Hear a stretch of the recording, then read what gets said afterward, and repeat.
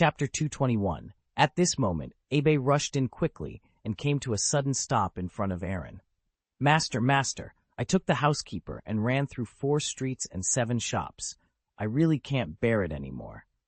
Thank you, Aaron said with some distress, then gave everyone a sincere smile. A well-dressed middle-aged man will come in later. As long as he walks straight to me, that's our target. Severus, Peel reminded, we're only in charge of stopping him for you. Of course, it's enough to hold him back for 10 minutes. Don't tell me there are so many of you who can't stop one person, Aaron said with a meaningful smile. I believe you will not let me down. Crunch! The door opened, and Jins frowned subconsciously as he saw dozens of wizards in the hall looking at him like prey. But he didn't care. After all, this was Nocturne Alley, where fish and dragons were mixed. After scanning around, he set his eyes on his young master, completely oblivious to the fact that the wizards around him had quietly drawn their wands.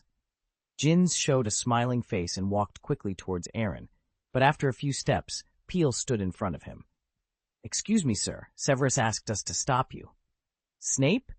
Jins was a little confused.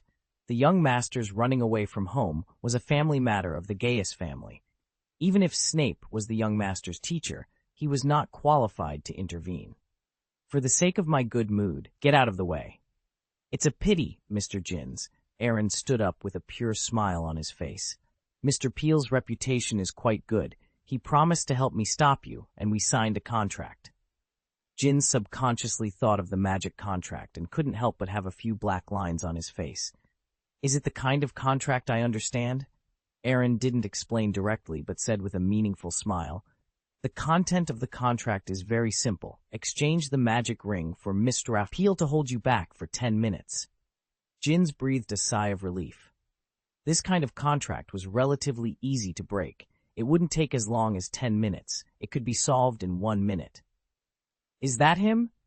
Jins looked at Peel with a trace of contempt on the corner of his mouth. Master, you don't think he can stop me, do you? Master? Peel frowned, feeling an ominous premonition. That's my nickname, Aaron explained immediately. People on the road give me face. Humph, you are indeed a character, but I don't seem to have heard of you. It's normal. There are too many people you haven't heard of, Aaron said bluntly. I don't think I need to explain so much to you. Mr. Peel, don't forget our contract. Do what you have to do. Mr. Jins, see you in a month. Aaron waved his hand and slowly stepped back. It won't take that long, Master. Jins shook his head helplessly. I will catch you in 2 minutes at most. Hearing this, Peel's face turned a little ugly. Anyway, this was his territory, and as a high-ranking magister, he had his pride. It was inevitable that he would feel a little uncomfortable being looked down upon by a junior. I didn't intend to do anything to you. Peel pulled out his wand and pointed it at Jins. But you make me unhappy, very unhappy, so don't even think about getting out.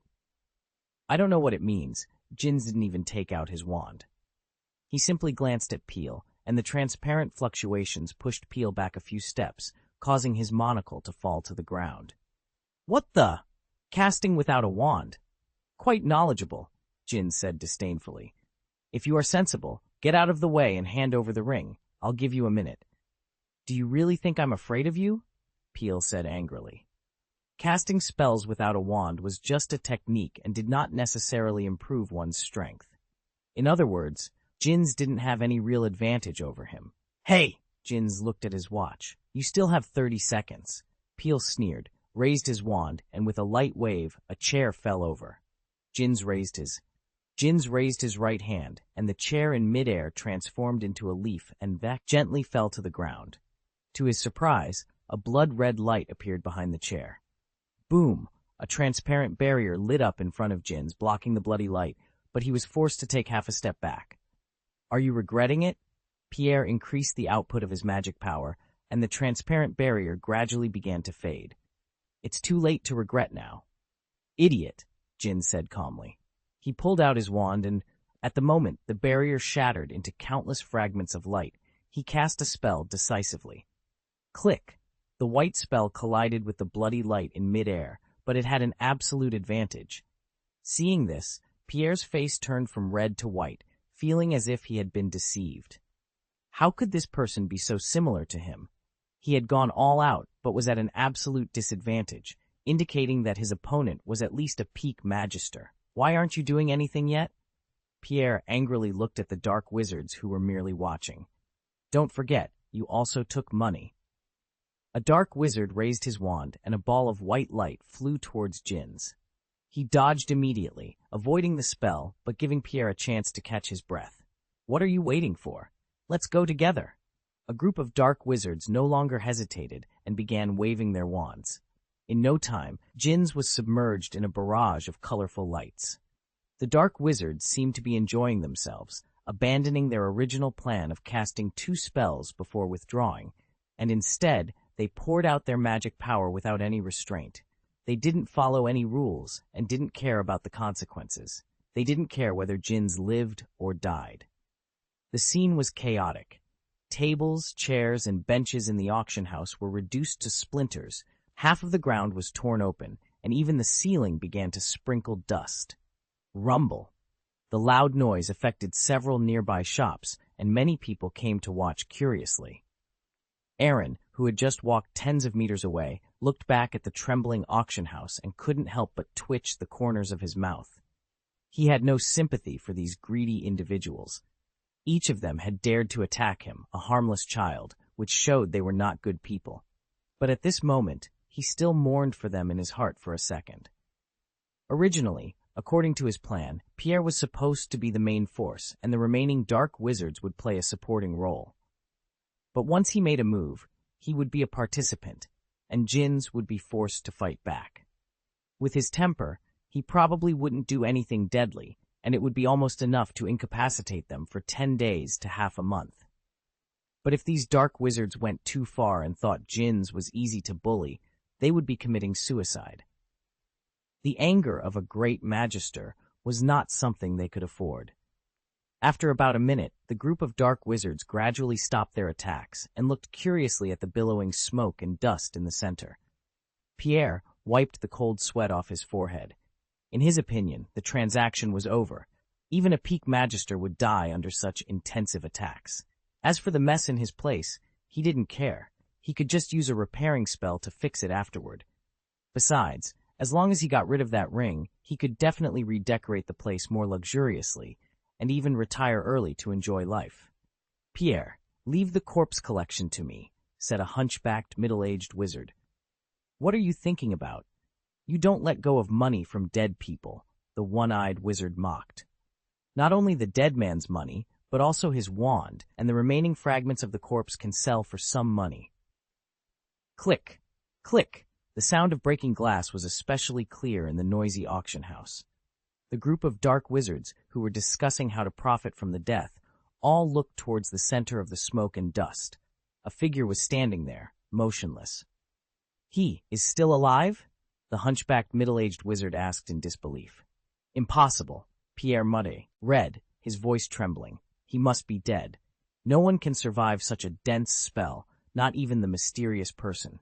Some people suppressed the panic in their hearts, as if they were convincing others, and they seemed to be convincing themselves. "That's right," Jin said lightly, then waved his arms. The dust in the arena condensed into a vortex in midair. After a while, everyone's sight gradually became clear. However, the man in the center, who was completely unharmed and without any wrinkles at the corners of his clothes, made them so nervous that they didn't even dare to breathe. Voldemort is indeed unable to block such a dense attack, but it also depends on the level of the attacker. As far as your level of strength is concerned, there are not many wizards, and there are also good and bad wizards, and there are even 2 mediocre magicians. A mob who can't even defeat Voldemort's Death Eaters dares to attack me. Hearing the word Voldemort, all the dark wizards, including Pierre, shuddered. The second half of the sentence made them feel the contempt that Jinns had for them. If he hadn't been absolutely confident in his own strength, he would definitely not have such an attitude. Someone realized that he had kicked the titanium alloy steel plate this time and wanted to escape, but as soon as he turned around, his legs seemed to be stuck in a quagmire, making it difficult to extricate himself. "Don't rush away. In fact, I haven't fought with anyone for almost 10 years, but since you are all looking for trouble, I can't pretend to let it go." Jins raised the wand in his hand, with a gentle smile on his face. But in the eyes of everyone, he was extremely cold, even scarier than the word Voldemort. "My lord, this is actually a misunderstanding," someone said awkwardly. "It was the damn young master who asked us to do this. If you want to find someone, go to him." "You dare to be disrespectful to my young master?" Jins glared at him fiercely. With a flick of his wand, the dark wizard flew straight to the ceiling and began to fall freely. Boom! Blood splattered, and the dark wizard trembled in pain, looking at Jins with tears in his eyes. "He really asked us to do this." "Impossible. I know him well. At most, he asks you to help delay the time and won't let you keep attacking." "Aye!" The dark wizard hesitated, unable to say anything. "Huh!" Jins snorted coldly. His eyes stayed on Pierre for a moment, then he looked at the group of dark wizards. "If you do something wrong, you have to pay the price. I think you should understand this truth." Everyone looked at each other in blank dismay. They all understood the truth, but it was absolutely impossible to sit still and wait for death. Before they could react, Jins pointed his wand at the ground. In an instant, the ground was covered with cracks, and the fissures spread rapidly in all directions. The small auction house shook violently. The walls and ceilings collapsed one after another, and under the deliberate guidance of Jins, the rubble smashed the heads of all the dark wizards. A few unlucky ones were directly buried alive. Chapter 222, Out of the Wolf's Lair, Into the Tiger's Mouth. Peel didn't care about those who had passed out or lay on the ground unable to cry. However, seeing his place turned into ruins made his heart ache. The restoration spell was not a panacea, and it would take a lot of energy to restore everything to its original state. Despite his distress, he didn't dare show a trace of complaint. Instead, he wisely took out the magic ring. Witnessing everything that had just happened, he realized that this was probably not just a peak magister, but a true great magister. Someone he could not afford to offend. "You're perceptive," Jin said, finding a chair and sitting down. "Do you know why your treatment is different from theirs?" "Because I didn't intend to kill you from the beginning to the end," Pierre replied firmly. He was very glad he hadn't shown any killing intent when he fought with Jins. Otherwise, his end would have been worse than the others, as he was the only one among them who could pose a threat to the Grand Magister. "I like talking to smart people because it makes things much easier," Jins laughed. "So, Mr. Peel, you know what to do next." Peel nodded and began to deal with the aftermath.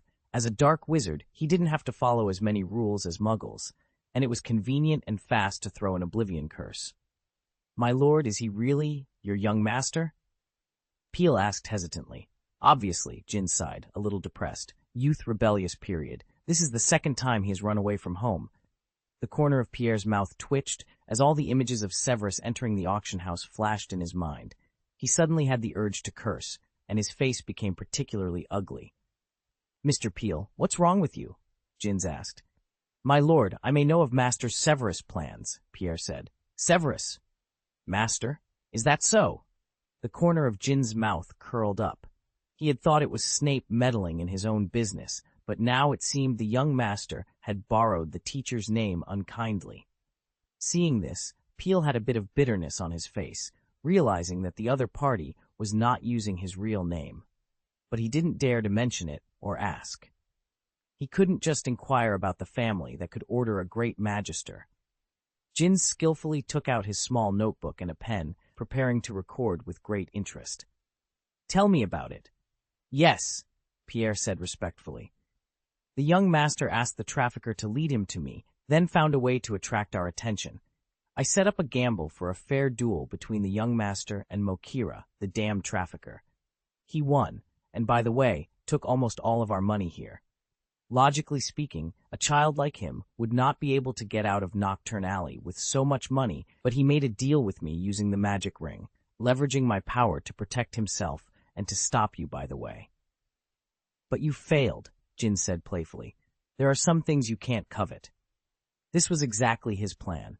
He knew I would fail, and that I wouldn't be able to get this magical item, so he gave it to me very happily, Pierre said with a wry smile.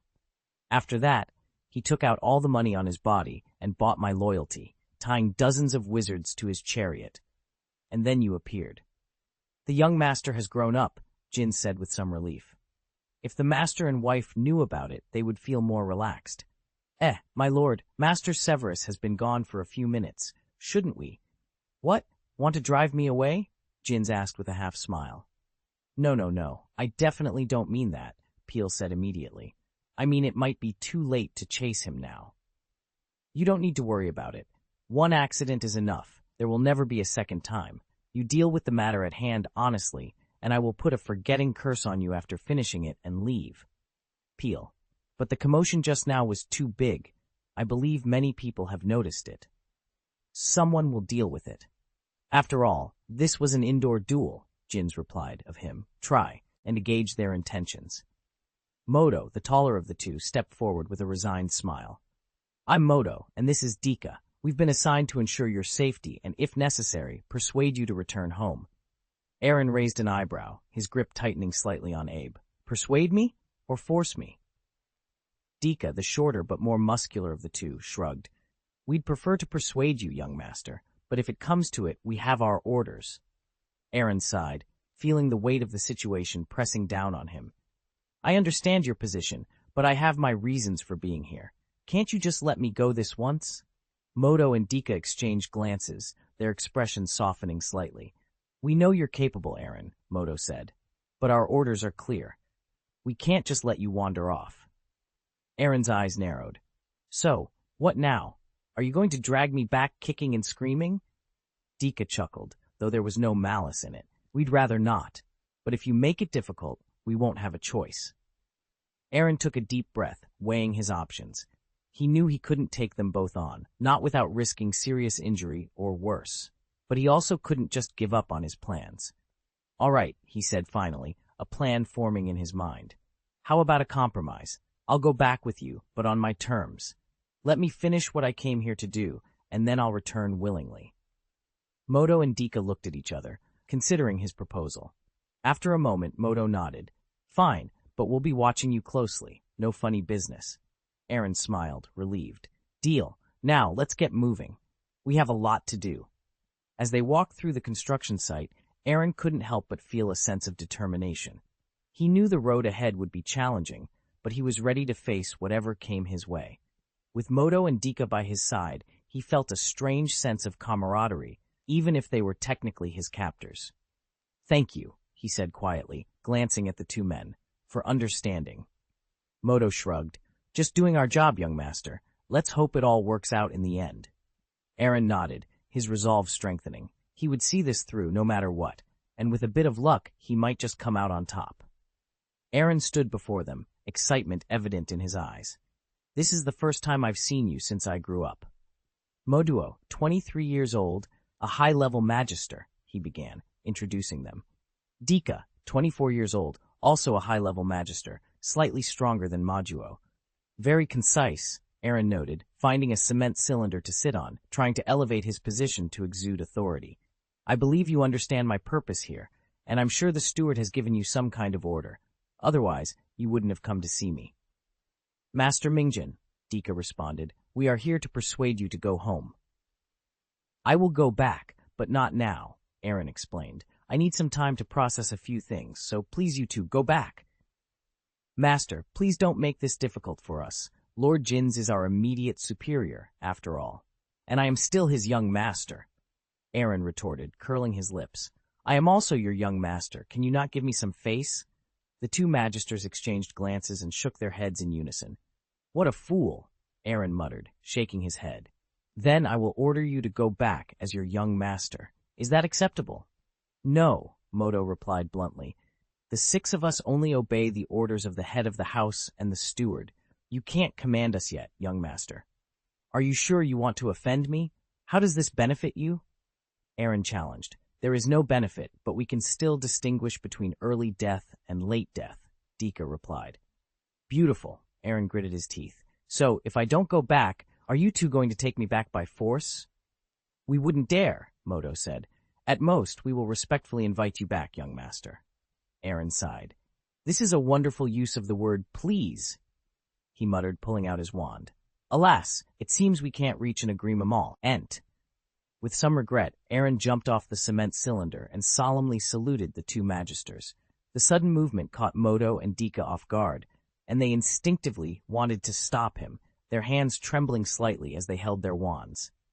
Aaron raised his head, looking straight into their eyes, and smiled.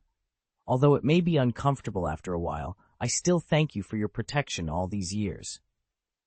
Master, you are too kind, Modo said with emotion. This is our duty, and we already made a mistake last year. We won't allow that kind of thing to happen again, Dika added firmly. So today, we must insist that you go back, no matter what. If you want to punish us, you can discuss it with Boss Jins after you return. Aaron looked at the two with some confusion and then took out his wand. I knew this day would come 2 years ago, but I didn't expect it to come so soon. Chapter 223. The shock brought by apparition Dika and Modo exchanged glances, and without hesitation, simultaneously cast the sleeping curse and the petrification curse. The dazzling white light, like raindrops, sealed off all of Aaron's escape routes. They meticulously controlled the power of their spells. While not highly offensive, their effects remained potent and could easily incapacitate Aaron. You are really not holding back, Aaron remarked, watching the dense light rain approach. He twisted his neck and decisively cast an iron armor curse on himself. Boom, boom, boom. The transparent barrier blocked several spells, but Aaron was still pushed back and forth. With his current mid-level magister strength, he couldn't effectively counter 2 experienced high-level magisters unless he retracted his thought body. Enough, Aaron roared. This is endless. Modo and Dika ceased their spellcasting simultaneously. Young master, please come back with us, Modo urged. It's not about whether I can go back or not. You didn't even use your full strength. Are you looking down on me? Aaron retorted. That's absolutely not the case, Dika replied solemnly. We are concerned about your safety, young master. Use all their strength? What a joke. If Aaron got hurt, Jins would surely punish them severely. Aaron snorted coldly. Let's do this. I recently learned a new spell. If you can stop it, I'll go back with you. If you can't, don't block my way. No, Modo and Dika responded in unison, their rejection clear. They knew their young master was not to be underestimated, and with the initiative in their hands, there was no need to take unnecessary risks. You, Aaron laughed angrily. Fine, I'll compromise. If you can't stop me, give me 5 minutes to run. Is that acceptable? The two exchanged glances and replied in unison, half a minute. All right, half a minute it is. Aaron agreed quickly, fearing they might change their minds. He took a deep breath, pointed his wand at them, and assumed a ready stance, all the while contemplating his next move. Swish! A distorted gray and white space flashed, and Aaron's figure vanished before their eyes. The two magisters blinked in disbelief, feeling as if a herd of alpacas had just trampled through their minds. They stood there, stunned and speechless. Damn it! Dika stomped his foot in frustration. This is bad. Apparition! This is too much! Modo's face darkened. When did he learn this? They had anticipated that Aaron might use various tactics, but they never expected him to use teleportation magic to escape. Was this something a 13-year-old wizard should know? What now? Dika asked. What can we do? We have to report this, Modo replied dejectedly. We can't be blamed for this. If I had known the young master could use such magic, I would have set up a forbidden spell in advance. Jins, who was enjoying hot chocolate at the auction house, suddenly felt a disturbance and spat out a jet of black liquid. Sorry, my lord, Pierre said, trembling. Did it burn you? I'll make you a new cup right away. No need, Jins waved his hand. I need to step out for a moment, but I'll be back soon. You'd better not slack off, or you'll face the consequences. Understood, understood, Pierre replied immediately. When he looked up, Jins had already disappeared. He subconsciously breathed a sigh of relief, but when he saw the dozens of wizards in the auction house waiting for him to cast the forgetting curse, he felt a surge of frustration. For decades, he had never felt so wronged, but he didn't dare to blame Jins or provoke a great magister. However, he still needed a punching bag. After a moment's thought, Pierre walked up to Mochira and began punching and kicking her without hesitation. It's all the fault of that old hag, he muttered. She had no vision at all. Why are you tying him up when you have nothing to do? Half a minute later, Mokila opened her eyes with difficulty and felt severe pain. She recalled the episode before she fell into a coma and could not help but gnash her teeth. "Little beast, don't fall into my hands, or I will make your life worse than death." Awake, Peel looked at her with a sneer, stepping on her face and twisting his foot hard. "Ah!" Mokila screamed in pain. "Peel, what are you doing? It's obvious. Can't you see? I want to kill you," Pierre said coldly, then turned her head so she could see the ruined auction house. "Look, this is all thanks to you. What does this have to do with me?" Mokila said with some difficulty.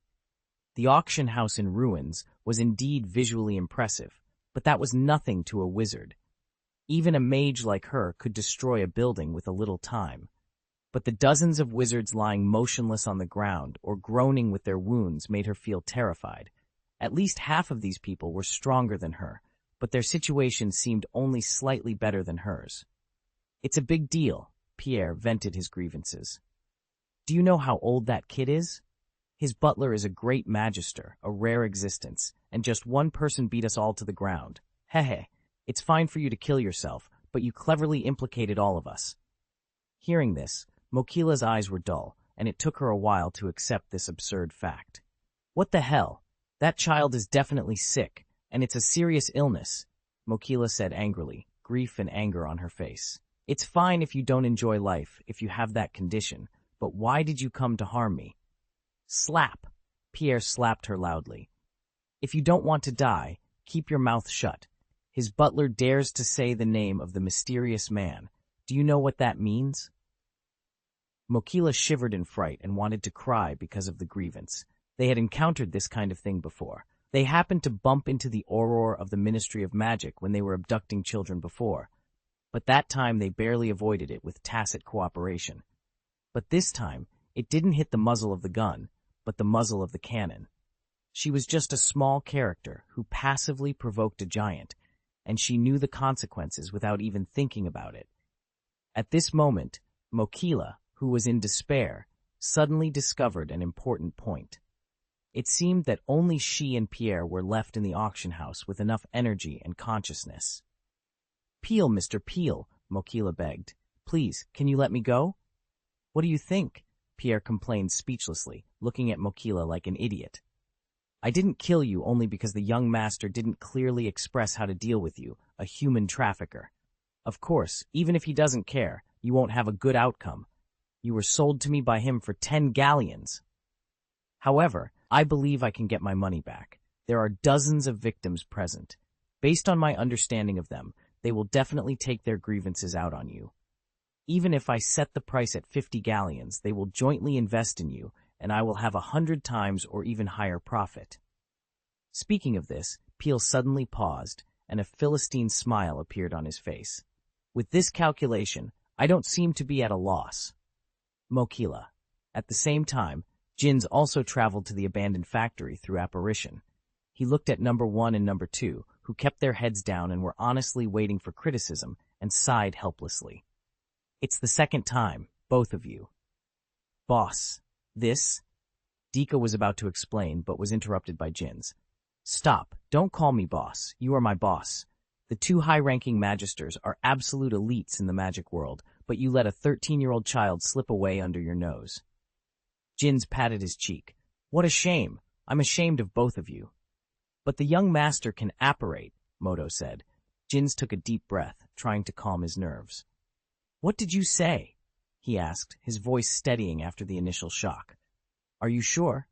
"Absolutely," Dika confirmed. "The 2 of us couldn't even recognize this complex magic, so it's not entirely our fault. If we had known the young master was capable of this, we would have been better prepared. And isn't it your responsibility to keep track of the young master's growth and abilities, Lord Jins?" Jins blushed slightly. "Ahem, just call me boss. We don't need to be so formal." Dika and Moto exchanged glances, rolling their eyes. They wanted to complain, but they knew better than to challenge their superior. "Boss, we need to figure out what to do," Moto reminded him. "The master and mistress will be back in a few hours. If they don't see the young master, we'll all be in trouble." "Yeah, boss. Maybe we should call everyone else over. Although the young master has learned to apparate, he can't have gone too far with his current magic power." We can narrow down the search area. Easier said than done, Jins replied helplessly. The young master clearly prepared for this. His proficiency in this magic is likely quite high, and how can you be sure he won't use it again to escape? We could try to stop him, Dika began, but stopped when he saw the look in Jins's eyes. Sorry, I didn't mean it. If you think you can prevent the young master from teleporting without causing injury, be my guest. But remember, if an apparition is forcibly interrupted, it can result in serious injury. Can you handle that? Then what should we do? Modo asked, frustration evident in his voice.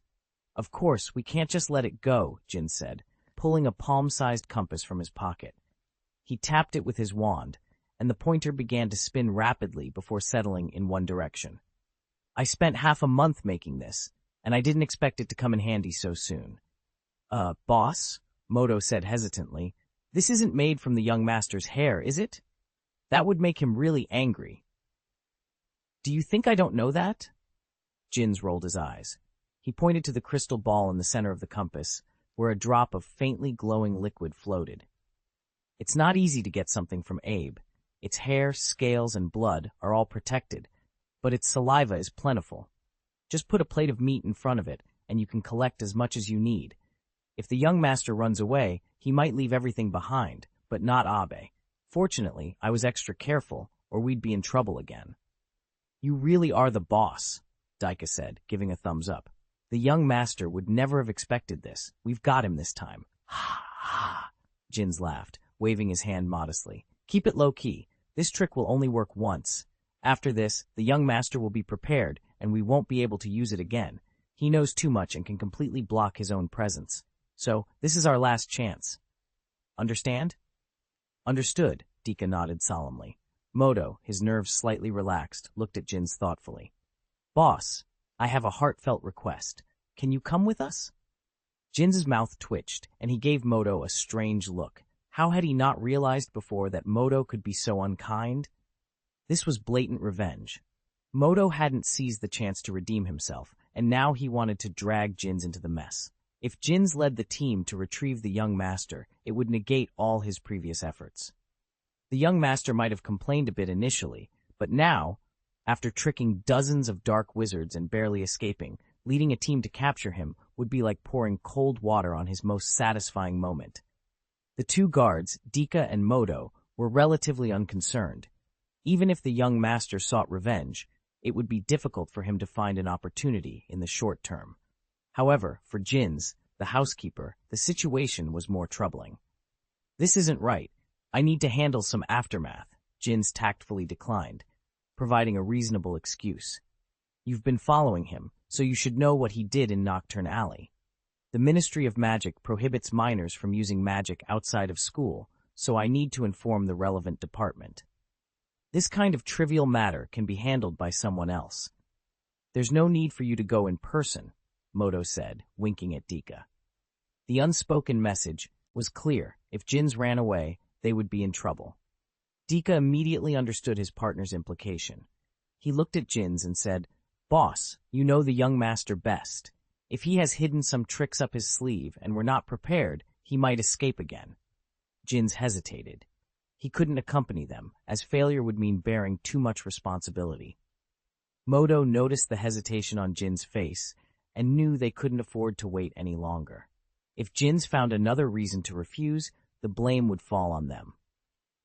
Boss, the master and mistress will be back soon. You mentioned that this compass is only useful the first time, so we must ensure everything goes perfectly. Therefore, I must insist you come with us, even if it means putting on a brave face. Chapter 224, Talent. You can find me here. Modo's heartfelt words moved Jin so much that he wanted to spit in his face. This was indeed cheeky, but it was a calculated move to pull him into the fray and use him as a shield to share the firepower. After capturing the young master, the focus would undoubtedly shift to the leader. When the steward and the guard stood together, anyone with a discerning eye could see who was in charge.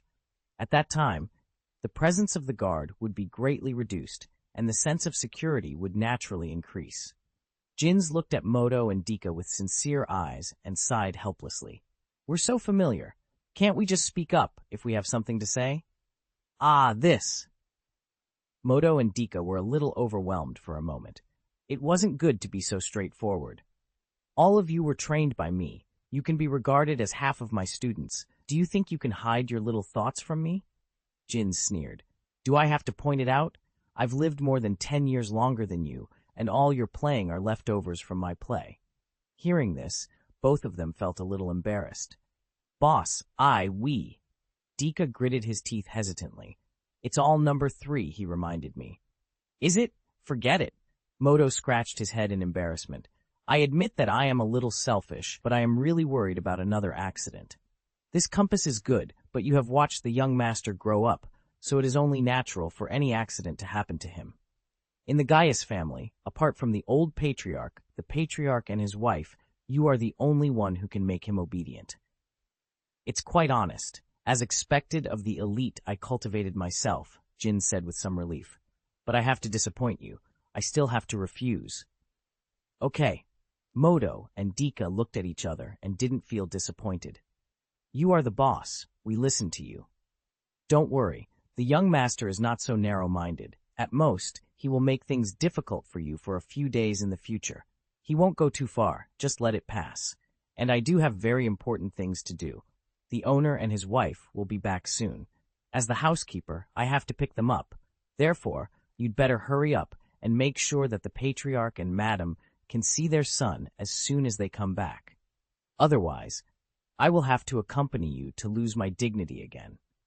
The two shuddered subconsciously. They had no doubt that if things were messed up, Jin's would definitely bring them bad luck before the bad luck happened, and they knew the remaining 4 people too well. If they couldn't find the young master, even though they knew the exact location, the 2 of them probably wouldn't be able to look up for a long time. Let's go now, Dika said immediately, dragging Modo and walking in the direction of the compass pointer. Jin's also returned the auction house to deal with the mess left by Aaron. On the other side, Aaron, who thought he had gotten rid of the butler and 2 guards, was bouncing down the street.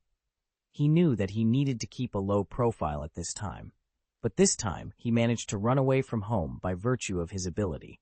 A great magister and 2 high-level magisters all let him go. It was a bit difficult to think about it. Goo, an untimely sound echoed. 1 person and 1 dragon looked at each other and then laughed in unison. Aaron hadn't eaten much in the morning, and besides running around, he had to fight several times. Meanwhile, Abe worked hard to lure Jin's away, and his energy consumption was not much lower than Aaron's. Let's go eat, Aaron said, rubbing Abe's ears. I'm in a good mood today, so I must take you to have a good meal. Abe nodded excitedly, his tail almost wagging. Aaron frowned before taking a few steps. They didn't bring Muggle currency, and it was definitely not acceptable to spend gold coins in restaurants. Thinking of this, he grabbed a handful of gold coins from Abe's pocket. I need to get some money before eating. Muggles don't trade with gold. They came to a gold show, where the owner, a woman in her 30s, looked at Aaron with curiosity. For a few seconds, she hesitated, then settled on Abe. Compared to a handsome young man, the cute pet was more appealing to her. What a cute cat! Can I pet it? Of course, Aaron replied with a polite smile, allowing the Muggle woman to experience the joy of petting a dragon. He then took out a few gold coins and placed them on the counter. Ma'am, I'd like to exchange this gold for cash. All right, let me take a look, the shopkeeper responded professionally. She carefully examined and weighed each gold coin. The color and weight are excellent, she remarked thoughtfully. My buying price is 50 pounds per gold coin. What do you think? Deal, Aaron said, a bit excited. This was twice as much as he had expected. With Abe's appetite under control, the 200 gold coins would be enough for them to live comfortably for several months. Young man, why are you so straightforward? The shopkeeper asked, a bit taken aback. I can assure you that my offer is fair, but have you considered shopping around for a better price? If I were you, I would compare offers. Your advice suggests that you haven't lied to me, Aaron replied. The shopkeeper was momentarily stunned and found Aaron more likable. To be honest, these gold coins aren't worth that much in the current market, but they have historical value. My husband and I both appreciate such items, so I rounded up the price for you. Looks like I came to the right place, Aaron said, taking out a few more gold coins to make a total of 10. Let's exchange these first.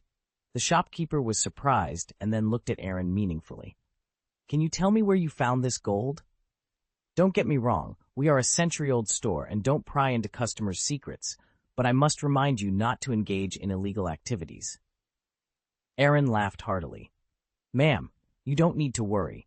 This is just my pocket money, but restaurants don't seem to accept gold coins for payment. Is that so? The shopkeeper sighed in relief. I believe you. When Aaron left the gold shop, he had a light purple backpack on his back, a gift from the shopkeeper. Carrying so much money in his pockets was risky, and a backpack was much more convenient. Equipment plus one, Aaron thought to himself, then took Abe to a restaurant. The waitress seated him at a good table, but looked at him curiously. May I ask, how old are you? Is this relevant to eating? Aaron asked. Not really. Although our restaurant has no age restrictions, it's rare for minors to dine alone. Aaron sighed inwardly. If he had known, he would have opted for a street stall. At least there, he wouldn't face so many questions. Seeing the waitress's curious eyes, Aaron slowly unzipped his backpack and placed a stack of banknotes on the table. Ma'am, today is my cat's birthday. It's also my first time eating out without telling my family, so could you please stop asking unnecessary questions? The waitress swallowed hard. Of course. Very good, Aaron nodded in satisfaction. It seemed that money could indeed solve many problems. What would you like to order? The waitress asked respectfully, handing him a menu. Curiosity was no match for money. When money spoke, the customer was always right. Aaron felt a bit impatient after flipping through a few pages of the menu. The pictures made him even hungrier. Ugh! Abe suddenly made a sound. Aaron's face lit up. After a moment's hesitation, he placed Abe on the table. The waitress was initially confused but quickly understood. Abe opened the menu and patted a paw on the picture of the lobster, followed by chicken liver steak, beef stew, and red wine pheasant. It was only when it turned to the last page that it nodded in satisfaction and signaled to Aaron that this was barely enough. Aaron sighed. It's unreasonable.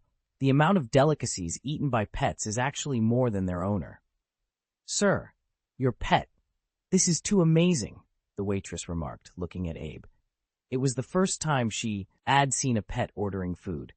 I feel the same way. It eats better than me every day. Regardless, go ahead and prepare the food. Don't worry, we can handle it, Aaron reassured her. Okay, the waitress replied, putting away the menu. I know you may not care, but I still have to remind you that these are not cheap, about 2,000. Money is not a problem, Aaron said with a chuckle. This was the first meal after a successful escape, which made it very meaningful. Soon, the appetizers were on the table. Abe glanced at Aaron, and after getting his permission, he swept the plate clean in the blink of an eye. The waitresses served the dishes one after another. Aaron tasted his food slowly, while Abe, aware of the seriousness of the situation, only dared to eat and drink when no one was paying attention. At the same time, Modo and Dika followed the pointer of the compass to the door of the French restaurant. Is it right here? Dika's eyes twitched slightly. The young master must have drifted away. Even if he hid in the sewer, I would feel better. Perhaps he thinks we are recruiting people like last year at this time, and we can't take care of him for the time being, Modo said, embarrassed. Pull it down. He must be bloated. Last year he probably didn't master apparition, but this year he learned teleportation magic, so he doesn't have so many scruples, Dika said. I think we have to add a layer of insurance, such as setting up anti-spells around the restaurant that prohibit apparition. I think so, Modo agreed.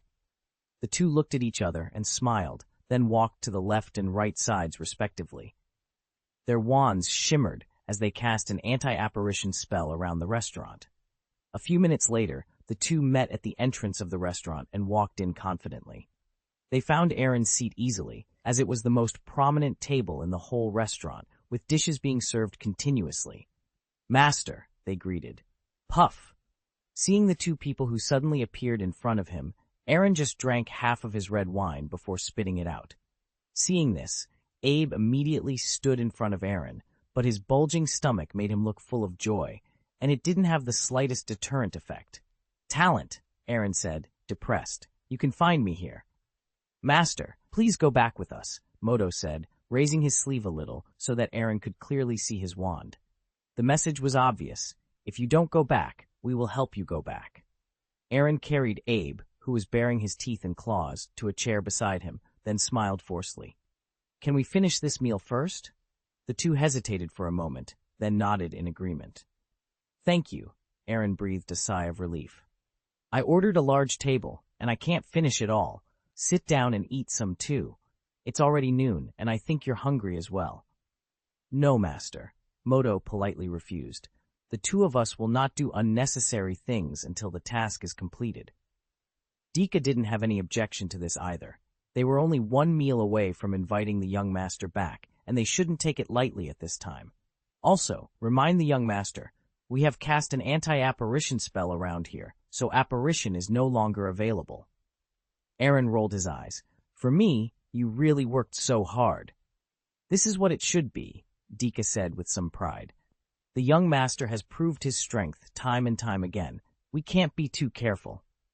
Aaron chuckled and shook his head. Can you tell me how you found me? Don't tell me it's a coincidence.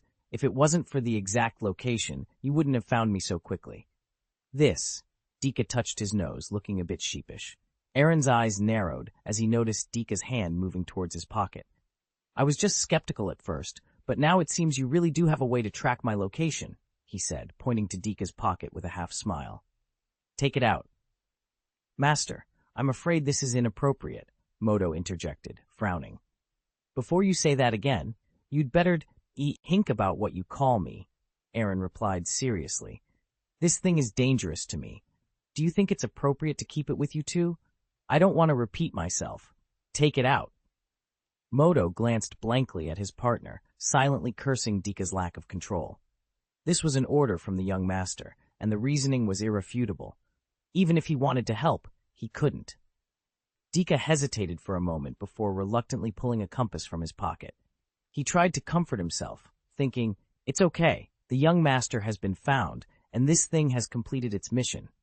The young master will definitely ask about it when we return, so it doesn't hurt to let him know an hour or two in advance. Hand it over, Aaron commanded, taking the compass decisively. He examined it curiously.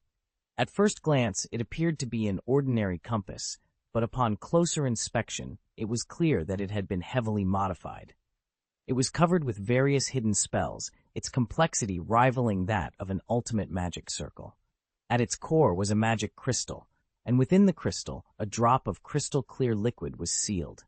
Aaron's curiosity deepened as he studied the intricate details of the compass. Chapter 225, Delaying Time is Disrespecting IQ. It seems that this magic crystal is the key, Aaron said, tapping the crystal ball in the center of the table. He touched his chin thoughtfully. You didn't have this equipment last year. It seems you just made it. I'm guessing this is Jin's handiwork, right? Both Modo and Dika remained silent, but their silence was as good as an admission. Ha! Aaron sneered. It seems the butler has learned his lesson well and actually made a magic item just for me. Facts have proven that it is still very necessary, Dika said with a smile. We will use it now. I was negligent this time, but I won't fall twice in the same place, Aaron said confidently. The way to crack it is very simple. One way is to be strong enough. A powerful wizard will have a corresponding sense and can even destroy this magic item from a long distance. Of course, that's still far from me. The other way is to hide my own existence, which is not difficult for me. Aaron looked at the two silent men and suddenly had an idea. Why don't I test its effect first? No need, Modo said immediately, but he soon realized he had been too excited. Just as he was about to explain, he saw the playfulness on Aaron's face, and his heart skipped a beat. Is this thing fake? Aaron asked. It's absolutely true, Dika interjected. I guarantee the happiness of the rest of my life. Hiss! This price is a little heavy, but you are trying to cover it up, Aaron said, ignoring the embarrassed and ugly faces of the two guards. He gently placed the compass on the table. He walked around the table, but unexpectedly found that the pointer did not move. What's the situation? Is it broken? Aaron frowned, picking up the compass and changing its direction. The pointer turned, but it didn't point to him. It pointed to Abe, who was devouring his food. This. Aaron's eyes widened in astonishment. He looked at Abe, then at the compass, and finally, by mistake, he focused on the magic crystal. To be precise, he focused on the drop of liquid inside the magic crystal, as if wanting to know something. The corner of his mouth couldn't help but twitch. No wonder you didn't want me to experiment. If I took it lightly, maybe this thing could be used again. You think so? Aaron said. The two looked at each other and nodded with difficulty. They sincerely hoped that this thing would not be used a second time, but they were not afraid of 10,000, just in case. Who knew if the young master would run away for the third time? Who do you look down on? Aaron rolled his eyes and then put the compass on the table. Don't eat it, you little heartless. You'd better look at this. Abe paused, looked at the compass in front of him, and sniffed lightly. This smell is a bit sweet. Abe pondered for a while with a sullen face, and an unbelievable embarrassment appeared on his face. It can't be my saliva. Okay, it's a real hammer, Aaron said. He didn't expect djinns to be so good at playing, but he could understand. Getting a tracker to track his young master, no matter how good the intention, was a bit presumptuous as his butler. But getting a tracker to track pets didn't seem to be such a serious problem. After all, he was responsible for watching over Abe at home, and knowing its exact location was essential. And since he and Abe were inseparable, if he ran away from home with this cute pet tracker, they could accurately find their location. Good guy. I really learned this time. Aaron couldn't help but sigh. Djinns is really good at this. He is indeed my father's most trusted housekeeper. Not only did he get a sharp weapon that could track me, but he also perfectly picked himself out. Even if I wanted to pick a bone, I couldn't start. Hearing this, Abe seemed to understand something and squatted on the dining table, looking aggrieved. I'm sorry. I was the one who held the master. Hey. Aaron patted its head and comforted it. It's not a big deal. I can only say that you are too simple and easy to be deceived. The probability of me running away from home for the second time is quite low, but Aaron still made such an effort, which can be regarded as conscientious and well-intentioned. Abe forcefully held back his tears. I just wondered why the housekeeper has been so nice to me these days. It turns out they were all lying to the dragon. Aaron looked at a drop of ambergris in the compass, and the corners of his eyes twitched slightly. You have misunderstood this. He really treats you well. Otherwise, it would be too simple to ask you to drool. Tikamoto. Present. The two of them subconsciously sat up straight, clearly aware of their positions. Don't be so nervous. I just want to ask you some questions. My knowledge of djinns has been stuck in the past 10 years, and I want to know what kind of person he was before that. Just as Dika was about to speak, Moto gave him a look, and he swallowed his words resentfully. We signed a contract. X3. Aaron seemed to have expected this and looked at the two people who were a little stunned calmly. Are you surprised? The two words I heard the most during this holiday are contracts. Not 100 times, but at least 80. One by one, this is the reason when I don't want to answer. Can we have something new? Dika hesitated to speak and shrank his neck unconsciously. Moto also looked down at the floor, so embarrassed that he could dig out a 3-bedroom and 1 living room with his feet. You too, look into my eyes. Aaron curled his lips and said disdainfully, It's not a secret. If I ask djinns, he will definitely tell me, but it's a little bit abrupt. Boss, he is a person who cares about his subordinates, Dika said. We are all trained by him. Once I was injured, he bandaged me himself. Moto couldn't help turning his face away, but his slightly trembling shoulders showed he couldn't hold back his smile. Aaron noticed this. Do you have anything to add? No, he's right. The boss really takes care of us. Huh? I hope you tell the truth, because if I have nothing to do, I might go to djinns to ask for confirmation. Actually, there is. Moto pursed his lips. The boss did bandage him, but that time he was seriously injured by the boss. Aaron couldn't help laughing. Is there any more? Boss is strong. The 6 of us combined can't beat him, but that was a few years ago, and now. Maybe we still can't beat him, Dika interjected, and Moto was stunned for a moment but didn't deny it. I know this. It's useful to say something. Reliable, the two said in unison. If the 7 of us form a team, Lord Djinns is a well-deserved soul. He is our most respected teacher, and our best friend. Eh. Aaron blinked and looked at the two speechlessly. It's the same as not saying anything. Master, we can't be blamed, Modo said with a look of embarrassment. We haven't read many books, and we don't know how to describe it. That's it, Dika nodded in agreement. Admiration. Aaron patted his forehead. If you don't want to say it, you don't want to say it. As for beating around the bush? Master, have you finished eating? Modo changed the subject. If you have, please go back with us. Aye. Aaron blushed, seeing that there was more than half of the delicious food left. Why don't you help share some? It's always bad to waste food. That's enough to eat. Dika smiled, then exchanged glances with Modo, and the two stood up from their seats tacitly. Hey, what is this for? Anyway, pay attention to the occasion. There are so many muggles here, it's not good to do it. It doesn't need to be so troublesome. We can apparate directly. Of course, it's not possible here, but it's still possible after you go far away. Before that, we have to make sure you are within our sight, Dika said and gently grabbed Aaron's arm. Modo walked up to Abe. I know you have a high IQ, so please cooperate. Otherwise, not only Jinns will be angry, but even the owner and wife will be unhappy.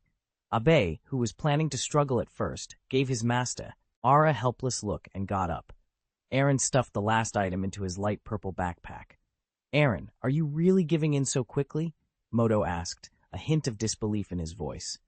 Wait, I still have something to do, Aaron replied. We can't wait, young master. You're too smart for that, Modo shrugged. The longer we drag this out, the greater the risk. Procrastinating is a disrespect to our intelligence, so forgive us. I haven't paid yet, Aaron exclaimed, looking both grieved and indignant. I am the sole heir of the Gaius family, after all. You don't want me to leave without paying, do you?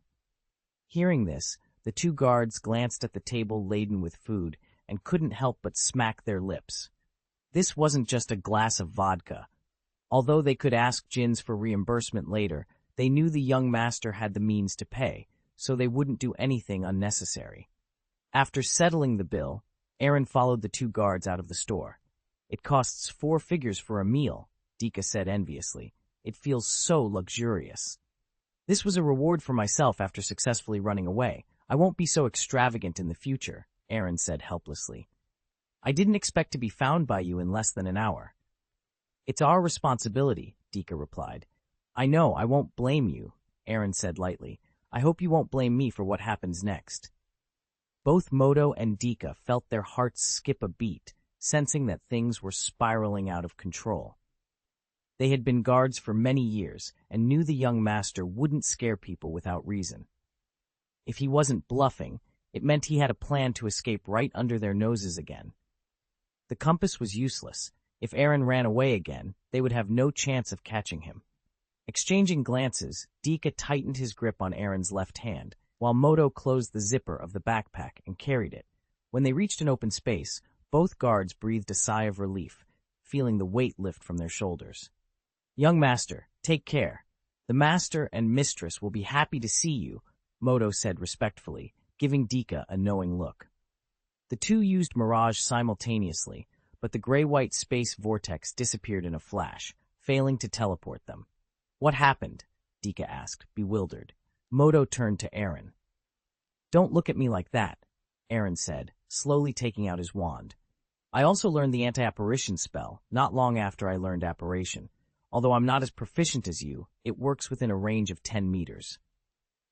Master, Dika said tiredly, can you stop playing around? It's a pity, Aaron shook his head. You have your responsibilities, and I have my pursuits. To be honest, I don't know if I should run this time. Many people aren't optimistic about me, and even I lack confidence. But this is my only chance. I'm not ready, but I know that once my parents return, I won't have the courage to run away again. Master, you're forcing us to take action, Modo said meaningfully. Boss Jinns ordered us to persuade you to go home, but if you don't cooperate, we can tie you up and take you back. Then try it. Aaron quickly broke free from Dika's grip and distanced himself from the two guards. A khaki magic circle appeared instantly, and more than a dozen brown chains flew out from the ground, rushing towards the guards' legs. Dika and Modo waved their wands simultaneously, shattering the chains and dissipating the magic circle.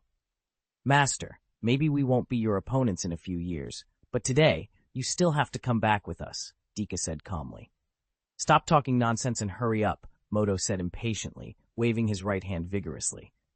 The ground cracked, and a mix of gravel and mud, driven by a strong hurricane, swept towards Aaron. Hey, don't be so rough. What if the young master gets hurt? Dika cautioned. Don't worry, I know my limits, and the young master isn't that weak, Moto replied. Before he finished speaking, an icy blue light flickered, and a blue ice shield blocked Aaron's path. A loud boom echoed through the air. Cracks began to form on the ice shield, and a fierce wind surged through the gaps, forcing Aaron to take a step back. He quickly waved his wand, and a pale white gleam appeared at its tip. The magical energy of a mid-level mage was unleashed without reservation, blocking the gray storm. A high-ranking magister, Aaron gritted his teeth. I really can't match that power right now. It's good that the young master understands, Moto said, casting a spell while giving Dika a meaningful look, signaling him to restrain Aaron. Dika nodded and was about to act when he heard the howling wind. Turning back, he saw that Aaron's magic had actually overpowered Moto's, and the gray storm was now blowing towards them. Are you kidding? Even if you want to hold back, don't be so exaggerated, Dika exclaimed. I'm not joking, Moto replied, his face contorted with worry. Something's not right. Hurry up and help me, now.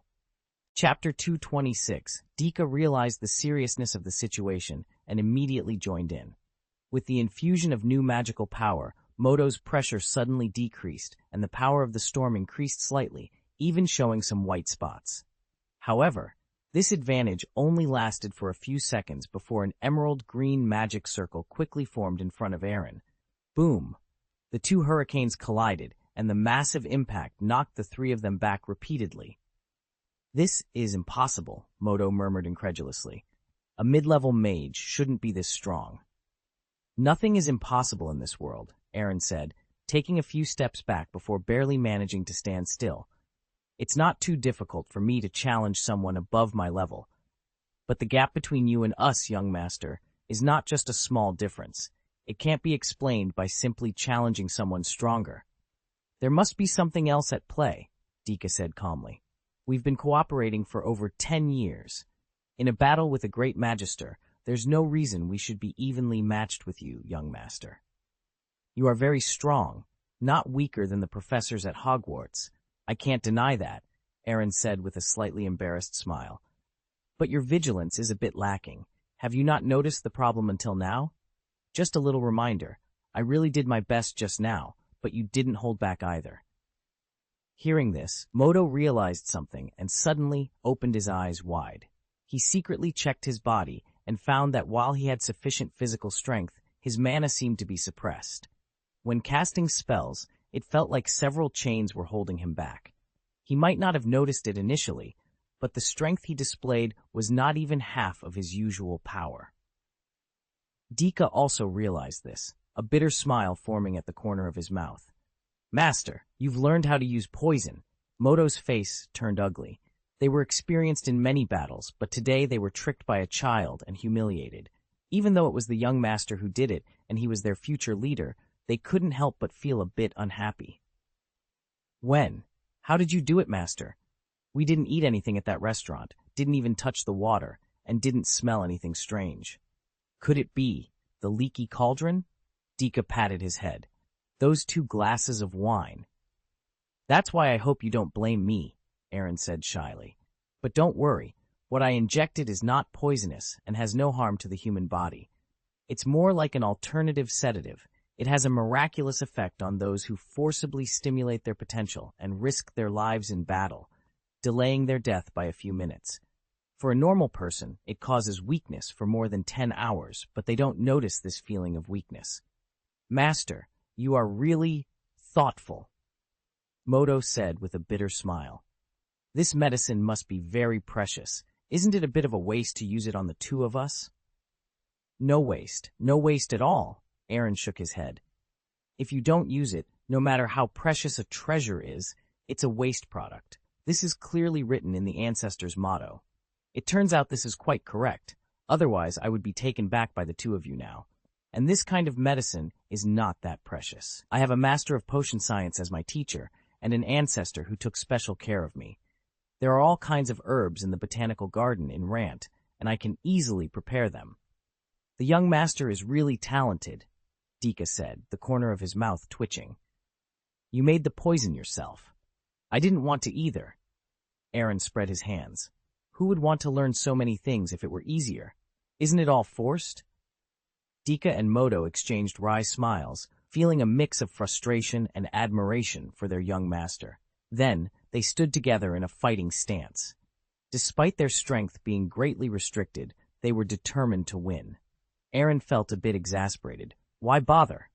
He asked, shaking his head. You might be confident and think we're on equal footing now, but if I really tried, you wouldn't stand a chance. Withdrawing his thought body, Aaron's strength would instantly surge to that of a high-level magister, allowing him to suppress the two guards in mere minutes. However, this was a last resort, and he wasn't willing to give up the advantage of his thought body unless absolutely necessary.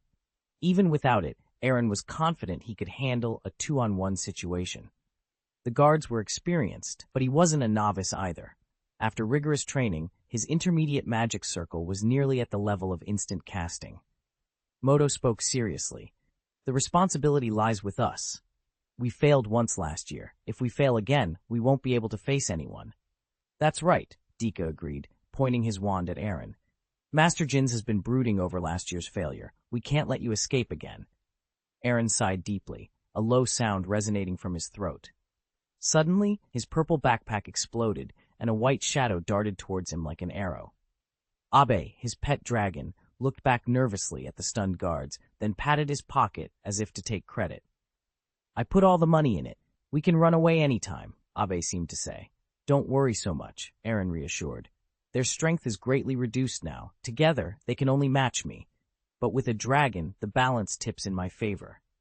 Hearing this, Abe shivered, turned around, and bared his teeth at the guards, especially glaring at Moto with contempt. Aaron chuckled. It's saying that you two have met your match today. By the way, Moto... There's no need to explain, Master, Moto interrupted with a smile. I think I understand. Abe flew to Aaron, flapping his wings and pointing at Moto, begging his master to interpret for him. I don't think you do, Aaron said sympathetically. It means, weren't you very arrogant just now? Why are you so subdued now? Come here. The sarcasm was blatant and undisguised. Moto's anger erupted like a volcano, his fury breaking through the sky. Calm down, Dika urged. It's just a pet. You can't lose your composure. Is that an ordinary pet? It's a dragon with high intelligence, Moto retorted angrily. Don't tell me you didn't see its provocation. Dika was speechless, staring at Abe's raised paw, where a sharp claw gleamed in the sunlight. But it is the young master's pet after all, Dika reminded. So what? I can't let this go. At worst, I'll be scolded when we get back. The boss won't beat me for it. Moto said, looking at Aaron meaningfully.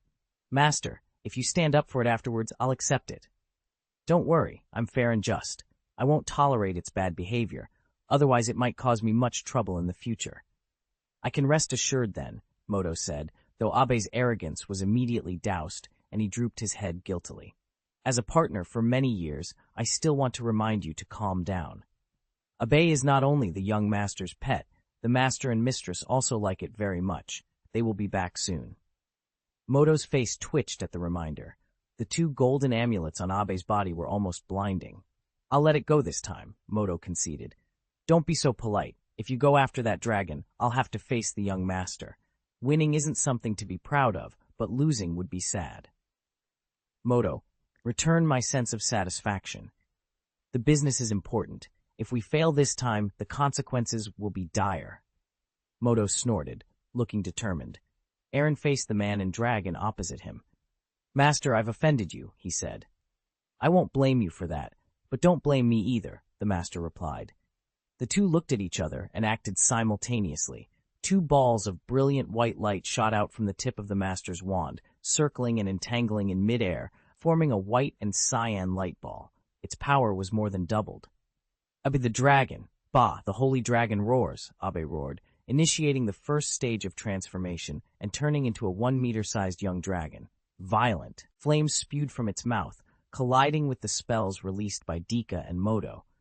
However, the dragon's breath was quickly suppressed. Seeing this, Aaron shrugged and drew a green magic circle, mobilizing the wind element in the air. With the wind's aid, the fire could barely stand up to the curse. "Is it still not enough?" Aaron murmured. He had only now seen the fighting power of these two guards. Even with their strength significantly reduced, they might still be formidable magisters. "Master, it's almost over. You have no chance of winning," Dika shouted. "That's what you think. I know more than that." Aaron retorted, adding runes in front of the green magic circle, transforming it into an advanced magic circle. The wind gradually increased, and the crimson dragon flame began to swallow the white light. Boom! The spell exploded, and the two were blown more than 10 meters away by the fiery hurricane before falling to the ground. Ahem! Moto climbed up, clutching his arms. His face was a little blackened, and half of his sleeves were burned to ashes. Dika's condition was better, but he also looked particularly embarrassed. It was Ab who shut up in time at the last moment. Otherwise, they probably would have ended up in the hospital.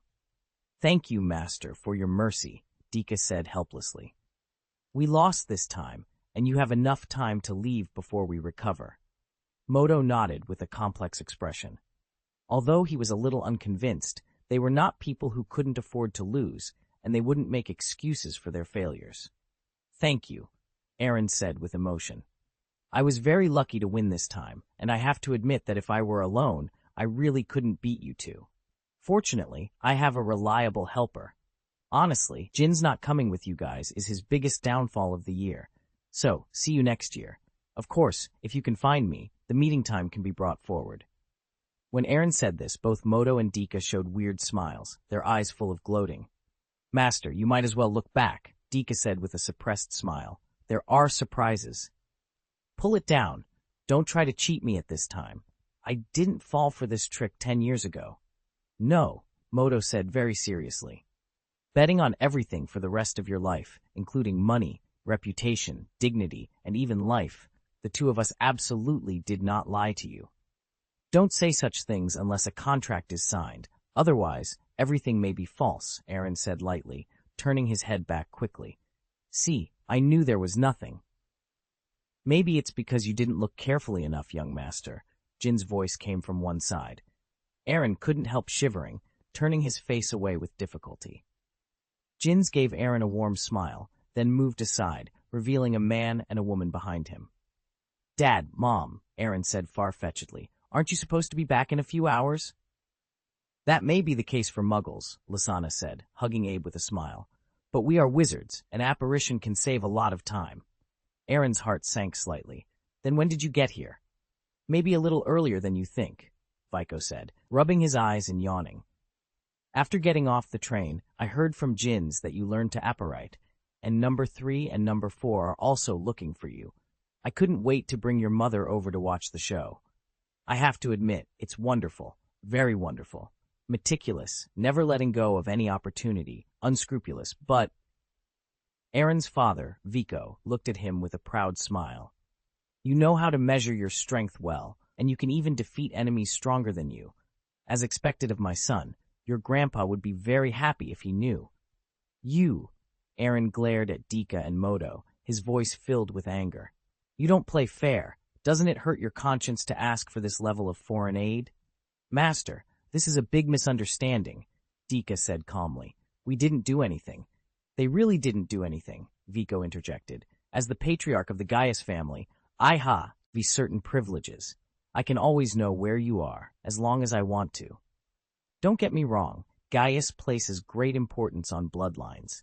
This magic has been in effect since your birth, but its fundamental purpose is protection. I would never use this magic unless absolutely necessary." "Then what about last year?" Aaron asked, his voice tinged with frustration. "Last year I wasn't at home. Even if I had been, I wouldn't have cared if you ran away using your own abilities," Vico replied indifferently. "But this year is different." Hearing this, Aaron felt a bitter taste in his mouth. It was no wonder every ancestor seemed to dislike him. To Vico, his position was nothing more than a precise coordinate. Chapter 227, Castle of Gaius. Aaron sat obediently on the sofa in the living room. Opposite him were the current patriarch of the Gaius family, Vico Gaius, and his wife, Lasana Gaius. The butler, who usually followed Aaron, was absent, busy reprimanding his two subordinates. These elites, who had undergone extensive training, had shown no vigilance and were unaware of the potential poisoning. If it weren't for the head of the family and his wife's timely intervention, they would have been deeply ashamed. "You've got some nerve," Vico teased his son. "Running away once wasn't enough. You wanted to try a second time. Do you think you can escape your responsibilities?" Aaron smiled awkwardly. "I just wasn't ready." "If you wait until everything is perfect, it's not life. It's a script," Vico said sternly. "You are the only heir of our family for 3 generations. The family's mission is something you must complete." "I understand, but I'm only 13 years old," Aaron protested. "Some have taken on responsibilities at 12, even 11, Vico countered, looking Aaron in the eyes. "This is not an excuse. Do you realize what an opportunity this is for you?" "I don't know, but I do know how dangerous it is," Aaron replied, pointing towards the chamber. "I asked the ancestors for guidance. Some told me to be strong, others said not to trust anyone, and some advised against guessing others' thoughts. The best advice I got was, 'Good luck, don't die.' More than 20 ancestors each gave me a piece of advice, and it felt like enduring over 20 critical hits of negative energy. It's a wonder I haven't collapsed." Vico exchanged a glance with Lasana. "It's not unreasonable for the family rules to emphasize no random talk. Son, you are the sole heir of the family. As the saying goes, even a tiger doesn't eat its cubs. There may be dangers, but I can guarantee you won't die," Vico assured. Aaron twitched the corner of his mouth. He didn't doubt the truth of the statement. Even if Vico wanted to lie, he wouldn't do it in front of Lasana. "All right," Aaron sighed, taking a few deep breaths. "Father, just tell me. I can handle it." "As expected of my son," Vico began, "the mission of the Gaius family for thousands of years is to connect." Before he could finish, Vico groaned in pain, looking down at Lasana's hand pinching his waist. "What did I do wrong?" Lasana raised an eyebrow with a smile. "You seem to have forgotten something we discussed." "That's true. This is much more important than the family's mission," Vico admitted, patting his forehead. He took out a document bag from the bag behind him. Lasana handed it directly to Aaron. "Son, take a look." Aaron stared at the file bag, feeling its weight. As he opened it, his expression became particularly animated, with a few black lines appearing on his forehead and his fingers trembling slightly. Inside were 10 sheets of craft paper, each filled with girls' names, along with their personalities, ages, bloodlines, abilities, talents, and family backgrounds. "Surprised or unexpected?" Lasana asked gently. "It took a lot of effort to select these for you. Of course, your father also contributed." Aaron looked at Vico in astonishment, noticing the schadenfreude in his eyes, though he restrained his smile. "Ahem, your mother is doing this for your own good. If you find someone you like, just tell me, and I'll arrange an engagement," Vico said. "Hey, I'm only 13 years old," Aaron exclaimed. "Engagement is not marriage. We're just finding a fiancé for you," Lasana smiled. "If you think one is not enough, you can marry a few." "It's really my own mother." Aaron gave Vico a pleading look, but Vico turned a blind eye and skillfully looked away. "What do you think he's doing?" Lasana said angrily. "Don't be like your father. If you like someone, don't hide it in your heart. If I hadn't been bold, you might have been born a few years later." "Oh?" Aaron looked at Vico playfully, feeling a lot more comfortable. "Dad, your image in my heart just took a hit."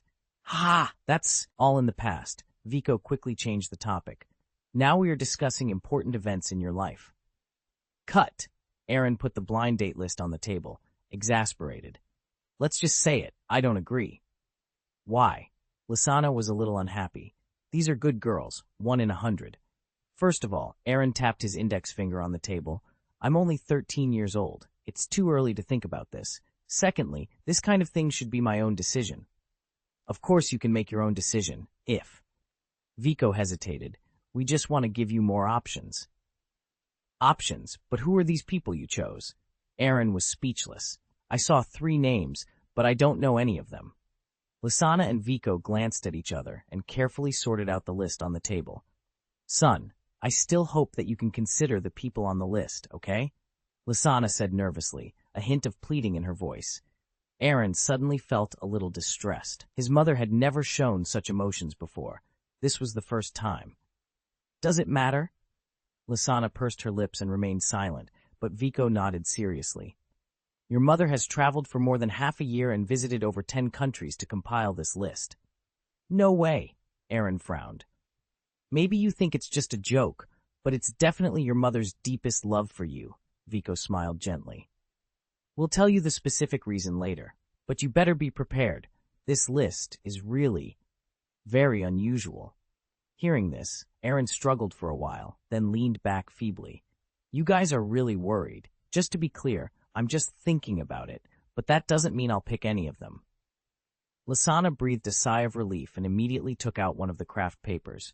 I think this one is pretty good, Avian Lilith. Oh my God, Aaron couldn't help but exclaim. Don't tell me she has something to do with the blood race. Well, she is the adopted daughter of Lilith, not a direct descendant, but her status is not low among the longevity species. So, she really is a blood race? That's right, but she doesn't drink human blood and can walk in the sun like a normal person. Aaron chuckled, feeling that life was hopeless. Is this a matter of drinking human blood? It's all cross-racial, and it's way too exciting for a 13-year-old. Vico seemed to understand Aaron's worries and said, as long as you like her, some problems are not problems. There is a special potion in the family treasure house. It is the pinnacle of Moore's life, and it can be refined with Shanglante. The elixir of the blood can eliminate the shortcomings in the blood to a certain extent. As long as she is willing, she can completely break away from the identity of the blood race. But her own talent will not be affected. Hiss! Aaron took a breath. Are these two ancestors going against the sky? Don't talk nonsense. Vico patted Aaron's head. Their original intention is to remove the toxin in the wizard's blood. If they are used alone, they will treat the symptoms but not the root cause. But if they are used together, they can turn decay into magic. I can't accept it, Aaron said with a wry smile. Even if there is no negative impact, and we happen to be in love with each other, will the Blood Clan agree? That's their little princess. They will agree, Vico nodded confidently, and they are eager because the object of their marriage is the sole heir of the Gaius family. Aaron blinked, gaining a clearer understanding of the influence of the Gaius family. Next, Lysana immediately continued, took out the next piece of paper. Teens, an elf. Although her status is relatively low, I have never seen a girl so sunny as her. Hey! Next.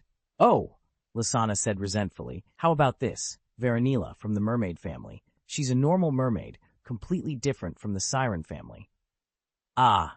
Aaron scratched his head. Next. Aren't you satisfied? What do you think, Mother? Aaron said weakly. Even if you want to pick a daughter-in-law, at least find me a normal person. Vico clutched his stomach and couldn't help laughing out loud, very recklessly. Is it that funny? Lysana squinted at him, her voice full of coldness. Vico couldn't help swallowing, and the exaggerated laughter fell silent instantly. I said before that your choice is too exaggerated, and my son may not like it. But they are really good, and will give my son a huge boost. I don't deny this. The Gaius family can indeed eliminate any bad factors in the blood, but... Halfway through the words, Vico couldn't help laughing again. Enough, Aaron said, patting the table. Sorry, son. I just can't help it. Understood. I especially understand. My words probably made my voice hoarse from laughter.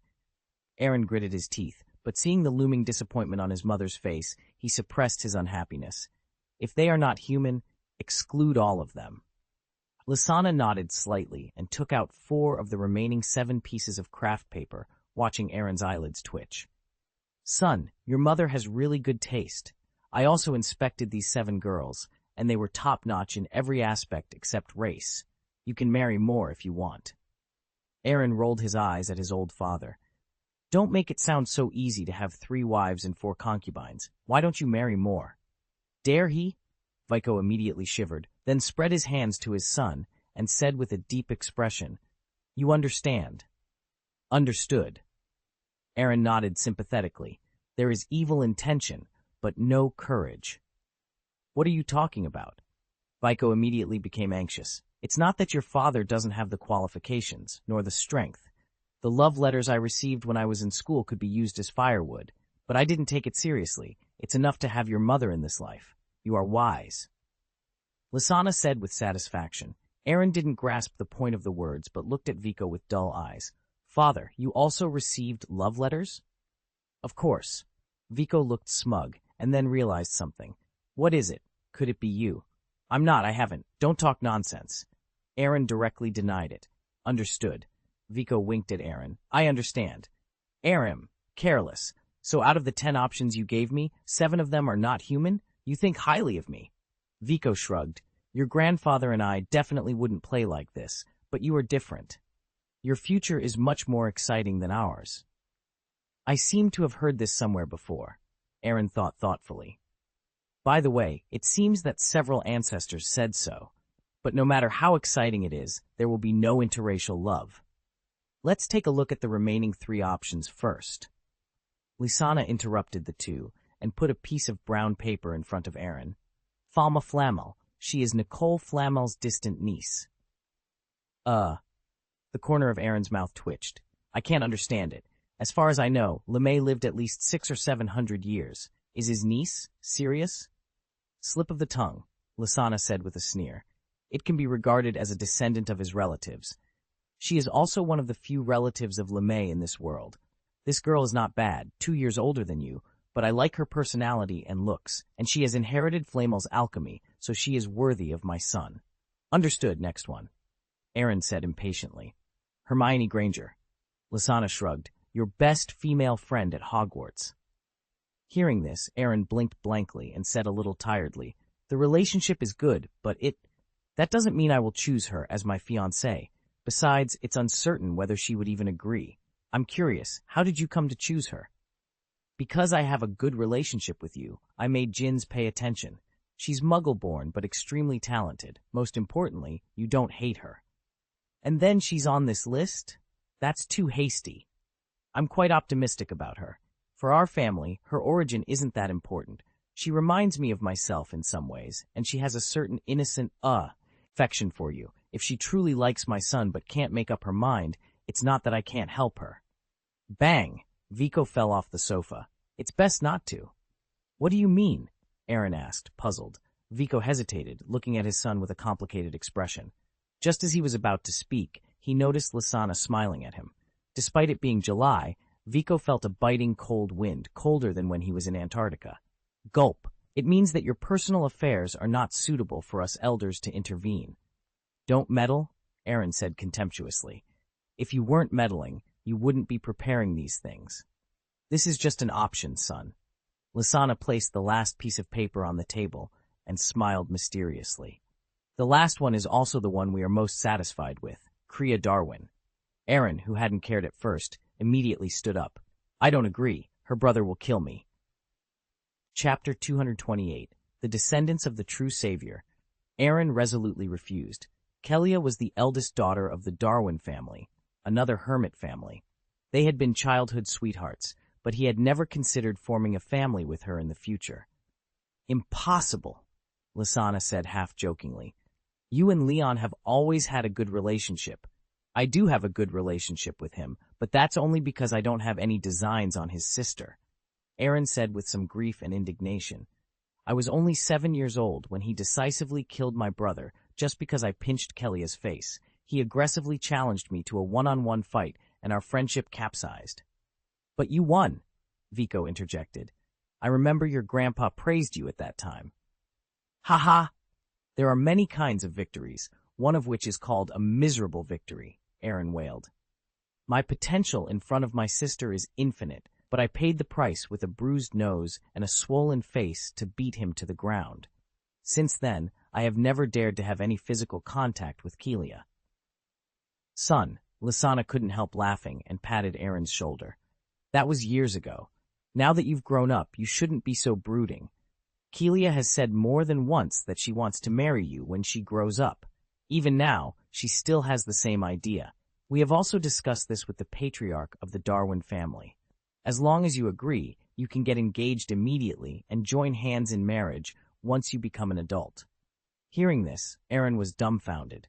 What's the situation? Is he really that attractive? but thinking of the love letters he received at Hogwarts, he had to humbly admit it. And Leon? What did he say? Aaron desperately hoped that his good brother would object. As long as Leon said no, he could tactfully refuse. It's not that I disagree, it's your brother who disagrees. I don't know, Vico shrugged. He wasn't at home when we arrived, but it's not his decision. Kelia herself agreed. Both sets of parents agreed, and unless he wants his sister to die alone, he will convince himself. Now only your opinion is left. You know Kelia better than we do. Her character, family background, ability, and appearance are all perfect. I don't agree, Aaron interrupted Lysana. I've always treated her like a sister. Hey, Vico sighed, looking at his son with a complicated expression. That's what I told your mother at the beginning, but it turns out that feelings can be cultivated. Aaron, Lysana smiled meaningfully. Everything is possible in the future. Aaron pursed his lips and decided not to entangle himself with this, but to deal with it first. Everything is possible in the future, but the future is still far away.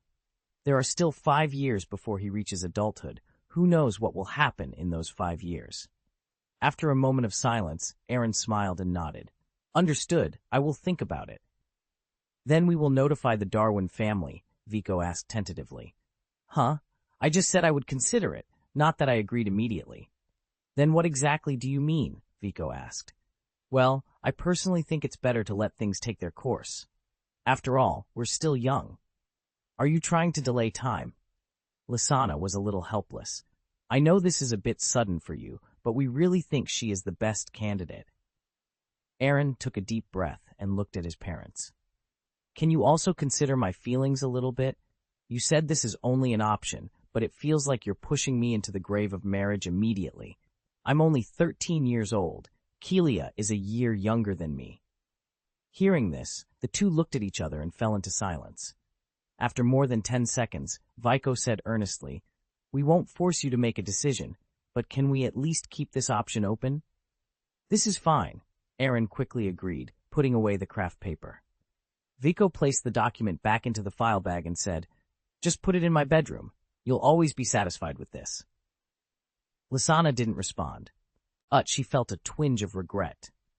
When Aaron came downstairs, he noticed Vico's serious expression and was momentarily taken aback. It was the first time he felt the true authority of his father as the patriarch. The secret that the Gaius family has guarded for thousands of years will finally be handed over to the next generation. Tell me, Aaron Gaius, are you ready? Vico asked. Aaron was speechless, thinking to himself that it wasn't as if he could delay it, even if he wasn't ready. Ready, he replied. That's good. Come with me, Vico commanded.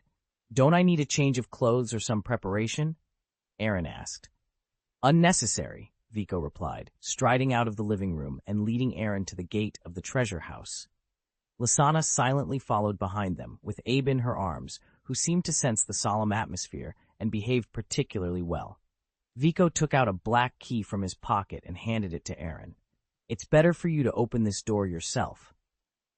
Aaron took the key, carefully inserted it into the lock, and turned it slowly. Although he wasn't truly ready, the prospect of touching the core of the family filled him with excitement. Calm down, Vico said, placing a hand on Aaron's shoulder. He smiled at his son and shook his head. You have walked through this door countless times. But this time it's different, Aaron replied. It is indeed different. Why don't you first guess what's inside? Vico suggested. Aaron gave Vico a blank look and pushed the door open. The truth was right in front of him, and he had no patience for riddles. My son is much happier than you, Lysana chuckled as she walked in with Abe. As soon as they entered, the door of the secret room closed quickly, sealing them in this space. Aaron stared wide-eyed at the space floating in the void and swallowed involuntarily. The secret room seemed to be built at the center of the universe, boundless and like an independent world, full of mystery. A giant tree stretched across the very center of this world. Above it was a sky full of stars, with almost every leaf connected to a star, covering the entire starry sky. Below it was a majestic altar, with the giant tree rooted in it, exuding brilliant light from time to time. A huge book was slowly turning in front of the altar, with various styles and graphics emerging on its pages before disappearing, as if it was impossible to finish writing. "This is too spectacular," Aaron exclaimed. "I felt the same way when I saw it for the first time," Vico said, walking up to the altar and bowing respectfully to the huge book. "Come and salute. This is the real history of the family." Aaron did as instructed, but for some reason, he felt joy and excitement emanating from the book. "You should be able to tell that this tree is the family emblem of the Gaius family. Can you think of anything?" Vico asked. Aaron frowned. "Could it be that the origin of the Gaius family is related to this tree?" "No," Vico replied, shaking his head meaningfully. "To be precise, this tree was created by Gaius. Thousands of years ago, an unprecedented genius appeared in the magic world, our ancestor. He did not have a surname, but his name has been passed down as a surname by later generations." "Father," Aaron said impatiently, "I know what you said. Okay, let me tell you something you don't know. Gaius was able to control his own magic power at birth. He became a senior magician at the age of 4, a mage at the age of 6, a magister at the age of 9, a great magister at the age of 12, and a holy magister at the age of 16. He entered the realm of the gods when he became an adult." "That's impossible," Aaron said incredulously. "Even if God himself intervened, it's impossible to grow so fast." "Son," Vico said with a contemptuous smile, "do you believe in the existence of God?" Aaron replied uncertainly, "Maybe it doesn't exist." "God exists, and so does Satan," Vico said, pointing to the book behind him. "There are detailed records in it." Aaron blinked and then turned to look at his mother in astonishment. "Please explain," he said. "Tell me this is a joke." Lasana smiled silently. "Well, it looks like I'm not joking. Why do you say that?" "Just to prepare you mentally. After Gaius stepped into the divine realm, he vaguely sensed a higher level of barriers. To go further, he chose to leave this world and explore new paths. But the exploration was not destined to be smooth sailing. During this process, he often saw gods, both great and small, fighting in the universe, either for the sake of faith, to occupy resources, or because of ridiculous personal grievances. The protracted battle of gods seems never-ending. Countless planets collapsed, split, and were created and reorganized in fierce battles. Reality and virtuality intertwined, and turbulence in time and space could be seen everywhere. He was also forced to get involved, but his talent was too high and his strength too great. Not only did he not suffer any damage, but he calculated the opponent's abilities during the battles and integrated them into himself. With the help of these battles, he constantly perfected his laws, successfully broke through to a higher level, and even mastered a part of the authority of the universe. Does this need to be such an exaggeration? Aaron was a little speechless in astonishment. It took a long time before he spoke with difficulty. "Storybooks don't even write like this." Vico curled his lips in disdain. "Don't be too limited in your thinking. There will always be someone who can exceed your imagination." Aaron was speechless for a moment. "You continue." "He ended the battle of the gods with absolute strength, but he didn't kill anyone. Instead, he organized them to sign a contract." "Aaron, no wonder the family likes to use contracts to resolve things so much." "The reason has been found. It is a family tradition. The gods perform their own duties. They are not allowed to interfere with others' authority for no reason, and they are not allowed to kill ordinary people at will. Since then, the good and evil in the world have reached a balance. By the way, these people include the so-called God," Vico said teasingly. "Although the world has been prevented from being continuously destroyed, the world itself is already overwhelmed and crumbling. Our ancestor noticed this and wanted to heal the universe, but all he could do was slow down the collapse a bit." "And then?" Aaron asked eagerly. "Then Gaius returned to this world," Vico said with emotion. "He didn't make himself a god, but lived as an ordinary person, not even showing the slightest magic power. While experiencing life, he fell in love with a woman and formed a happy wizard family. In addition to getting married and having children, Gaius also took in 3 talented apprentices and taught them different types of magic." "Wait, stop." Aaron suddenly thought of something. 3 apprentices? It can't be." "That's right, it's them." Vico snapped his fingers. "Darwin was responsible for spreading knowledge and recording all correct history. Ishkar was responsible for prevention and protection. Once the world was covered by war, they would take emergency measures to protect all wizards, including Muggleborns. As for Klein, he was in charge of deterrence. It is their credit that this world has not been invaded by external forces so far. And Gaius was responsible for establishing contact with other worlds. It is not without reason that the four hermit families have been helping each other. So this is it. Aaron used to be surprised why the relationship between their families could last for thousands of years without deterioration. Now the case was solved. Thousands of years ago, the master-student relationship was similar to that of father and son. The explanation is a bit far-fetched, but their families are considered distant relatives. Do you think it's over here? Isn't it? Of course not. Vico shook his head with a smile. After his wife passed away, he went to the starry. Aaron gazed at the sky, feeling that his life had been wonderful enough. He yearned to do something more meaningful. He surrendered his authority, sacrificed his body and soul, and repaired the gap in the universe. Only he could do this, not because he had mastered part of the universe's authority or because of his great strength, but because he was the only one willing to do it. To the aloof gods, the universe would shatter sooner or later. The powerful gods would move to other universes to create new domains, while the less powerful ones would find smaller living spaces. The unlucky ones would survive only under the protection of others. After hearing this, Aaron was stunned. He had always known that his family's ancestors were great, but he had never imagined they had saved an entire universe. Saving the world, or even a galaxy, seemed plausible, but a universe?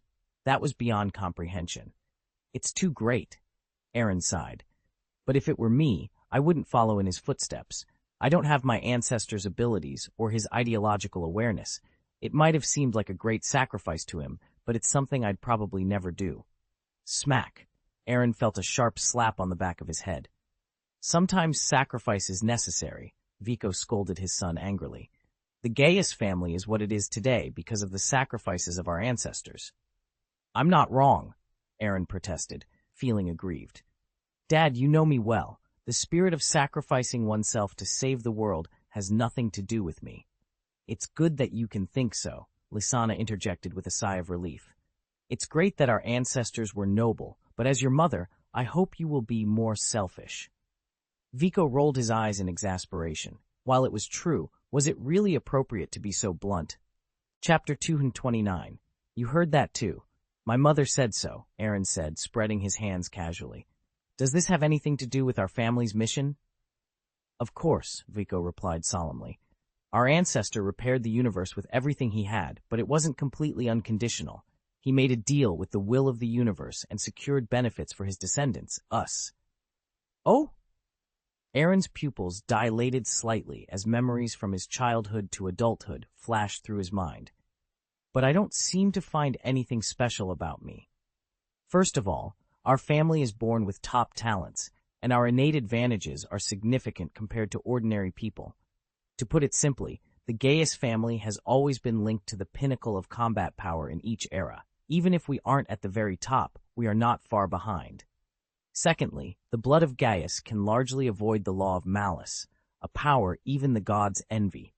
Finally, the ancestor's deal with the will of the universe allows his descendants to travel to other worlds without any suppression or exclusion, provided certain conditions are met. This is the greatest opportunity. You will experience new worlds ahead of time. Aaron took a deep breath.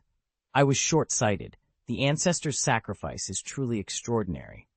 That's natural, Vico said proudly. Father, have you ever been to other worlds? Vico hesitated for a few seconds, then saw his son's contemptuous eyes.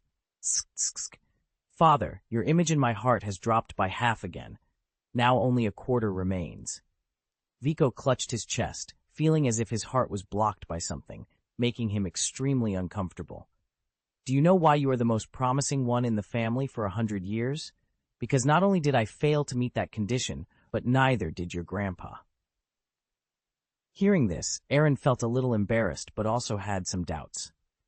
What is the basis for our family to judge whether future generations are qualified?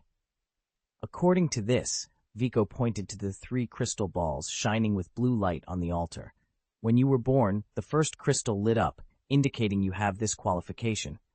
When the second crystal lights up, it means you have the qualification to enter the family secret room to study. When the third crystal lights up, it urges me, the patriarch, to bring you here to complete your mission. That's too hasty, Aaron frowned. It's not that I don't believe in these 3 crystal balls, but no matter how accurate the prediction is, there can be mistakes. You can't decide my future based on a prediction. What you said is very reasonable, but this is the prophecy of the family blood, and there is no possibility of error, Vico said firmly. And your talent is indeed stronger than mine and your grandfather's. This is an indisputable fact. Additionally, you are more mature than your peers, and your 2 runs have proven your ability. Okay, I have nothing to say. Aaron spread his hands, feeling the little hope in his heart shatter. I can only say that I am too good, and with a completely accurate prophecy, I can't find an excuse to escape. So, my mission is to travel to other worlds. It's not just a simple trip, you have to do something meaningful. Vico looked at Aaron with a complicated expression. Leave the name of Gaius in that world. That's too exaggerated. Aaron's mouth twitched. I'm only 13 years old. Age is not an excuse. Otherwise, your grandfather and I would have gone together. How could it be your turn? Vico said enviously. This ability to travel to other worlds comes with a lot of risks. Okay, Aaron sighed softly. I have a few more questions. Go ahead. I will answer you from the standpoint of the patriarch. Are there any taboos in going to other worlds? There's only one. Vico raised a finger and tapped Aaron's forehead seriously. Never, ever think about conquering or subjugating the world you visit. Ruling that world is the strictest rule laid down by the first ancestors, as it is the origin of almost all disasters. Aaron swallowed in disbelief and then laughed. I don't have that kind of ambition. It's too exhausting. It's best to think that way, Vico said sternly. The consequences of violating this rule are very serious. Gaius's name would be removed from the genealogy, and the 3 privileges would be lost. Even if you are my son, I would have no choice but to act righteously and punish you. Got it. Second question, how do I get back? There must be a standard for this. Aaron asked with some concern. He had worked tirelessly in another world, but didn't know how to return. It felt no different from exile. If he ended up in a relatively developed world, at least he wouldn't have to worry about basic needs. But if he landed in some wild place, it would be a different story. The thought of fishing in a river with a group of primitive people suddenly flashed in Aaron's mind, making him shiver subconsciously. You don't have to worry about that, Vico reassured him. The family history book will record all the great things you have done. When it turns enough pages, you will naturally have the right to come back. He pointed to the history book. Another way is to break through to the level of the god of magic. Then, you will find the exact coordinates of our world on your body. Aaron sighed. Okay, that makes sense. But why am I even thinking about coming back? Don't you want to come back to see your mother? Lysana asked sadly, looking at Aaron with resentment. This world has your relatives, your friends, and your home. Aaron patted his forehead. I was wrong, Mother. I assure you, I will definitely come back. That's more like it. Lysana nodded and smiled, unconsciously tightening her grip on Abe, nearly strangling the young dragon. The third question, Aaron said hesitantly. What if, and I mean what if, I have been away for 10 or 8 years, or even longer, and cannot come back? You can rest assured that our world is very special, Vico explained. The time ratio is very different from other worlds and can even reach an astonishing 1 to 100. That means if I stayed in other worlds for 10 or 8 years, it might only be less than a year here when I come back, Aaron said with surprise.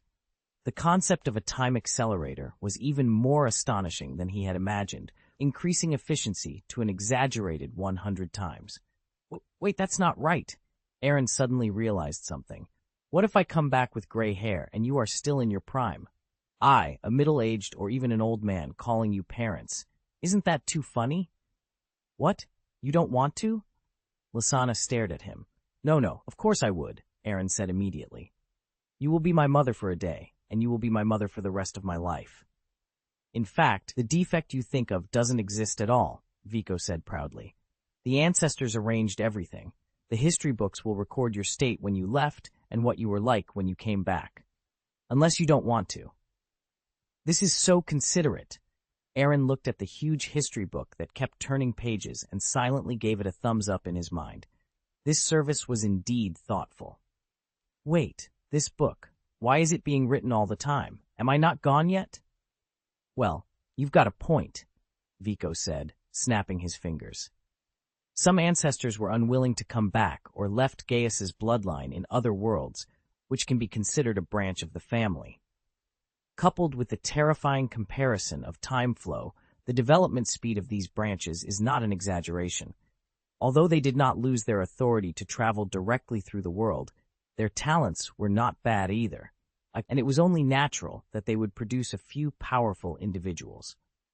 Aaron swallowed in astonishment. What kind of family is this? He wondered aloud. Suddenly, Voldemort and Dumbledore seemed like minor characters in comparison.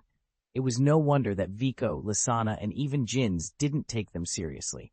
Not to mention the ancestors in the secret room. This family had a bunch of relatives who were as powerful as gods, capable of crushing enemies with a mere gesture. Just think of it as having a background bigger than the sky, Vico laughed. In addition to the family's strength, the Gaius family has always been kind to others. They have many friends and are generous when help is needed. Understood, Aaron replied, barely able to contain his excitement. Away from home, strength was important, but background was equally crucial. With an intricate network of relationships behind him, anyone who dared to challenge him would have to think twice. Don't get too happy, Vico cautioned, pouring cold water on Aaron's enthusiasm. The Gaius family has many friends, but also many enemies. The ancestral precepts clearly state that unless it's a critical moment of family extinction, one should not seek help from others. The world you are going to might be a place where the Gaius family has never set foot. Your so-called background might not exist there because no one will know who you are. Even if you go to a place where an ancestor has been, the background is only symbolic. Some might give you face, but when it comes to real interests, they won't care who you are. Additionally, to prevent heirs from being aggressive or bullying others, the family's attitude towards heirs is one of stalking. This means you are the heir of Gaius at home, but just an ordinary wizard when you leave. Understand? Aaron gritted his teeth. Sure enough, the only one you can rely on when you go out is yourself, he thought. Then tell the housekeeper and those guards not to follow me. They are just there to protect your safety. This is your basic configuration as an heir. Unless you actively violate the rules of the Gaius family and participate in the division of power in the magical world, they will swear to protect you until you grow up. Fine, Aaron clapped his hands. I always feel that the arrangements are tight. Of course, it's accumulated thousands of years of experience, Vico shrugged. If possible, I really hope you can find some loopholes so my future grandson can be more insured. Aaron's mouth twitched uncontrollably. His fiancée hadn't even been chosen yet, and Vico was already thinking about the next generation. It was too much. Aaron took several deep breaths to suppress the urge to curse. What if I die? It's possible. An ancestor once said, don't die. Vico and Lysana fell silent for a moment. Say something, Aaron demanded. I said you wouldn't die, Vico replied, trying to sound relaxed. Except for those who died in other worlds, no one has died so far. Can you tell the truth? Aaron pressed. This is the truth, Lysana said. We will never let you die. Seeing the determined look on his parents' faces, Aaron smiled and shook his head. I hope you can be honest with your son. First of all, the patriarch must not have lied to me because that was the only piece of advice he could give me. Also, you really shouldn't have given me Flo's class. He's an expert in psychology. Although my study time was relatively short, I can still analyze when someone is lying. Vico felt a chill down his back as he was about to say something.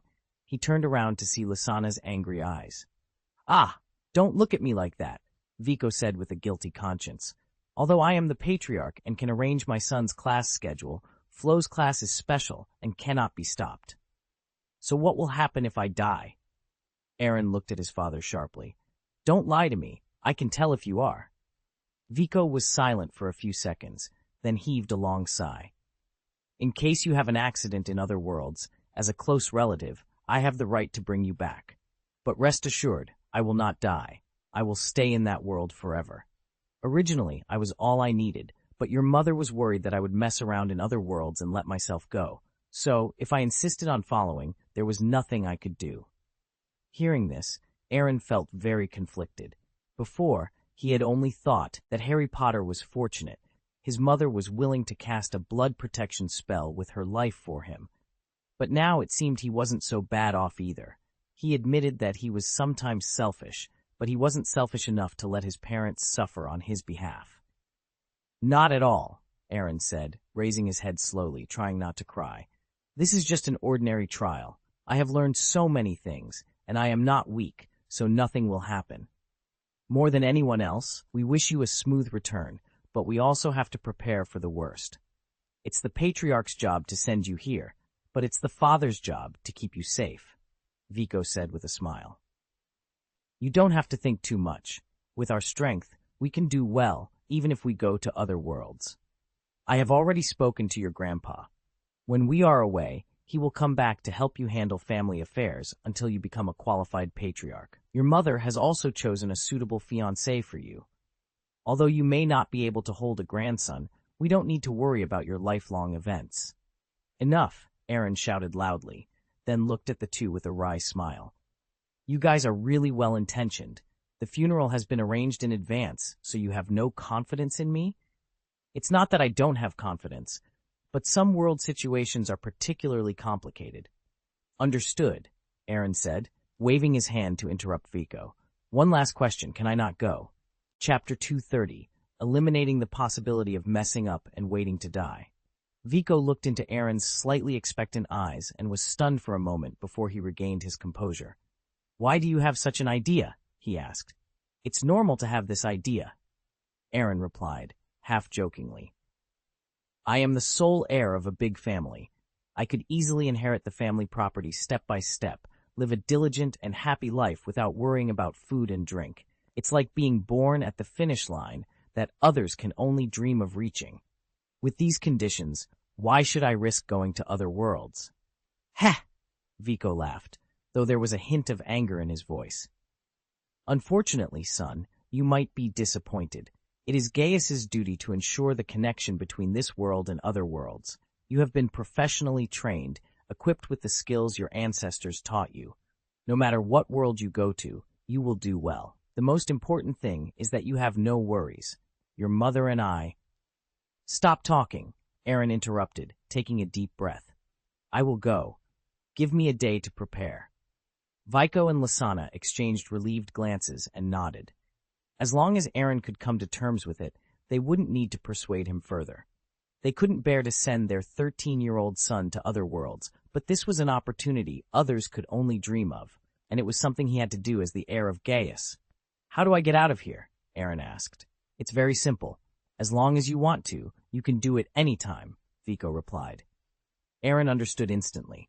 He hugged Abe, took a few steps forward, and saw a door. Without hesitation, he walked through it. Do you think Aaron will be okay? Lysana asked worriedly. No, Vico said firmly. His psychological endurance is recognized by the ancestors. He just needs a little time to accept it. After leaving the secret room, Aaron felt a wave of exhaustion. His walking speed was half of what it usually was, weighed down by his thoughts. He had considered his mission before, but he had envisioned it as contacting other races as the family heir, maintaining good cooperative relationships, or helping deal with hidden issues in the magical world.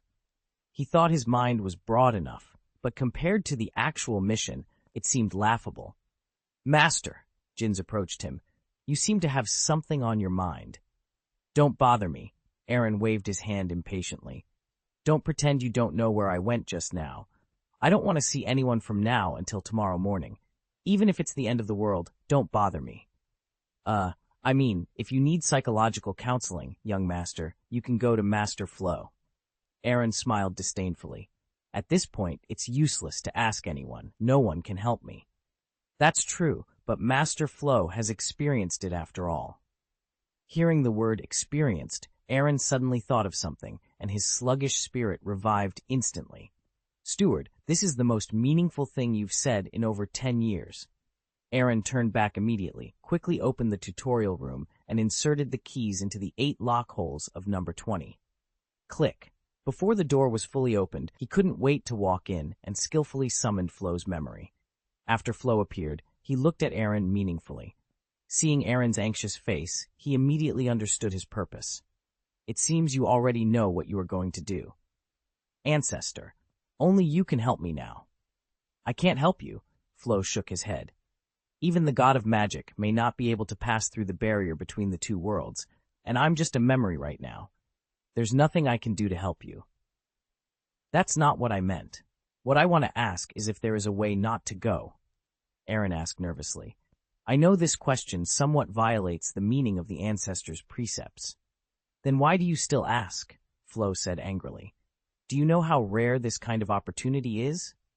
If the Holy Magister has the opportunity to break through to the magic god, the chances will rise by at least 50%, Aaron said, his voice tinged with uncertainty. But if I mess up, Vico and the others will have to clean up the mess for me. His momentum weakened, and a wry smile appeared on his face. Why should they? Understood, Flo replied, applauding. I was as angry as you at the time, but I didn't think about it that much because I am still very confident in myself. Stop talking nonsense, and just tell me if there is any way. When I asked Vico, he hesitated for a few seconds, which means there must be a way. Maybe there really isn't one, Flo suggested. Aaron looked at Flo seriously, and without saying a word, hugged his thigh. Come on, are you finished? I don't care, Aaron said, tears streaming down his face. One person does things, and one person is responsible. I can bear any consequences, but I don't want to hurt them. Let go, Flo said with a look of disgust. Your snot is on my clothes. If you help me, I'll let you go. I'll tell you if you let go. Oh, Aaron let go decisively, then straightened his clothes and looked at Flo respectfully, like a student thirsting for knowledge. Your face-changing technique has been specially trained. No, it's purely hands-on, Aaron said confidently. If you don't want to go, there are 3 ways, Flo said, raising 3 fingers.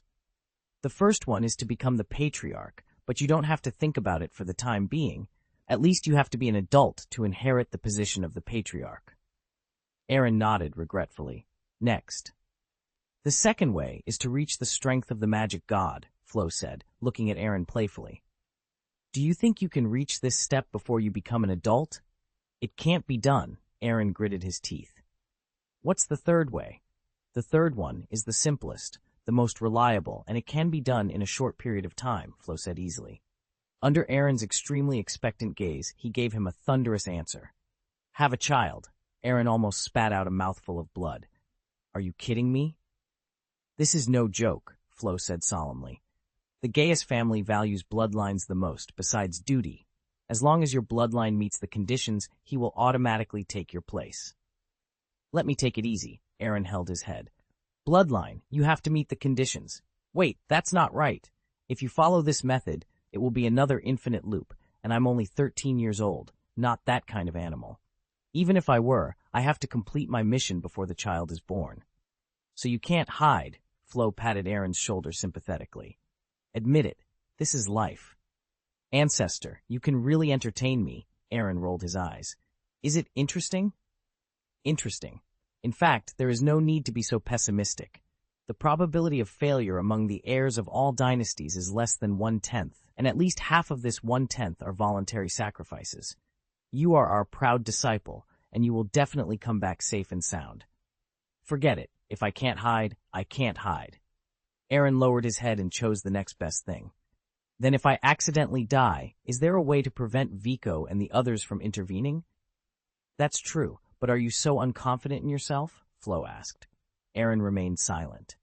He had some confidence, but facing the unknown, his confidence wavered. Okay, for the sake of your filial piety, Flo said lightly. The first way is suicide. Whether it is before or after going, this is the fastest and most effective. Decisively no, Aaron said immediately. Suicide is impossible. I haven't lived enough. The second way is to have extremely strong strength. As long as you are strong enough, you can ignore the rules. Aaron chuckled. How strong does it have to be? At least the strength of the magic god. This is also ruled out decisively. If I were that good, I wouldn't come here to ask you. Is there a third way? This is also possible, Flo said, touching his chin. For example, Wayhet, he used the third method, Flo said deeply. Did Ancest or Wayhet really die in another world? Aaron asked in disbelief. I always thought he died of old age. No, he was one of the few who chose to end his own life, Flo replied with emotion. The world he went to was full of wars, with all races in conflict. It stands to reason that if he had kept a low profile and waited for the war to end, he could have left his mark and returned safely. But he didn't. He joined the army the day after he arrived in that world, fighting on the battlefield as a human. And he was killed? Aaron asked, incredulous. Isn't that too hasty? You underestimate your ancestor too much. He was a holy magister when he went, and with his proficiency in offensive magic, he slaughtered 43 races and defeated more than 120 alien races by himself. Hiss! Aaron took a deep breath. That sounds exaggerated. I always thought Ancestor Wayhet was quite kind. Humph. If you went, you probably wouldn't fare much better. According to family history, in that world, humans had an extremely low status, and their living space was severely restricted. Hearing this, Aaron almost lost his footing and slumped to the floor. He hadn't even started yet, and this was already terrifying. Seeing Aaron's absent-minded look, Flo curled his lips. Don't worry, it's relatively safe the first time you go. You won't encounter such bad luck. First time? Aaron quickly grasped the point. How many times do I have to go? After returning, there will be a cycle of 2 or 3 years. This arrangement is quite humane. Of course, you can also choose to stay in another world for a longer period, and it's not impossible to come back after upgrading for dozens or hundreds of years. Aaron closed his eyes in pain. A cycle of 2 or 3 years meant starting over after finishing. Staying in other worlds was even more impossible. The time flow rate was too high. When he came back, he might have a mind older than Albus Dumbledore's, despite his teenage face. The thought alone made him panic. Let's talk about what happened next, Flo continued. Afterwards, he naturally ran into a tough opponent. 7 beings, each comparable to the peak of a holy magician, teamed up to besiege him and forced him to his death. In the end, he managed to change the limit to 7, which is quite remarkable. If you're lucky enough to go to that world, you'll be a king upon arrival, and even the king will treat you with courtesy. Because Wayhet Gaius is almost like a god there. His statue stands in the center of the world and is admired by all. Aaron didn't know what to say. Do people in our family like to be saviors so much? Who knows? It's not ruled out that they were just full of themselves. Then what is the third method? Aaron asked. I've already talked about it. Can't you guess? Flo said with a half smile. Aaron was stunned for a moment, a bit of bitterness on the corner of his mouth. Isn't it being a savior? Almost, Flo nodded affirmatively. Wayhet changed the living environment of humans and created a new order. According to family rules, he had the right to decide what happens after his death. It's really amazing, Aaron said with a bitter smile. Our ancestors set this rule and almost killed us. It's good to know. You have to grasp this kind of experience carefully and try to do meaningful things while ensuring you don't die. I have to admit that the ancestors were far-sighted and understood the greater good, which greatly reduced the possibility of heirs just eating and waiting to die. Aaron felt a sense of containment. I roughly understand what I should do, he said, standing up slowly. Flo ancestor, now that I know so much, can you give me some other suggestions? Like what props should I bring? Is there anything I can't do? You still want to bring props? Flo asked. Flo had to pour cold water on Aaron's enthusiasm. According to the family rules, each heir can only bring some travel expenses when they set off for the first time, no more than 10 gold coins. Apart from that, anything that might help is not allowed. After all, this is meant to be an experience, not a vacation. Fuck, Aaron couldn't help but swear. You can't even bring a magic wand? You can cast spells without a wand. Do you really care about this? Flo asked. Why wouldn't I care? Aaron replied righteously. If you run out of money, you can sell the wand to get by for a while longer. Flo raised an eyebrow. You're really smart. Thank you for the compliment, Aaron said, pretending not to hear the sarcasm in Flo's words and unceremoniously accepting the praise. Flo smirked. I'll inform Vico to change the rule to items with a total value of no more than 10 gold coins. What? Aaron was dumbfounded, feeling like he had shot himself in the foot. Ha ha! Just kidding. I don't care about that little travel expense. Wands are allowed, but not other magical items. As for things that cannot be done, Flo thought for a moment, then said seriously, try to hide as deeply as possible and pretend to be an ordinary person. Also, remember not to use magic casually. This is both advice and a warning. Some worlds regard magic as heresy, and if they catch a wizard, they will execute them immediately. Like what's written in the books? Aaron frowned. Bound to a cross and burned to death? That's just one method. Although Muggle execution methods do not pose a real threat to wizards, they are very troublesome. Aaron nodded. Fortunately, he had learned a lot. In the face of ordinary dangers, he could protect himself even without magic. Chapter 231. Drinking a Fake Elixir of Felicity. Late at night, Aaron sat by the window alone, twirling his wand in his hand.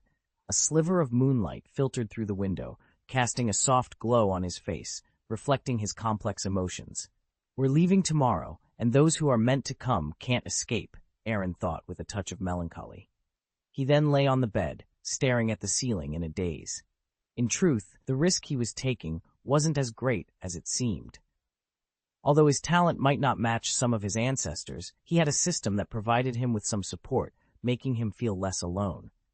Additionally, he had confidence in his abilities. After all, he was an intermediate magister, which was a solid starting point.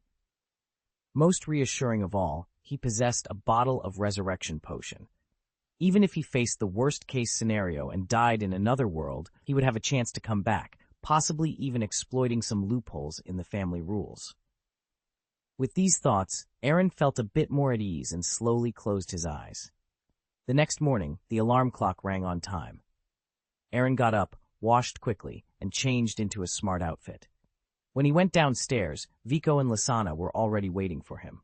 Don't make it so serious. Your son is traveling, not going to war, Vico said, trying to lighten the mood. It's fine if it were a war. We could help you in a war, but you might be going to a completely strange world, Lysana added, her concern evident. Mr. Vico, have some confidence in me.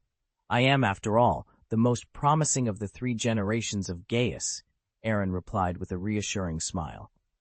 Yes, my son will definitely come back safe and sound, Lysana said, giving Aaron an encouraging look and beckoning him to come over for breakfast. The family of 3 sat around the dining table, enjoying their meal in a warm and comforting environment. Vico and Lysana refrained from saying anything that might add pressure on their son. Even Abe, who usually caused a ruckus, was unusually restrained, understanding the gravity of the situation. After breakfast, Aaron stood up. It's almost time. Let's go. Wait a little longer, Lysana said hesitantly. Your father might remember some last-minute precautions. Pull it down. He doesn't have this experience. And what I should know, the ancestors have already told me, Aaron said, stretching and heading towards the secret room. Just wait for me to come back safely. Vico nodded to his wife, took her arm, and followed Aaron. As the door of the secret room opened, they found themselves in front of the giant tree once again. What should I do? Aaron asked. Don't worry, Vico said, taking out a purse. This is your travel expenses, 10 gold coins. It's all I can give you. And this, Lysana added, draping a cloak over Aaron's shoulders. You're going to an unknown environment, and its value might be greater than gold coins. Abe also handed Aaron a small package, compressed dry food. You guys, Aaron felt a surge of emotion but couldn't help but chuckle. I suddenly feel like I'm going to war. To achieve great things you must plan ahead, Vico said solemnly. It's always good to be prepared. Okay, so, how do I go? Aaron asked. Wait a moment, the most important thing hasn't been brought yet, Vico replied. Just then, the door of the secret room opened again, and Jins walked in with a small glass bottle. Master, Felix Elixir. Take a sip before you go. It will ensure your safety. That's very thoughtful, Aaron said, satisfied with the arrangement. He took a gulp of the Felix Elixir. Luck is also a part of strength, and to some extent, the elixir could prevent an unfortunate fate. The taste seems a bit different, Aaron remarked, smacking his lips. But it's always better to be safe. Vico nodded and then led Aaron to the giant tree. The way to open the portal is with Gaius's blood. Blood? Aaron frowned, taking out his wand and preparing to draw it across his left hand. Vico immediately stopped him. It doesn't take that much. Just 1 drop is enough. Aaron paused, then nodded in understanding. Tapped his wand on his left index finger, and a drop of bright red blood flowed out, drifting towards the roots of the giant tree. Instantly, the tree began to shake, and all its leaves burst into brilliant light, illuminating the entire space. At the same time, the history books flipped rapidly, and the name Aaron Gaius appeared on a blank page. Crunch! A colorful door materialized in front of the giant tree with the inscription, Born to Shine. There's nothing wrong with this evaluation. It's very appropriate, Aaron sighed. He turned around, walked up to his mother, and gave her a big hug. I love you, Mother. Be sure to come back safely, Lysana choked up. Don't worry, Aaron reassured her, patting Abe's head. He then looked at Jins. Take care of him while I'm away. Don't let him starve or get thin. Yes, sir, Jins replied. What about me? Vico pointed to himself sadly. Aren't you going to say something to your beloved father? Well, Aaron paused for a moment. Mr. Vico, please hold back your tears. After all, you are the head of the family. Don't act like a child. Aaron took a deep breath in front of the portal and walked through it confidently. Seeing this, Abe instantly sped up, turning into a white shadow as he chased after Aaron. However, he went straight through the portal and crashed into the giant tree at an extremely fast speed. Boom! The 3 of them, Vico, Lysana, and Jins, closed their eyes, unable to bear the sight. They weren't worried about any damage to the tree. The medium connecting countless worlds was nearly indestructible. Even if the universe were destroyed, it would remain unaffected. It was fortunate that Abe was a dragon. Otherwise, that action would have been suicidal. Lysana looked at Abe, who was covering his head with teary eyes, and wiped away his tears. It hurts a lot, doesn't it? Abe nodded, feeling aggrieved. What distressed him even more was that the portal was gone, and he had no way to follow his master. Don't do this in the future, Lysana explained patiently. The World Tree was created by the first generation of ancestors to connect to the dimensional universe. It has no attack ability, but its defense is nearly limitless. That door can only be passed through by the blood of the Gaius family, and it must be someone who meets the conditions. Otherwise, we would have followed along. But don't worry, it's just the first time. Maybe you can go with him next time. Abe's eyes lit up instantly, and the pain in his head seemed to disappear. I hope everything goes well, Vico said, looking at the name that disappeared from the history books with a complicated expression. If it does, maybe he can come back in a few days. Aaron let out a piercing scream as he found himself in free fall. The ghost knew that he had walked through the portal, but when he opened his eyes, he saw white clouds and then began falling uncontrollably. He seriously suspected that he had drunk counterfeit medicine. It was definitely not a felicity elixir. Otherwise, he should be in a comfortable house now, being warmly treated by a kind host. And no money was charged. As the green landscape below became clearer, Aaron realized he was about to hit the ground. In a panic, he drew out his wand, but the strong wind blew it away before he could cast a spell. Damn it! Aaron cursed loudly. He immediately stretched out his right hand to draw a green magic circle in midair, using the power of the wind to slow his fall. Then he pointed his finger directly below, ready to release a spell to soften the ground.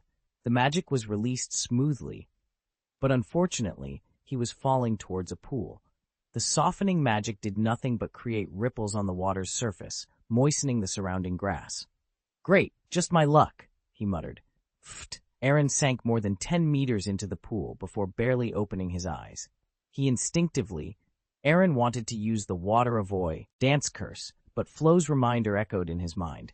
He could not use magic unless absolutely necessary. Gritting his teeth in frustration, Aaron struggled to swim upstream. Fortunately, his professional training made no distinction between a puddle and a swimming pool, and he surfaced quickly.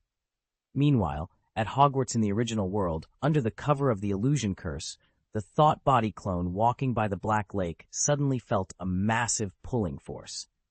The power within him was rapidly draining, and at this rate, he would disappear within minutes. Something's wrong. This isn't a normal recovery process. Miss Nean frowned. He would not contact the main body unless it was a serious matter, but he could still sense whether the main body was safe. The current situation confused him. In his perception, the main body was safe and sound and had no intention of recalling the avatar. Yet, he was being pulled back uncontrollably. Attempts to communicate with the main body yielded no response, as if he was not in this world. What exactly is going on? Could it be that those ancestors messed up something? Considering this possibility, Miss Nean felt slightly relieved, as long as the main body was fine. But then a familiar voice from behind made him tremble, and his heart raced. "Mr. Gaius, it seems now is not the time to go back to school," Dumbledore said with a smile. Principal, the thought body lifted the illusion spell and looked at Dumbledore's kind face. His brain raced to think of a reasonable explanation in the shortest possible time, as he was about to disappear. "Don't worry, speak slowly." "How can I not be in a hurry?" Miss Nean calmed down and began to fabricate a story. "Sir, I just wanted to go to the dormitory to pick up something, and I'll be leaving right away. I thought this kind of trivial matter didn't need to be reported to you. It's really not necessary, but Aaron, if it's just fetching things, you can send an owl. Severus probably wouldn't mind doing you this little favor." You know Professor Snape's temper. I don't want to be scolded by him after school starts," Miss Nean smiled. "Principal, I'm in a hurry. The housekeeper is still waiting for me outside the school." "All right, but next time you're back at Hogwarts, you'd better say hello in advance." The thought body nodded and quickly walked towards the castle. After turning around a wall, he looked at his body, which had started to turn into nothingness, and heaved a sigh of relief. He probably didn't realize that I was a clone. What he didn't know was that a smile appeared on the corner of Dumbledore's mouth. Is he already a mage? His growth speed has caught up with mine when I was young. As soon as Aaron climbed to the shore, he felt dizzy. He sensed the feedback from the thought body, withdrew half of his power, and gained the avatar's proficiency in the magic circle during this time. However, he didn't feel joy. Instead, he was a bit depressed. He hadn't expected to take back his thought body so soon. Although more strength meant more security, the work of the thought body was also very important. The later he took it back, the greater his confidence in dealing with the crisis. Now, it felt like giving up halfway. Although he could achieve instant casting of intermediate magic circles with the experience of the thought body, drawing 2 magic circles simultaneously was still far off. It was likely that the 2 worlds were too far apart, necessitating the return of the thought body. But who could tell him what happened with Dumbledore? The thought body had overheard Dumbledore mentioning a meeting at the Ministry of Magic at Hagrid's hut before going out for a walk. The meeting was too brief. He returned in less than 2 hours, only to find the missing body blocked. Fortunately, Dumbledore didn't see through his thought body, or his mentality would have collapsed. Fake potion. It must be a fake potion. Jins must have taken the Felix Felicis by mistake. Otherwise, I wouldn't be this unlucky. Ron muttered angrily. If I get back safely, I'll give him a piece of my mind. A breeze blew, causing Aaron, who was soaked to the skin, to shiver. Remembering Flo's warning, he refrained from using magic to dry his clothes. His physical fitness was far superior to that of ordinary people. Otherwise, he would have caught a cold upon landing. My wand. Where's my wand? Aaron's expression changed slightly as he realized his wand was missing. He immediately began searching for it. If it fell into the hands of ordinary people, it would be fine. But if an evil wizard found it, it could cause significant trouble, and he would feel even more guilty. After a few minutes of searching the grass around the waterhole, Aaron found nothing. He was sure the wand hadn't followed him into the pool, but if it wasn't nearby, he would have to expand his search area. Trouble. Who would have thought the first thing I'd have to do is find my lost wand? Aaron sighed in frustration. It's obviously not essential, but I still have to look for it. Son, are you looking for this? A strange yet gentle voice came from behind a stone.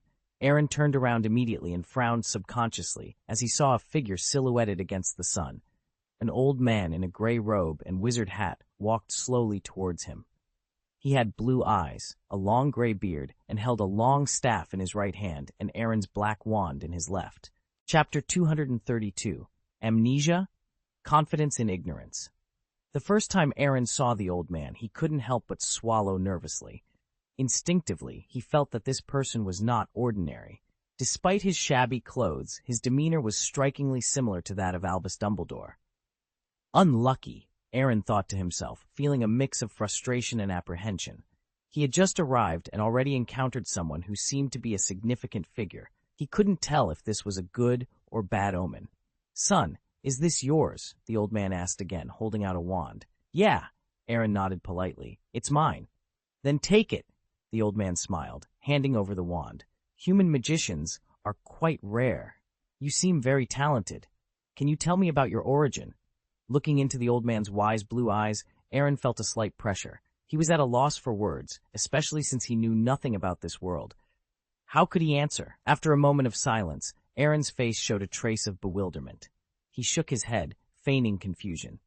"I don't remember." Pretending to have amnesia was a spur-of-the-moment decision. It seemed the best and most suitable excuse for his current situation, given that he genuinely knew nothing. "Don't remember?" The old man frowned slightly, scrutinizing Aaron. "How do you know this wand is yours if you don't remember?" "I can feel it's important to me," Aaron replied instinctively, without hesitation. "Then what do you remember?" "Gaius, Aaron Gaius. That's my name." "Gaius?" The old man's pupils dilated slightly, but quickly returned to normal. However, there was a hint of eagerness in his eyes. "Have you heard of this name?" Aaron asked tentatively. He wasn't sure if his ancestors had ever been to this world, but judging by the old man's reaction, it seemed possible. He silently prayed that if an ancestor had been here, they hadn't left any troublesome legacies. "No, I haven't heard of it at all," the old man said slowly, though his tone was meaningful. "But I can feel a kind of guidance in the dark. Gaius is very special and will be of great help to the good side." Aaron raised an eyebrow. He had a knack for detecting deceit, and this kind of talk sounded like nonsense. Even though the old man seemed unfathomable, Aaron remained skeptical. It was better to keep his distance until he understood the man's true character. "Old man, you really know how to joke," Aaron said, scratching his head. "I don't think I'm special. Right now, the most important thing for me is to find a place to dry my clothes. You can use magic. You don't have to worry about anything in front of me." Aaron was taken aback. "I don't think I can. Besides, I was specifically warned not to use magic casually." "Old man, let's not talk about whether I can use magic.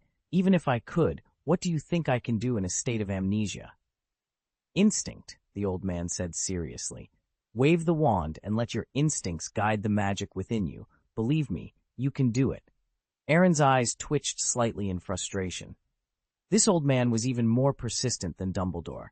He picked up his wand and flicked it lightly, but nothing happened. "It may take a little practice," the old man said, undeterred.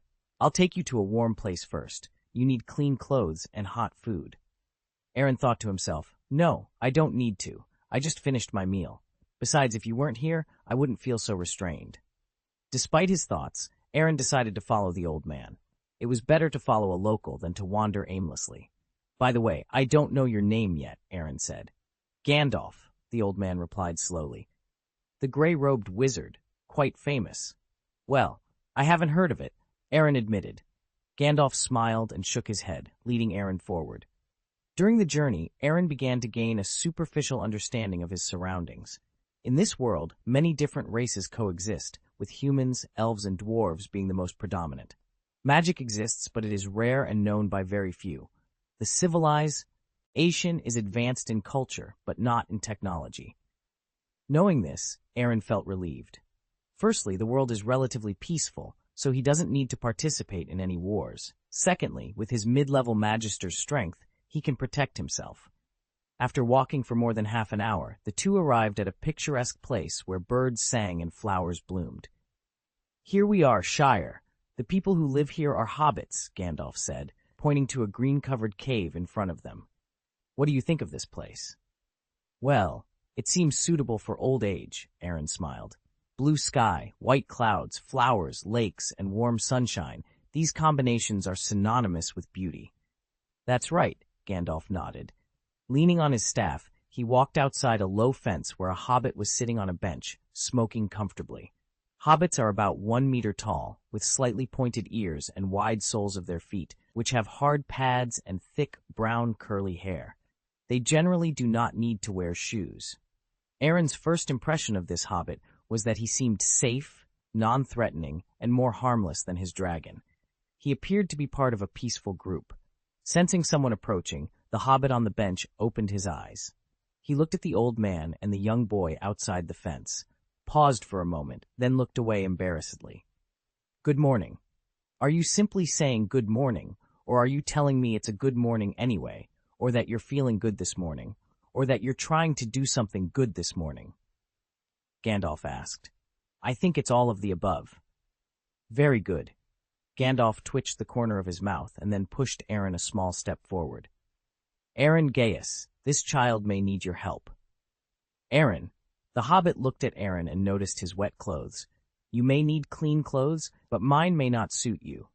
My house is warm, though, and you can dry your clothes by the fire if you want." "This really flatters me." Aaron hesitated for a moment, then took out a gold coin from his pocket. "This is my thanks for your kindness." "That's unnecessary," the hobbit politely refused, then opened the half-meter-high fence and invited Aaron into his yard. "Every hobbit will lend a helping hand to those in need." Gandalf smiled, and instead of entering the yard, looked at the hobbit thoughtfully. "Is there anything I can do for you?" "It's not certain yet. I'm looking for a partner to share an adventure with." The hobbit froze for a moment, reading from Gandalf's eyes that he seemed to be on the short list. "Adventure? I don't think anyone west of Bree would be interested in something dirty, tiring, and uncomfortable that would make you miss dinner." The hobbit smacked his cigarette holder. "Good morning." After finishing speaking, he walked towards the door, his meaning quite obvious. "Don't look for me. I'm not interested." "I didn't expect that I would be like a peddler in this life and be sent good morning by Belladonna's son," Gandalf said before the fence. "What did you say?" asked the hobbit, turning around. "You're coming back from life, Bilbo Baggins." "Excuse me, do I know you?" "You know my name, but forget what I look like. I am Gandalf." "And Gandalf is—" "A gray-robed mage," Aaron added. "Yes, that's what Gaius said." "Gandalf?" Bilbo seemed to have thought of something and pointed his tobacco stick at Gandalf, in surprise. "You are a wandering wizard and a master of fireworks. Old Took used to cast them on the summer solstice. I didn't realize you were still in business." "Otherwise, what else can I do?" Gandalf smiled angrily. "Puff." Aaron laughed unkindly. It was embarrassing that a powerful magician was reduced to selling fireworks for a living. Gandalf felt offended. "Aaron, although there is something wrong with your memory, you should still show some respect. You should not forget the most basic manners." "Sorry." Aaron waved his hand dismissively. "I really couldn't hold back. Logically speaking, a highly respected wizard like you should be honored wherever he goes." "Humph." Gandalf snorted and turned his gaze to Bilbo. "I'm glad you remember me, though only for my fireworks. All right, it's decided. It'll be great for you, fun for me, and meaningful for him." "Wait." Aaron's heart skipped a beat, and he suddenly had an ominous premonition. "What do you mean by meaningful for me?"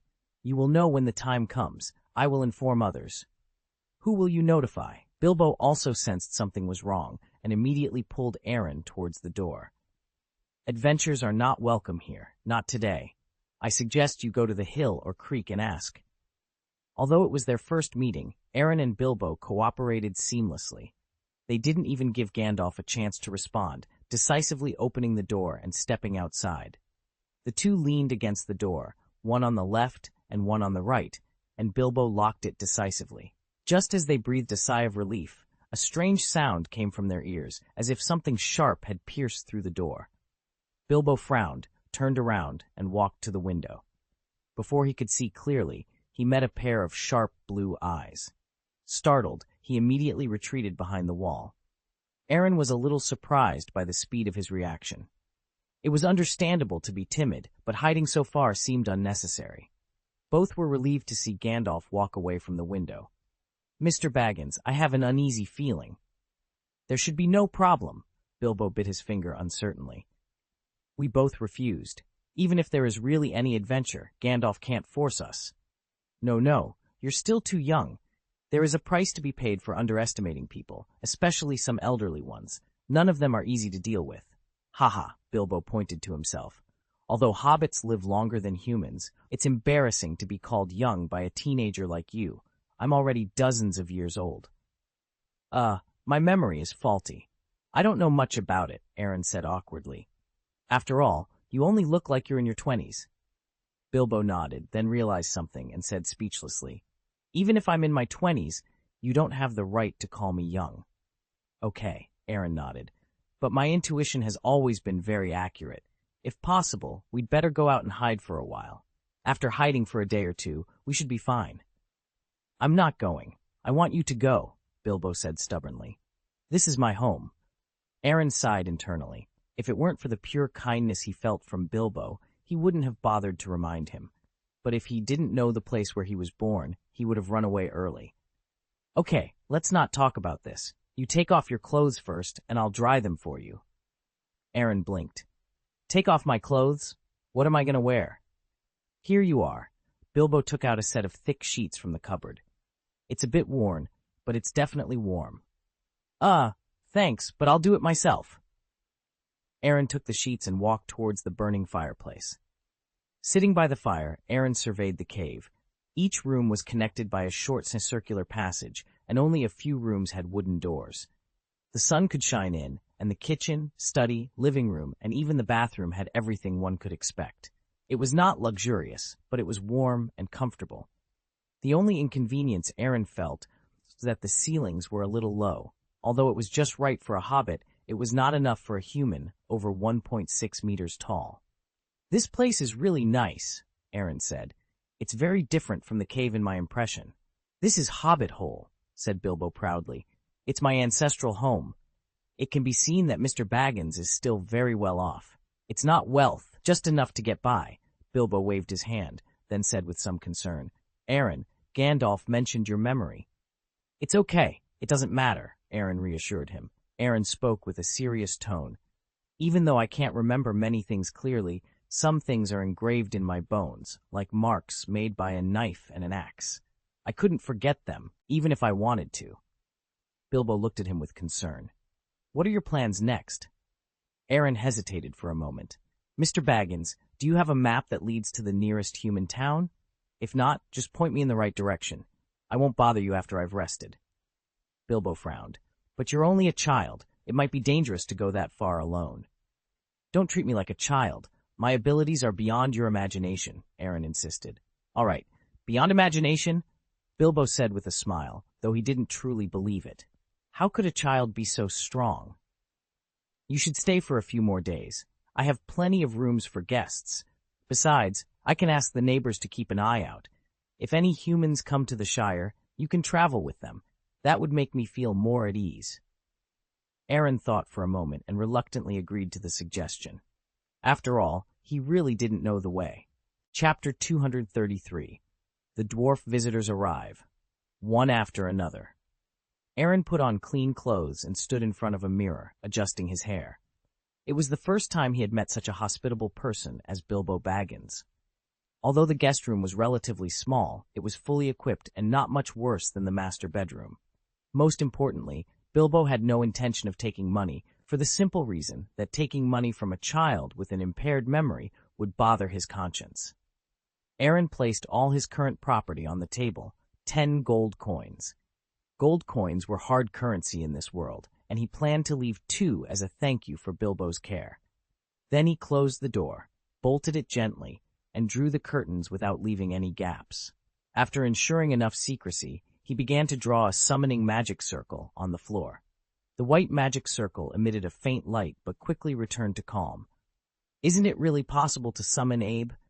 Aaron frowned slightly. Specific magical creatures from another world are not allowed, but ordinary animals in this world should be fine. However, it's hard to say if they will be obedient. Gaius, came a knock at the door, followed by Bilbo's voice. Supper is ready. Coming, Aaron replied. He left the guest room and saw 2 fried grass carp on the dining table, still emitting hot steam. The seasoning is here. You can add salt and pepper according to your taste, Bilbo said, pushing the seasoning bowl towards Aaron.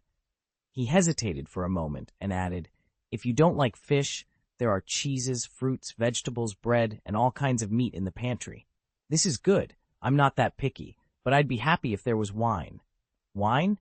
Bilbo paused for a moment, then shook his head. "You can't drink. You're too young." "I've said it before, don't treat me like a child. My drinking capacity may not be worse than yours." "That's not okay." "It's up to you," Aaron said helplessly. He just wanted to drink some wine to celebrate his first day in a different world. Why was it so difficult? Jingle bell. Bilbo had just put on his napkin and sprinkled a handful of salt over the fried fish when the doorbell rang. "I'll get the door," Aaron said, getting up and walking towards it. When he opened the door, he saw a shiny bald head illuminated by candlelight. The middle-aged man was a little taller than Bilbo, without pointy ears and with thick feet, so Aaron initially judged him to be a dwarf. When the dwarf saw Aaron, he was momentarily surprised and then bowed respectfully. "Dwalin, at your service." Aaron was taken aback. "What's the situation? Dwarven etiquette, but isn't it an exaggeration to say, 'at your service'?" Wait a minute," Aaron said, turning around. "Mr. Baggins, do you know a dwarf named Dwalin?" Bilbo walked to the door, looked up and down at the dusty Dwalin, and couldn't help but feel a little strange. "Do we know each other?" "I don't know," Dwalin said directly, then walked into Bag End on his own. "Bilbo, I personally think it is a hasty decision to let a stranger into the house." "I thought so too, but you opened the door," Bilbo replied. Aaron's mouth twitched slightly. It made sense, but he was speechless. "Where is it, little brother, this way?" Dwalin asked, taking off his cloak. "Where is what?" Bilbo asked, puzzled. "Supper," Dwalin said, throwing the cloak to Bilbo. "He said there would be food, and there would be plenty." "He said?" Bilbo looked puzzled. "Who said that?" "You don't need to guess to know that it is Gandalf." Aaron pointed to the door, which had a flashing blue fluorescent pattern on it. "This is probably a sign." Hearing this, Bilbo blinked. "Why did he do that?" "This is dinner, right?" Dwalin's rough voice came from inside the house. "I'm too hungry, so you're welcome."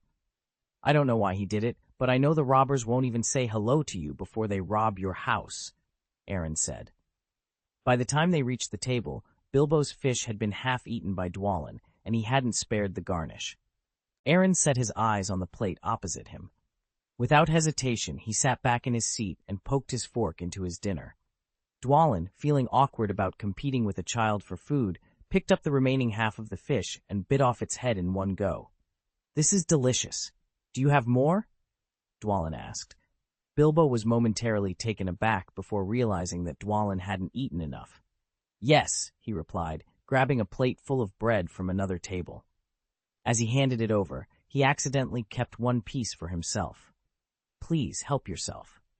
Dwalin didn't hesitate. He grabbed the bread and stuffed it into his mouth, crumbs scattering everywhere. "I didn't expect visitors," Bilbo said. "Then I'm afraid you need to be mentally prepared," Aaron reminded him reluctantly. "Do you remember what Gandalf said? I'm looking for a partner for a common adventure. I'm going to inform others. If I'm not mistaken, many people will come tonight, and your house will be very lively. And Mr. Dwalin mentioned there would be a lot of food here. It's not hard to guess that these people probably came hungry." As soon as Aaron finished speaking, the doorbell rang again. Bilbo was a little dazed. It seemed inappropriate to open the door, but not opening it felt even worse. Dwalin glanced sideways at Bilbo. "The bell is ringing," Dwalin pointed out. Bilbo swallowed and sent Aaron a pleading look. He didn't know why he was asking a teenager for help, but he was truly at a loss. "Don't look at me like that. It's your turn to open the door this time," Aaron said, making a gesture of invitation. "It would have been nice if you had followed my advice earlier and gone out to hide for 2 days, but now you can only open the door." Bilbo nodded hesitantly and walked towards the door. "Kid," Dwalin called out to Aaron. "I need to confirm your name." "Gaius, Aaron Gaius," Aaron replied calmly as he continued eating his dinner. "Remember this name. It will leave a legend in this world." "Ha!" Dwalin smiled appreciatively. "I'll wait." "Balin, at your service?" A dwarf with white hair and beard stood at the door. Though not young, he looked strong and energetic. "Good evening," Bilbo greeted. "Yes, it's very good," Balin replied, glancing up at the night sky. "Though I think it will rain." "Am I late?" You're the second to arrive. Then I'm not late, Balin said, walking into Bag End. He saw Dwalin eating and laughed heartily. Good evening, brother. Dwalin laughed as well. God, you are fatter and shorter than the last time we met. Only fatter, not shorter, Balin laughed. And my brain is still smarter than yours. The two made friendly eye contact. After approaching, they bumped their foreheads together and laughed simultaneously. It seemed to be a special way of communication between friends.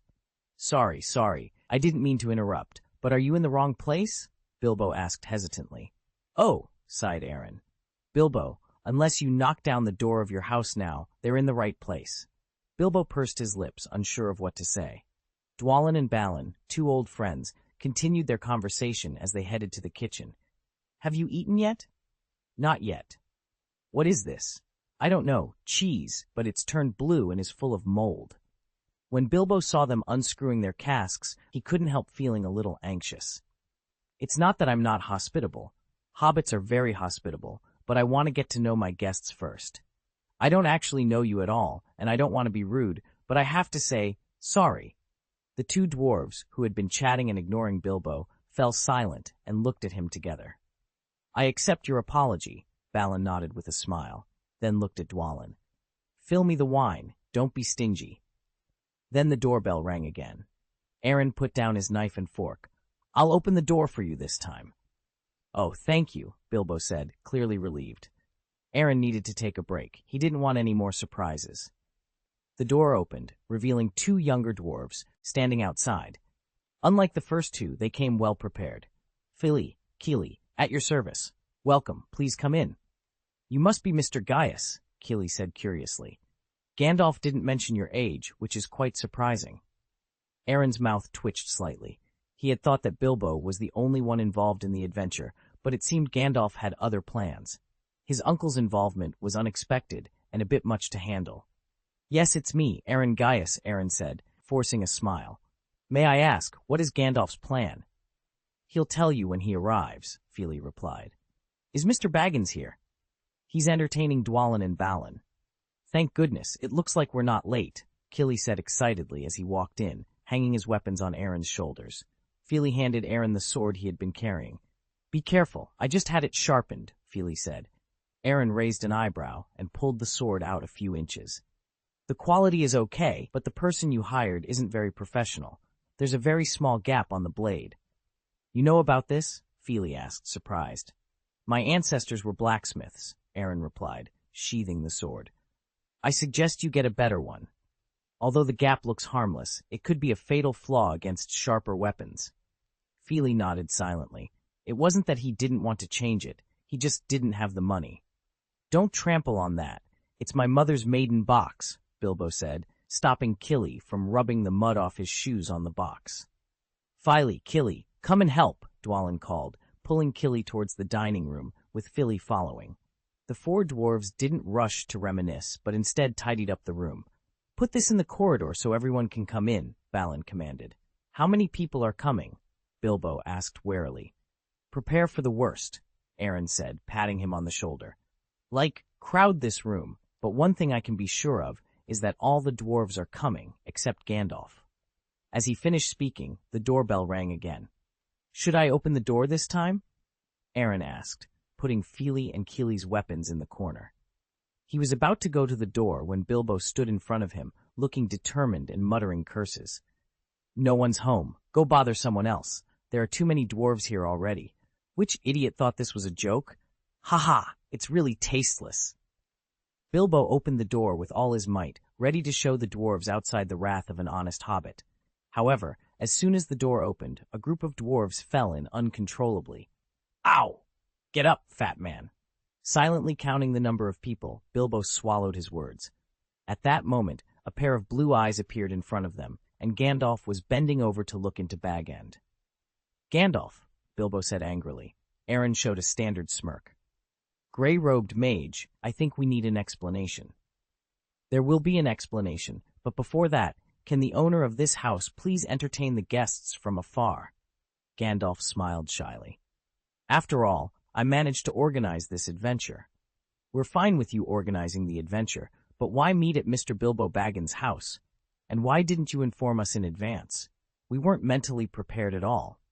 Of course, none of this is a big deal, and a few bad days for hospitable hobbits will pass, as long as you don't add us to your adventure list. Gandalf hesitated for a moment. I will follow your wishes. Whether to go or not is up to you.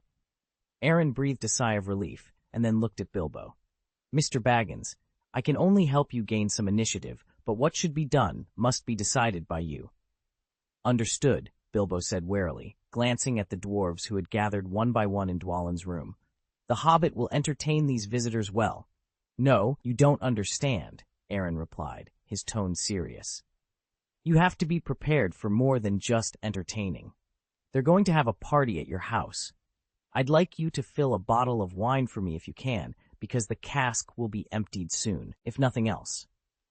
Children can't drink, Bilbo said bluntly before realizing the gravity of the situation. It's not that serious.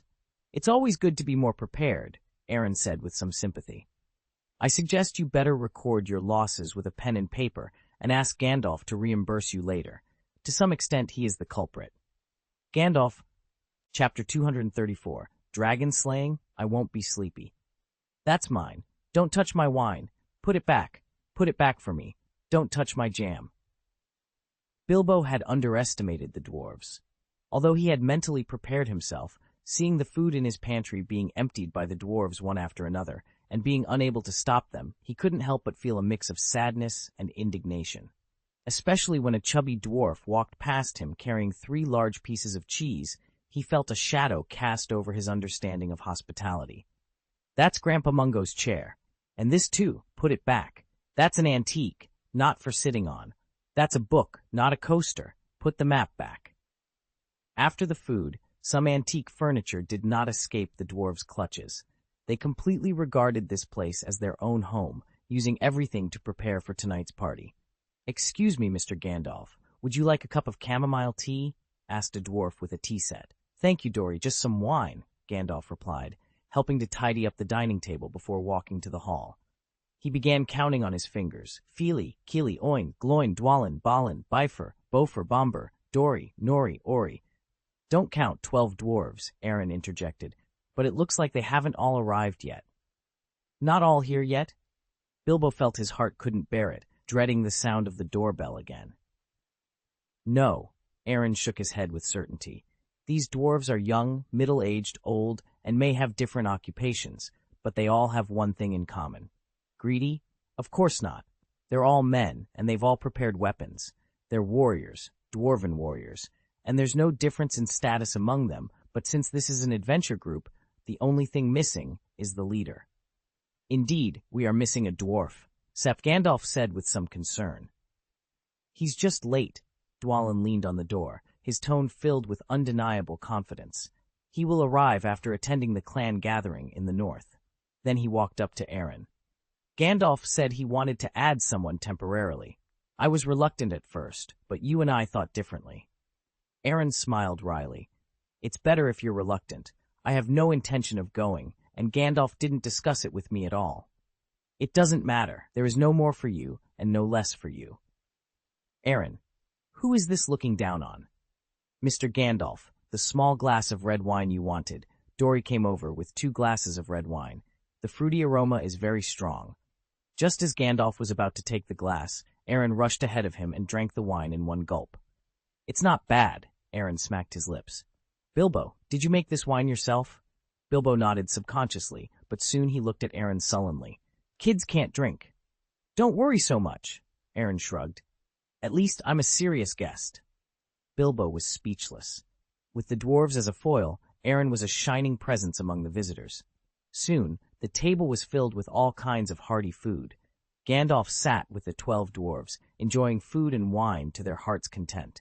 The sound of chewing food, accompanied by the cheerful laughter of the dwarves, unexpectedly formed a beautiful picture. Bilbo watched this scene from outside the door and turned his face away helplessly. Out of sight, out of mind. However, as soon as he turned around, he saw a messy food cabinet, as if it had been swept away by an army of locusts, which made him even more upset. Would you like a drink? Aaron handed him a glass of ale. It's a good way to get rid of your worries. Thank you. Bilbo took a swig angrily. Damn dwarves, eating my food, using my things, and making such a mess in my house. It's too much. Correct me. It's not the dwarves. It's Gandalf, Aaron said solemnly. The old bastard borrowed your bag end and your food to entertain his dwarf friends. I hate this kind of generosity at others' expense, and we should protest severely. True, Bilbo nodded approvingly, but there are many of them. Ah, Ron snapped his fingers and produced a piece of parchment. Look at this first, he said. Bilbo, puzzled, took the parchment and his face instantly became animated. An IOU? Isn't that a bit inappropriate? Why would it be inappropriate? Paying for meals is justified. I itemized everything. It might not be exact, but it should minimize your losses. At least it might make you feel better. Bilbo was silent for a moment, then shook his head with a smile. Forget it. After all, Gandalf is my elder, and I've known him since I was a child. The Baggins family has some history with him. Old Took loved his fireworks, and my mother respected him greatly. Well, as long as you're happy, Aaron replied. After eating and drinking, the dwarves began to leave the dining room one by one. Bilbo intercepted Gandalf, his frustration evident. Why are you so angry? Gandalf asked. You know why, Bilbo retorted. Aaron handed the list to Gandalf. Mr. Baggins has decided not to ask for compensation, but you owe him an explanation. Yes, Bilbo agreed hastily. What are they doing in my house? Once you get used to it, they're kind of fun, Gandalf said. I don't want to get used to it, Bilbo snapped, tugging at Gandalf's sleeve and pointing to the floor. Look at my kitchen. The carpet is covered in mud, the pantry has been raided, and don't even get me started on the bathroom. And my guest room, Aaron added warily. They moved the only set of tables and chairs in there. That's not the worst of it. They used my tablecloth as a rag. It's hand-knit. Sorry to interrupt, but where should I put the plate? Ollie asked, holding a plate. Aaron held his forehead and shook his head. Put it back where you found it. Ollie was stunned for a moment. They had taken at least 100 plates and couldn't remember where they all went. Here, Ollie, give me the plate, a dwarf said, taking the plate from Ollie and tossing it. Keely caught it at the door and threw it into the room, where Feely, with his back turned, quickly cleaned it. That's my mother's antique china, more than 100 years old, Bilbo roared, but the dwarves continued their work, oblivious to his protests. The sound of clinking knives and forks, combined with their improvised rhythm, created a strangely harmonious melody. Forget it. It can't be stopped, Aaron comforted. If anything is really damaged, I'll help you fix it. You know how to do that? Bilbo asked, surprised. Wait, didn't you lose your memory? Yes, but I remember some things, Aaron said, tapping his temple. My ancestors were tinkerers. I'd better go check on my antique tableware, Bilbo said, making his way through the dwarves. When he reached the dining table, he saw a neat pile of cutlery, all spotless. The dwarves' efficiency was impressive. Within minutes, the hobbit hole was cleaned up. Except for the food, everything was as it had been before they arrived. Boom, boom. This time, it wasn't the doorbell, but a loud, insistent knock. Everyone fell silent and looked at the door. Gandalf took a puff of his pipe and said in a deep voice, He's here. Aaron noticed a look of reverence in the eyes of the 12 dwarves and thought to himself, the leader of this team must be quite prestigious. Gandalf himself opened the door, and a tall dwarf entered. Compared to Dwalin and Balin, this dwarf's equipment wasn't much better, but he had the air of a leader. Gandalf, you didn't say it was easy to find. I got lost twice and would never have found it if it hadn't been for the sign on the door. So, now we're all here, Aaron said, raising an eyebrow. 13 dwarves. Bilbo Baggins, Aaron Gaius, let me introduce the leader of this expedition, said Gandalf, Thorin Oakenshield. So this is a hobbit, Thorin said. Looking at Bilbo with some disdain, Thorin turned his disappointed eyes on Aaron. Gandalf, you didn't tell me that the temporary addition was a child. Aaron blinked. How many times have I been looked down upon? Thorin, he is different, Gandalf said with a mysterious smile. This kind of intuition is very accurate, and I haven't experienced it for a long time. Believe me, I can guarantee that Gaius will definitely play a vital role. The contempt in Thorin's eyes lessened. But he is a child, after all. What's wrong with being a child? Everyone starts as a child, Aaron said, straightening his back defiantly. If he didn't understand the situation in this world, he would teach Thorin a lesson every minute. Humph, Thorin sneered. Do you have any combat experience? There should be some. Aaron replied, looking at Thorin with some uncertainty. It shouldn't be a problem for me to take on 3 opponents. Axe or sword? What is your weapon? Sword. Indeed, the axe would be quite a challenge for you. And you, Bilbo Baggins? I'm pretty good with chestnuts anyway, said Bilbo with some complacency, but I don't see what that has to do with it. I think so. You don't look like a thief, but rather like the owner of a grocery store. Thorin laughed, and the dwarves and Gandalf joined in, making the atmosphere more relaxed. The dining room was converted into a makeshift meeting room, and Gandalf sat with 13 dwarves around a table. Aaron and Bilbo, who were at a loss, couldn't squeeze in, so they could only choose to listen. How's the party in Eredron? Are you all here? Balin asked. Yes, envoys from the 7 kingdoms are here, Thorin said. Envoys from the kingdoms? Aaron tapped on the chair lightly. It seems your status is more valuable than I thought. Of course Thorin is. Balin, Thorin glared at Balin, and he closed his mouth resentfully. What do the dwarves of the Iron Hills say? Dwalin asked. Will Dane support us? Thorin was silent for a while. They won't come. Hearing this, the other dwarves were slightly disappointed, but felt that this seemed reasonable. They said the expedition was our own business. Bilbo, please make this place brighter, Gandalf said, taking out a map from his sleeve and unfolding it in front of everyone. In the far east, over hills and rivers, through dense forests and wastelands, lies the Lonely Mountain. Bilbo took a candle, and in the light of the candle he saw clearly the name of the place Gandalf pointed to. The Lonely Mountain. That's not the point, Aaron said, pointing to a pattern on the Lonely Mountain with some excitement. This is it. This is. Bilbo swallowed hard. It can't be a dragon. This is the dreaded Smaug, the greatest and most savage beast of all ages, said Nori. You may not go if you are afraid. No, I'll go, Aaron said with firm eyes. Please be sure to take me with you. The corners of Gandalf's mouth raised slightly. He thought he would have to spend more time convincing Aaron, but he didn't expect him to be so cooperative. Aaron, Bilbo tugged at his sleeve. Do you know what you're talking about? I know it very well. I couldn't be more clear. Is that a dragon? That is clearly the key to activate the Dragon Slayer crystal. Stepping through the iron shoes, there is nowhere to find it, and it takes no effort to get it.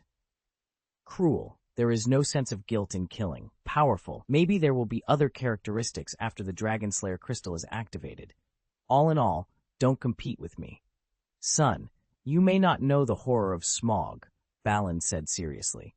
The dragon is a monster that breathes fire. Its teeth are as sharp as blades, its claws are sharp and long, and its body is covered with indestructible scales. I know.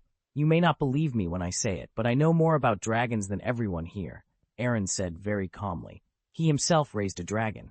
Although it is still in its infancy, he has eaten and lived with it for more than 2 years. He dares to say that no one present has this experience. Oin suddenly patted the table and stood up. I'm not afraid. I'm ready. I want to let him know that we are not to be trifled with. Feel the power of dwarf weapons, Oli exclaimed. Well done, Oli, someone praised. Now sit down. The courage of the young dwarf seemed to inspire everyone, boosting their confidence. However, Aaron involuntarily frowned. Dragon slaying did not rely on self-confidence alone. He wasn't sure what Ollie's weapon was, but he knew Feely's sword would definitely not be able to penetrate the dragon's defenses. As for the others, it was even less likely. Some didn't even carry weapons. Even if we had a large army to help, this journey would still be dangerous and unpredictable. And there are only 13 of us, Balin said with concern. Not the best 13, nor the smartest. Sorry to interrupt, Aaron raised his hand. There are 14 of us, 15 if you include Gandalf, and it's possible Bilbo will join as well. Sometimes, determination is more important than being the best or the smartest. That's right, Feely nodded in agreement. We may not be many, but we are all fighters, and we are prepared to die. Sorry, Roy, I might have to interrupt again, Aaron interjected. It may be a bit extreme to say we will fight until we die. I will do my best to help within my abilities, but I must be up front. If our lives are in serious danger, we may need to retreat strategically. The crowd fell silent, somewhat disturbed by Aaron's pragmatic approach. Chapter 235. Don't forget, we have a wizard in our team. Keeley cleverly redirected the conversation to Gandalf. Gandalf must have killed hundreds of dragons in his lifetime. No, Gandalf replied, waving his hand awkwardly. I wouldn't say that. I think so too, Aaron sneered. Hundreds of dragons. That's quite an imagination. If Gandalf were really that powerful, why would he need to organize an adventure team? How many then? Dolly asked eagerly. What? How many dragons have you killed? Gandalf, who was smoking, choked and became speechless. Quick, give us a number. Gandalf remained silent, and the dwarves began to quarrel, trying to draw an answer from his silence. The scene became very noisy, and the team was in chaos before they even set off. Enough, Thorin yelled. Standing up, the others fell silent instantly. We see the omen, so others can't see it? Sorry, I'll interrupt again. What is the precursor? Aaron asked. Thorin glared at him. What do children interject when adults talk? Don't you see that I am rallying the morale of the army? The omen says the time has come, Oyin explained. There is a prophecy that when the old birds fly to Erebor again, the reign of monsters will come to an end. Rumors have begun to spread that Smaug the dragon has not been seen for 60 years. Everyone looked at the lonely mountain in the east, sizing up, pondering, and assessing the risks. Maybe our wealth is left unattended at the moment. Should we just sit back and watch them steal it? Or maybe we should take this opportunity to take back Erebor. Thorin roared the last sentence. Encouraged by their leader, the morale of the dwarves was greatly boosted. But Aaron couldn't help laughing. This adventure might be more difficult than he thought. If Smaug took away the homeland of the dwarves 60 years ago, it means that it has lived for at least 60 years, and during those 60 years, people dared not approach it just because of its name. This is not a simple dragon. It is at least at the Dragon King level. You forgot one thing. The main gate is sealed, said Balin. We cannot enter the lonely mountain. Balin, that's not quite right. Gandalf flipped his fingers, and a jet-black key appeared in his hand. Thorin stared at the key in disbelief. How did you get it?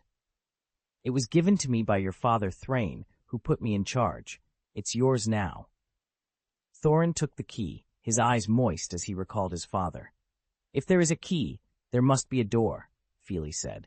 Gandalf nodded, pointing to the cipher text on the side of the map. The runes say that there is a secret passage leading to the lower hall. It's hard to find, though. The dwarf door is invisible when closed. The answer is hidden somewhere on the map, but I can't decipher it yet. However, someone in Middle-earth can. The mission I am planning requires secrecy and extraordinary courage, said Gandalf, looking at Aaron and Bilbo. If we are careful, we should succeed. That's why we need snitches, Uli said suddenly. Everyone looked at Aaron and Bilbo in unison, and the two of them exchanged bewildered glances. Mr. Baggins, you have also been a snitch, Aaron teased. May I ask, are you professional? I'm not a snitch. I've never stolen anything in my life. You're not a snitch? Aaron frowned, then opened his eyes wide in astonishment. Wait, you don't want me to steal something, do you? Perhaps, Gandalf said, drawing on his cigarette. If Bilbo doesn't go in my plan, then you'll have to be the snitch. What the? Aaron rolled his eyes. Is it appropriate for you to bully a child like this? You are not an ordinary child, Gandalf said, tapping Aaron's sleeve with a tobacco rod. A black wand fell out. Humans who can use magic are extremely rare, even in Middle-earth. Count them. Are you a wizard? Thorin asked unexpectedly. The others looked at Aaron curiously, especially Bilbo, who realized that his guest seemed to be hiding some secret. Don't look at me like that, Aaron smiled and waved his hands. I misunderstood. I'm not a wizard. I have nothing to do with wizards. What about this wand? Balin asked. Ancestral, Aaron replied quickly. Hey! Thorin sneered. We are well informed, but we have never heard of Gaius. That's normal. After all, it has been passed down for so many generations, Aaron said, looking at Gandalf with frustration. You also understand that I can't use any magic. It's okay. This adventure may inspire your potential, Gandalf reassured him. Aaron sighed. But I never stole anything. Even with this experience, how much memory do you think my brain can hold now? That's why I put you on the bench, Gandalf said, taking a drag on his cigarette. It's mainly up to Bilbo. Me? Bilbo pointed to himself, bewildered. Are you sure you're looking for the right person? Certainly. Hobbits are very agile and can come and go without a trace. Moreover, the dragon is too familiar with the smell of dwarves, but has never smelled the scent of hobbits. This will give us a great advantage, Gandalf explained, looking at Thorin. You asked me to find the 14th member of the expedition, and I chose Mr. Baggins, and I added the 15th member, Aaron Gaius, on my own initiative. They don't look like much, but they can contribute more than you can imagine. You have to trust me on this. Okay, Thorin nodded slightly. It's up to you. Give them the contract. Balin took out a folded parchment. It's just a general contract, outlining the part at your own expense, the time required, honorarium, funeral expenses, etc. Aaron and Bilbo exchanged glances, then walked to the side to read the contract. Contract. Cash on delivery. If there is a profit, each person can get up to 1/15th. Sounds fair, Bilbo nodded. Fair? Aaron raised an eyebrow. 13 dwarves, you, me, Gandalf, 16 people, 1/15th each. Although I'm not very good at math, I know there's a problem, and it's a big one. There have been countless murders caused by uneven distribution of spoils in history. Yeah, it should be 1/16th. Cash on delivery, Thorin said lightly. I am in charge of receiving the goods, and I am not among the 15 people. Besides, it's not stolen money, it's our dwarves' wealth, and we have the right to get it back. Then there's no problem. Aaron smiled and continued to read the rest. The group will not be responsible for injuries incurred or resulting from the expedition, including but not limited to lacerations. Lacerations? Bilbo paused. It's normal, after all. It's stealing under the eyes of the dragon. If Smaug's claws can't escape, it's a laceration, Aaron explained. The corners of Bilbo's eyes twitched as he read the next part. Abdominal organs missing. It's normal that some organs might be pulled out if the claws pricked a little deeper. If you're lucky enough to see Smaug's dragon teeth, maybe you don't have to die so painfully. You'll be done with one bite. But it doesn't matter. With the hobbit's skill, it is not easy to avoid the minions of the dragon. Ha-ha! Bilbo turned pale. You have a good sense of humor. A lot of people have said that about me. Didn't you lose your memory? Do you still remember many people? Amnesia can also recover, but I recover slowly, Aaron said confidently. Bilbo was speechless. Looking at the irresponsible last part of the group, he couldn't help swallowing. And burned to death? At least you don't have to experience the pain of lacerations and organ loss. You're more humorous than I thought, Bilbo said, handing the contract to Aaron. He then squatted down with his hands on his legs, as if he had run a marathon, his breathing particularly rapid. Are you all right, little brother? Balin asked. It's all right, Bilbo waved his hand, exhaling several times in a row. I just feel a little dizzy. Imagine it as a winged incinerator. Bofur stood up and briefly described it. I need air. In the blink of an eye, you will be reduced to ashes. Bilbo straightened himself up. But after a few seconds, he couldn't hold on anymore. No. Boom. The hobbit fainted from fright. You guys are really doing a disservice, Gandalf said, exasperated. This is necessary, Aaron replied, signing his name on the contract. Son of Vico Gaius, Aaron Gaius. What I'm saying is the truth. The real situation will be even more cruel. It's better to faint now than when you see a dragon. I thought so too, Bofur agreed. Come on. You didn't mean to be scary, but what you said was much more vivid than mine, Thorin retorted. Why aren't you afraid? Thorin asked Aaron. Maybe my psychological resilience is better, Aaron joked. He had witnessed the dissection of a human body before. A mere dragon was nothing compared to that. His specimen room was the real horror. Aaron crouched down, placing one hand on Bilbo's body and the other on his chest, feeling his heartbeat. Water, he requested. Gandalf handed over a wineglass. Aaron checked it, and his mouth twitched slightly. This is too bad. You think giving him a cup of hot water won't kill him? Sorry, I thought you were going to feed him water, Gandalf said sheepishly, immediately fetching a glass of cold water. Aaron splashed the cold water directly on Bilbo's face. The hobbit's eyes opened instantly, though he still seemed dazed from the shock. You know how to do this? Gandalf asked curiously. I know a bit. My ancestors were doctors. Didn't you say your ancestors were blacksmiths? Philip asked. No, Philip. He said his ancestors were magicians, another dwarf corrected. My great-grandfather was a blacksmith, my wife's great-grandfather was a doctor, and my wife's great-grandfather's uncle was a magician. Can't I have diverse ancestors? Aaron explained. The two dwarf brothers looked at each other, feeling something was off but unable to pinpoint it. Gandalf, give me a hand and guide Bilbo to the hearth, Aaron requested. Okay. After more than half an hour, the dwarves rested in a room. Bilbo sat by the fireplace, clutching his water glass. I'm fine. Let me sit for a while. You've sat still for too long, Gandalf said angrily. Since when did your mother's tablecloths and china become so important to you? I remember the kid who was looking for elves in the woods, staying out late and coming home after dark, dragging sticks, mud, and fireflies with him. That little hobbit wanted to know what lay beyond the borders of the Shire. The world is not in your books and maps, it is outside. I can't just wander around like this. I'm a Baggins from Bag End. That's the Baggins uprightness, but this scene seems familiar. Aaron smiled thoughtfully. Gandalf's persuasion to Bilbo was akin to Vico's persuasion to Aaron. There was nothing wrong with it. Bilbo, you are of Took's blood, Gandalf pointed to a portrait on the wall. Did you know that your great-great-great-uncle Roaring Took was so big that he could ride a real horse? Yes, he could.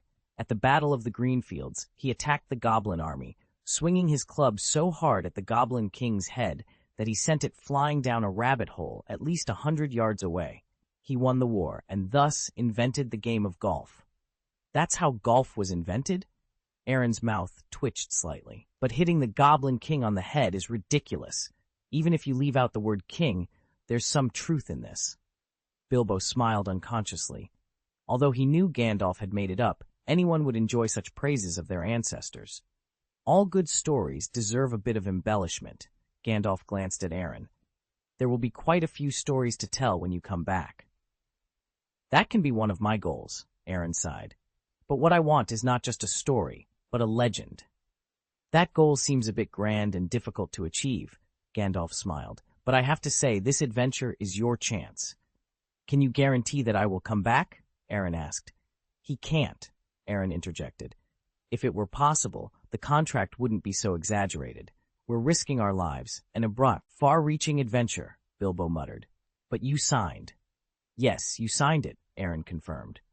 Bilbo was stunned for a moment before looking at Aaron in astonishment.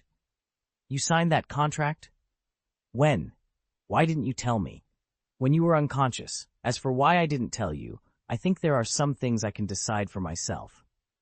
But you're just a child, Bilbo said anxiously. Go to Thorin and revise the contract. You don't need to take such a risk.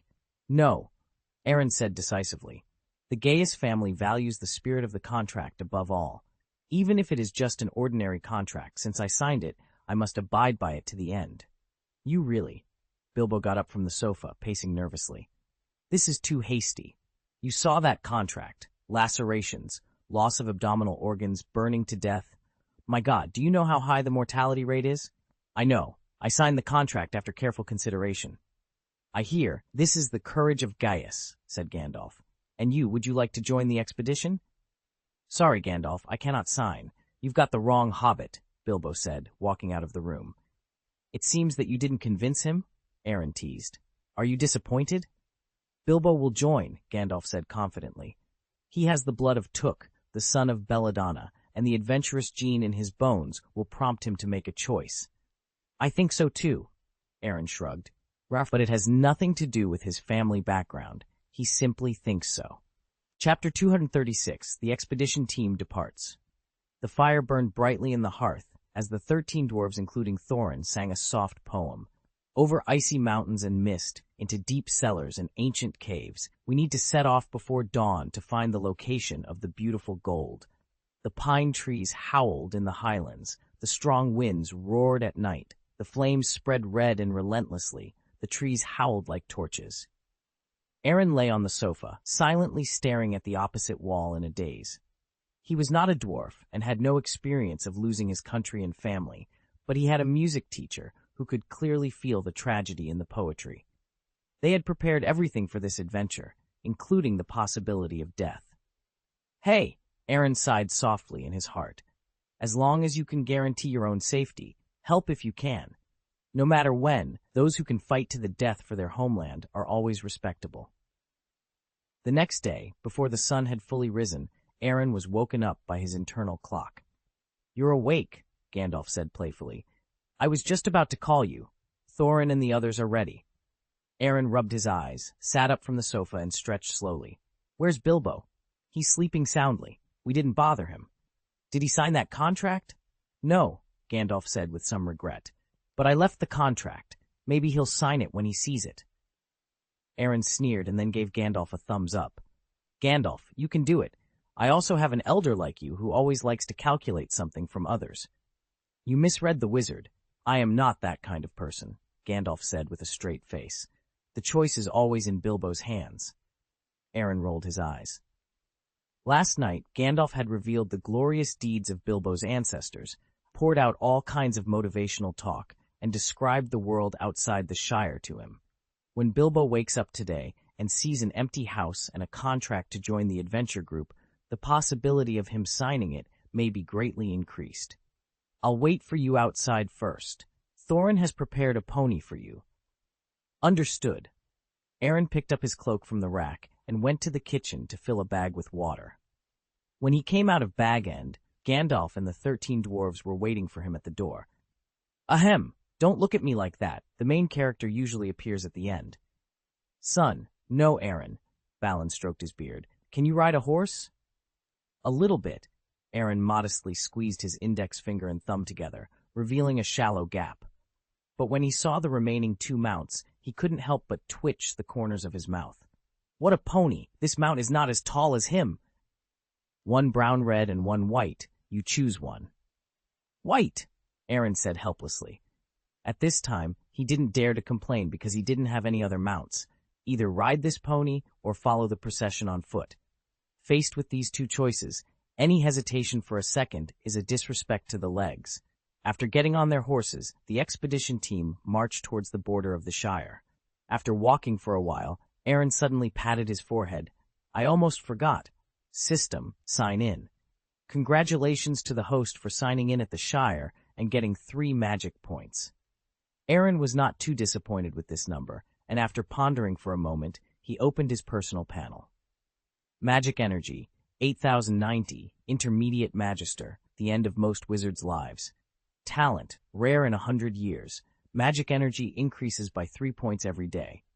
Items, Moondrop, can remove any negative spells. Resurrection Potion, can resurrect any creature that died within an hour. Magic Carpet, inactive Dragon Slayer Crystal. Sure enough, without the thought body, I always feel that something is missing. Moreover, the numbers in the last column were too shabby. In the System Mall, there were still magic products like Transfiguration, 1,000 magic points, and Patronus Charm, 200 magic points, which Aaron couldn't afford to be complacent. There is a long way to go, he sighed, checking the mission panel. Complete the contract with the dwarves, reward 1,000 magic points. Kill Smaug, reward 2,000 magic points. Aaron blinked and grinned uncontrollably. This was exactly what he wanted to do, and he was already on the path to achieving it. Completing the task in such an open and straightforward manner was far more enjoyable than his time at Hogwarts. What are you thinking about? You look so happy, Gandalf asked curiously. I was thinking about how to write my own story after defeating the dragon, Aaron replied. Ha! That really needs to be thought about carefully. It could be a tale told for hundreds of years, Gandalf said, if it succeeds. Aaron shrugged and glanced around. Hasn't Bilbo followed us? I doubt he will, Dwalin said. After all, our opponent is a dragon, and the wilderness is no place for someone who can't defend themselves. I think he will come, Aaron said with an inscrutable smile. I've never misjudged anyone. Children like to pretend to be wise. How old are you? 15, 16, Dwalin asked. To be exact, 13, Aaron replied. Dwalin's pupils dilated slightly, and he almost fell off his horse. You can say you've never misjudged anyone at the age of 13. Age doesn't matter. We have players of all ages in our team. I might just be the youngest, Aaron said. Why don't we make a bet? Nolly cried. I bet Mr. Baggins won't catch up. Aaron immediately responded. I bet he will. I have no problem betting on him, but Gaius, do you have money? Nolly asked. Aaron rummaged through his pockets and took out 5 gold coins. I only have these. The gold coins gleamed under the sunlight. Nolly looked at Aaron with some depression. I take back what I just said. You might be the richest among us. Aaron shrugged. No way. I only have a dozen silver coins and a few copper coins with me, Gandalf said enviously. And you have enough money to live comfortably in Middle-earth for a month. Hey! It's embarrassing for a wizard to get involved with you, Aaron said. So I have to do a side job once in a while, Gandalf smiled awkwardly. I bet Bilbo will catch up, Aaron said, rolling his eyes and giving up hope on Gandalf's integrity. As the team was about to exit a forest, a familiar voice called from behind. Wait! Wait! Bilbo came running, panting and holding a contract in his hand. I signed it. The notary, Balin, took the contract and confidently checked the signature. Everything is verified. Welcome, Master Baggins, to Thorin Oakenshield's team. Beautiful, Bilbo. I knew you wouldn't let me down, Aaron said excitedly. Your great-great-great-uncle would be proud of your decision, too. Give him a pony, Thorin said flatly. The smile on Bilbo's face froze instantly. He waved his hand and said, Don't worry, thank you. I can keep up on foot. I hike a lot, and once I went to Frog Village. As he spoke, two big hands picked him up, one on each side, and before he realized it, he was already on the back of a brown-red horse. It seems this is your first time riding a horse, Aaron said, looking at Bilbo, who was holding the reins carefully. But don't worry, the pony is gentler. Be careful if you ride Gandalf's horse, for his is the biggest. Pay up, Nolly, Uin reminded from behind the line. As soon as the words fell, a money bag landed in his hands, followed by a second and third. Ha-ha! Thanks, brother, Aaron said. What's the matter? Bilbo asked, puzzled. They were betting on whether you would show up, and most of them bet that you wouldn't, Aaron explained. Then what do you think? Bilbo asked. Gandalf suddenly reached out and grabbed a flying money bag. Dear friend, I never doubted you. Aaron also grabbed his purse and shrugged at Bilbo. One thing you have to trust me on. I will definitely trust you more than Gandalf. Bilbo breathed a sigh of relief and then suddenly sneezed. It's horse hair, he said, rubbing his nose. Wait, I'm allergic to hair, Bilbo said, groping his body. After a moment, his expression changed slightly. Oops, wait a minute, stop. What's wrong? Aaron asked vigilantly. What did you find? I forgot my handkerchief, Aaron sighed. At this moment, I suddenly feel it would be better for you to stay in Bag End. Use this one, Bover said, tossing his own handkerchief to Bilbo. Bilbo looked at the brown rag in his hand, the handkerchief, and felt a bit disgusted, but he had no choice but to make do with it. You'll have to get used to not having a handkerchief and other things, Bilbo Baggins, before our journey is over. You were born among the hills and brooks of the Shire, but now your homeland is behind you, and the world is before you. The expedition team set out in the morning, traveling through woods, over hills, and across plains surrounded by small rivers. They did not stop until nightfall. The group rested on a cliff, dividing into two groups to take turns keeping watch. Groin's snoring rose and fell, and tiny flying insects would come and go from his nostrils with each breath. I really admire him, from the bottom of my heart, Aaron said, sitting by the fire, speechless, sleeping so soundly surrounded by a group of bugs. Bilbo got up, exhausted and regretting that he was in the same group as Groin. The snoring was so loud that it was difficult for him to fall asleep. He quietly walked up to his pony and took out a fruit from his pocket. Come on, Xiaotao, this is a secret between us. Just as the hobbit was feeding his mount, a strange sound came from afar. What is that? Bilbo asked. Orcs, said Killy, half-orcs. Aaron stood up immediately, looking around vigilantly. Bilbo retreated into the line in panic. He had never seen a half-orc in his life, but whether from books or the records left by Old Took, he knew of their cruelty. Throat-slitters, at least dozens of them, Philly said, taking a sip of his cigarette. They are everywhere in the wild, attacking when everyone is sleeping in the middle of the night. Quick and accurate, silent, leaving only bloodstains, Keely added, his expression dignified but seemingly indifferent. If what you said is true, then we're probably in big trouble, Aaron said, swallowing nervously. He pointed to the other side of the cliff, separated by an abyss. Dozens of throat-slitters are there. Are you kidding me? Feely didn't take it seriously. It's late at night, and there is a foggy area separated by hundreds of meters. Can you see the other side? It's difficult to see clearly, but my eyesight is several times that of ordinary people, Aaron said seriously. There are indeed some tall shadows on the opposite side. Feely and Killy looked at each other and smiled, tacitly thinking that Aaron was hallucinating from fear. Okay, we trust you. No, what I said is true. Can you be serious? We're serious. Is it funny? Thorin asked coldly. Do you think the orcs' night attack is a joke? We didn't mean that, Keely said, lowering his head guiltily. Yes, you know nothing about the world. Never mind, little brother, Balin said, stepping forward. Thorin hates orcs for good reason. After the dragon took over the Lonely Mountain, King Thror tried to retake the dwarven kingdom of Moria, but the enemy arrived first. Moria has fallen to hosts led by the most terrifying of orcs, Azog the Defiler. The gigantic Gundabad orc swore to sever Thorin's bloodline, and he decided to begin by beheading the king. Thror, that is, Thorin's father, was mad with grief. He disappeared, whether he was killed or captured. We were leaderless, defeated, and surrounded by death. Balin's face was somber, and everyone looked at Thorin, who had his back to them. Even Groin, who had been dead asleep, opened his eyes. Thorin's grandfather was beheaded by the orcs, his father disappeared in the war, and their people were killed and injured in the battle with the orcs. If the dragon was a doomed natural disaster, then the half-orcs were a real family enmity and national hatred. That's when I saw him, Balin continued, a smile appearing on his face. The young dwarf prince fought to the death with the pale orc, facing the terrifying enemy alone. It's hard, Aaron couldn't help but ask. He wore cracked armor and picked up oak branches to ward off attacks. Is that why he's called Oakenshield? Aaron inquired. Yes, Balin nodded. Azog the Destroyer had his arm cut off. He learned that day that the bloodline of Durin would not be easily extinguished. We rallied, repelled the orcs, and defeated the enemy. But there was no celebratory banquet or singing that night because there were so many dead and wounded. It was a somber occasion, and we were the only survivors. I thought to myself then, I would follow this man. I would call him king. After Balin's words, all the dwarves stood up solemnly.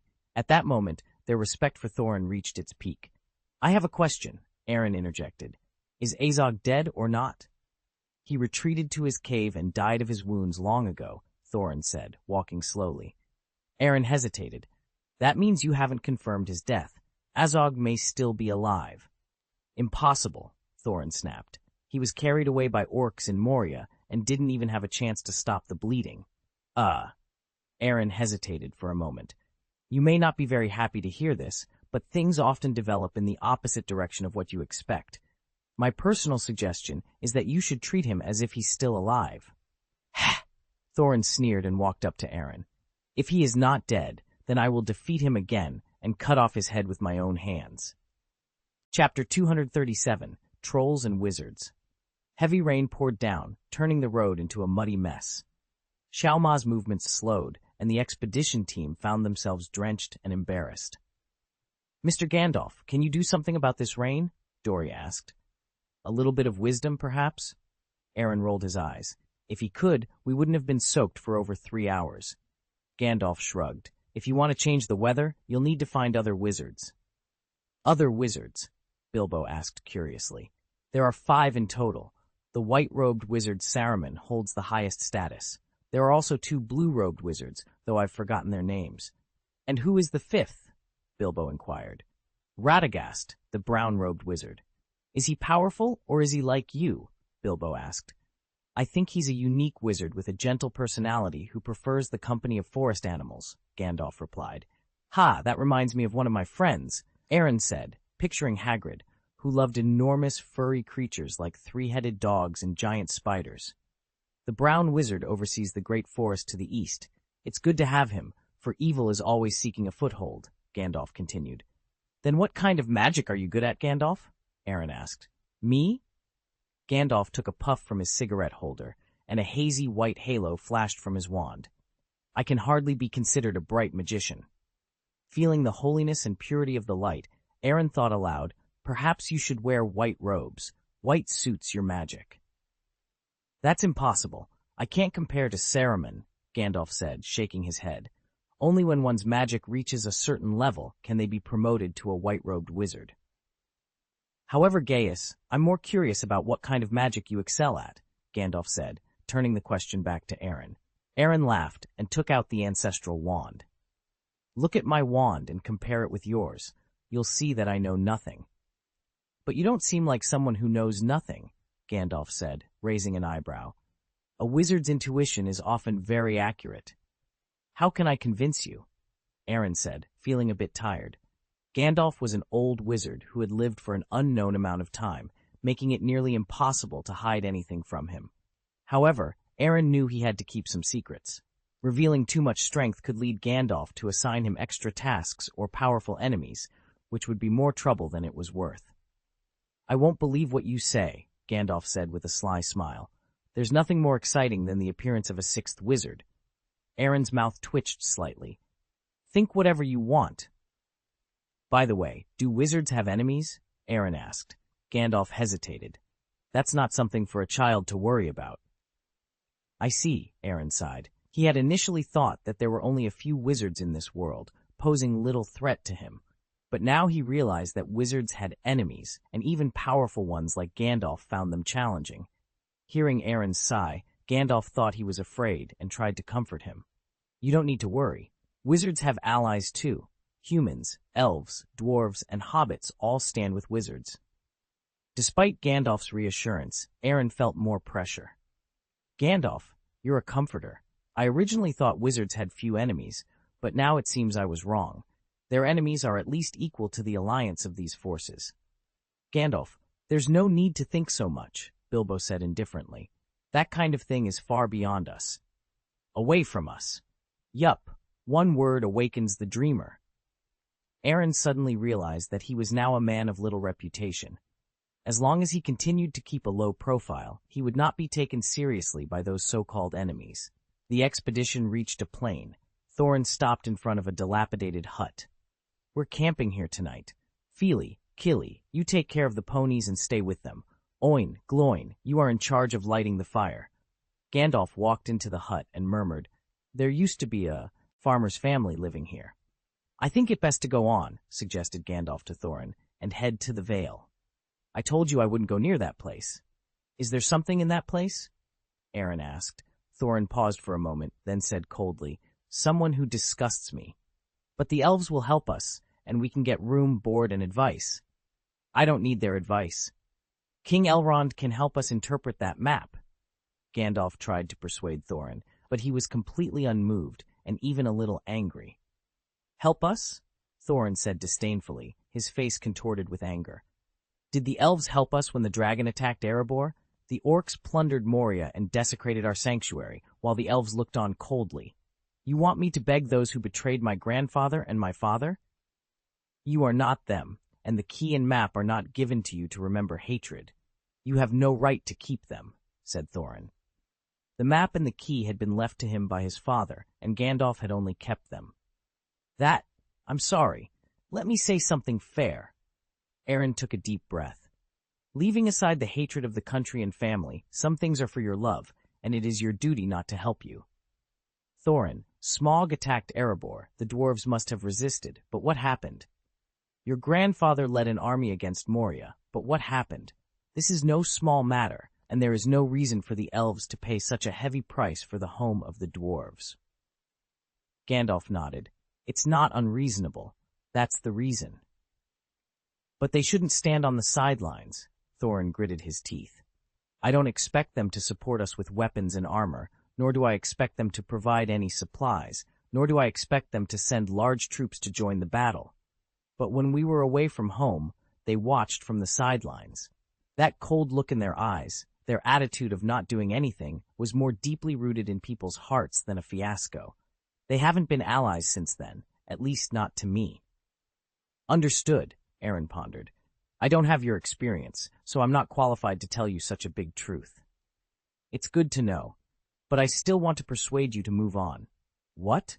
Thorin looked at Aaron angrily. Did I not make it clear enough? It's very clear, but this doesn't conflict with moving on. Aaron pointed at the dilapidated hut, his expression becoming more serious. Look carefully. The door has been hit hard. The house is crooked. The windows, the walls, the ceiling all have several large holes. This doesn't look like a natural disaster, but rather like being attacked by some kind of giant creature. The original owner of the house probably met a bad fate. That's right, Thorin. This place is not as safe as it looks. Thorin was silent for a few seconds, and a slight smile appeared on his face. I still decided to camp here. Why? Gandalf asked, puzzled. This is just a 13-year-old kid's speculation, without evidence. Even if it was true, it would have been a long time ago, given the dilapidated condition of this room.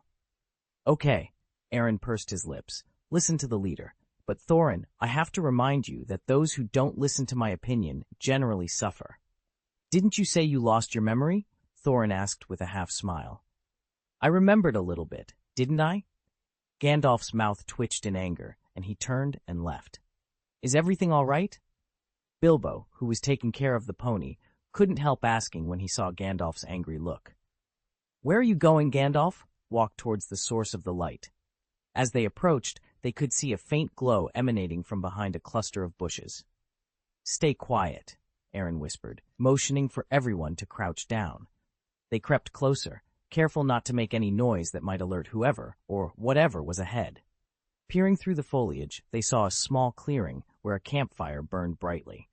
Around it, a group of goblins were huddled, talking in low, guttural voices. 2 ponies, Daisy and Bongo, were tied to a nearby tree, looking frightened and restless. There they are, Killy whispered, pointing to the ponies. We need to get them back. How do we do that without getting caught? Bilbo asked, his voice trembling slightly. Aaron thought for a moment, then turned to the group. We need a distraction, something to draw their attention away from the ponies. I can do it, Feely volunteered. I'm quick on my feet. I'll lead them away, and you can rescue the ponies. Are you sure? Aaron asked, concern evident in his voice. Feely nodded confidently. I'll be fine. Just be ready to move when I give the signal. With a plan in place, Feely quietly moved to the other side of the clearing. He picked up a small rock and threw it into the bushes, creating a rustling noise. The goblins immediately turned their heads, their eyes narrowing as they tried to locate the source of the sound. Now, Feely whispered urgently. Aaron, Bilbo, and Keely sprang into action. They quickly untied Daisy and Bongo, soothing the ponies to keep them calm. Just as they were about to lead them away, one of the goblins spotted them. Intruders, the goblin shouted, drawing his weapon.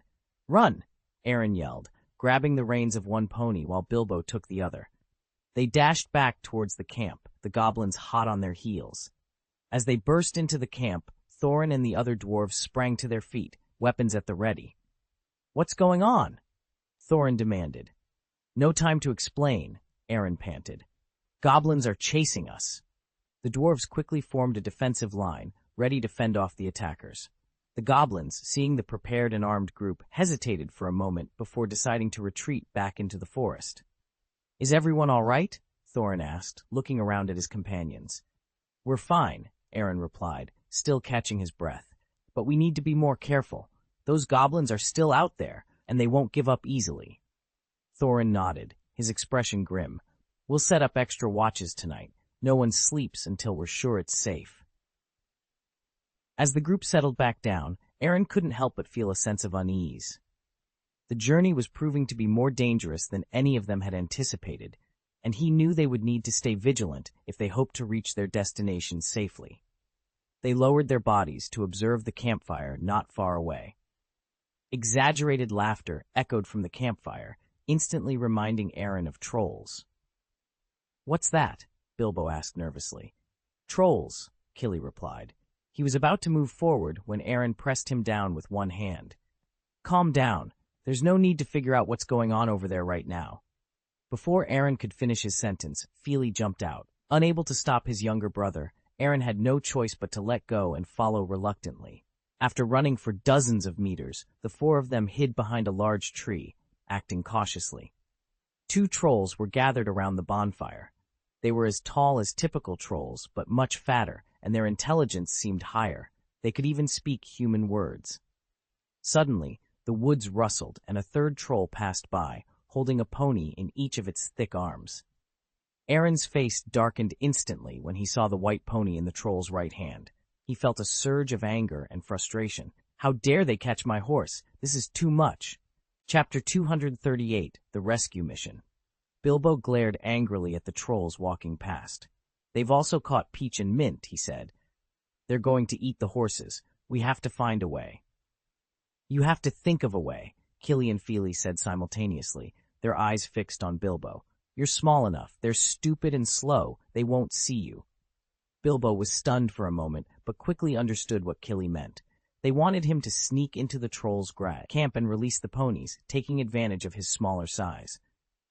No, Bilbo stammered.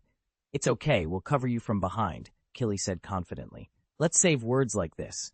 Aaron rolled his eyes. This is not a good idea.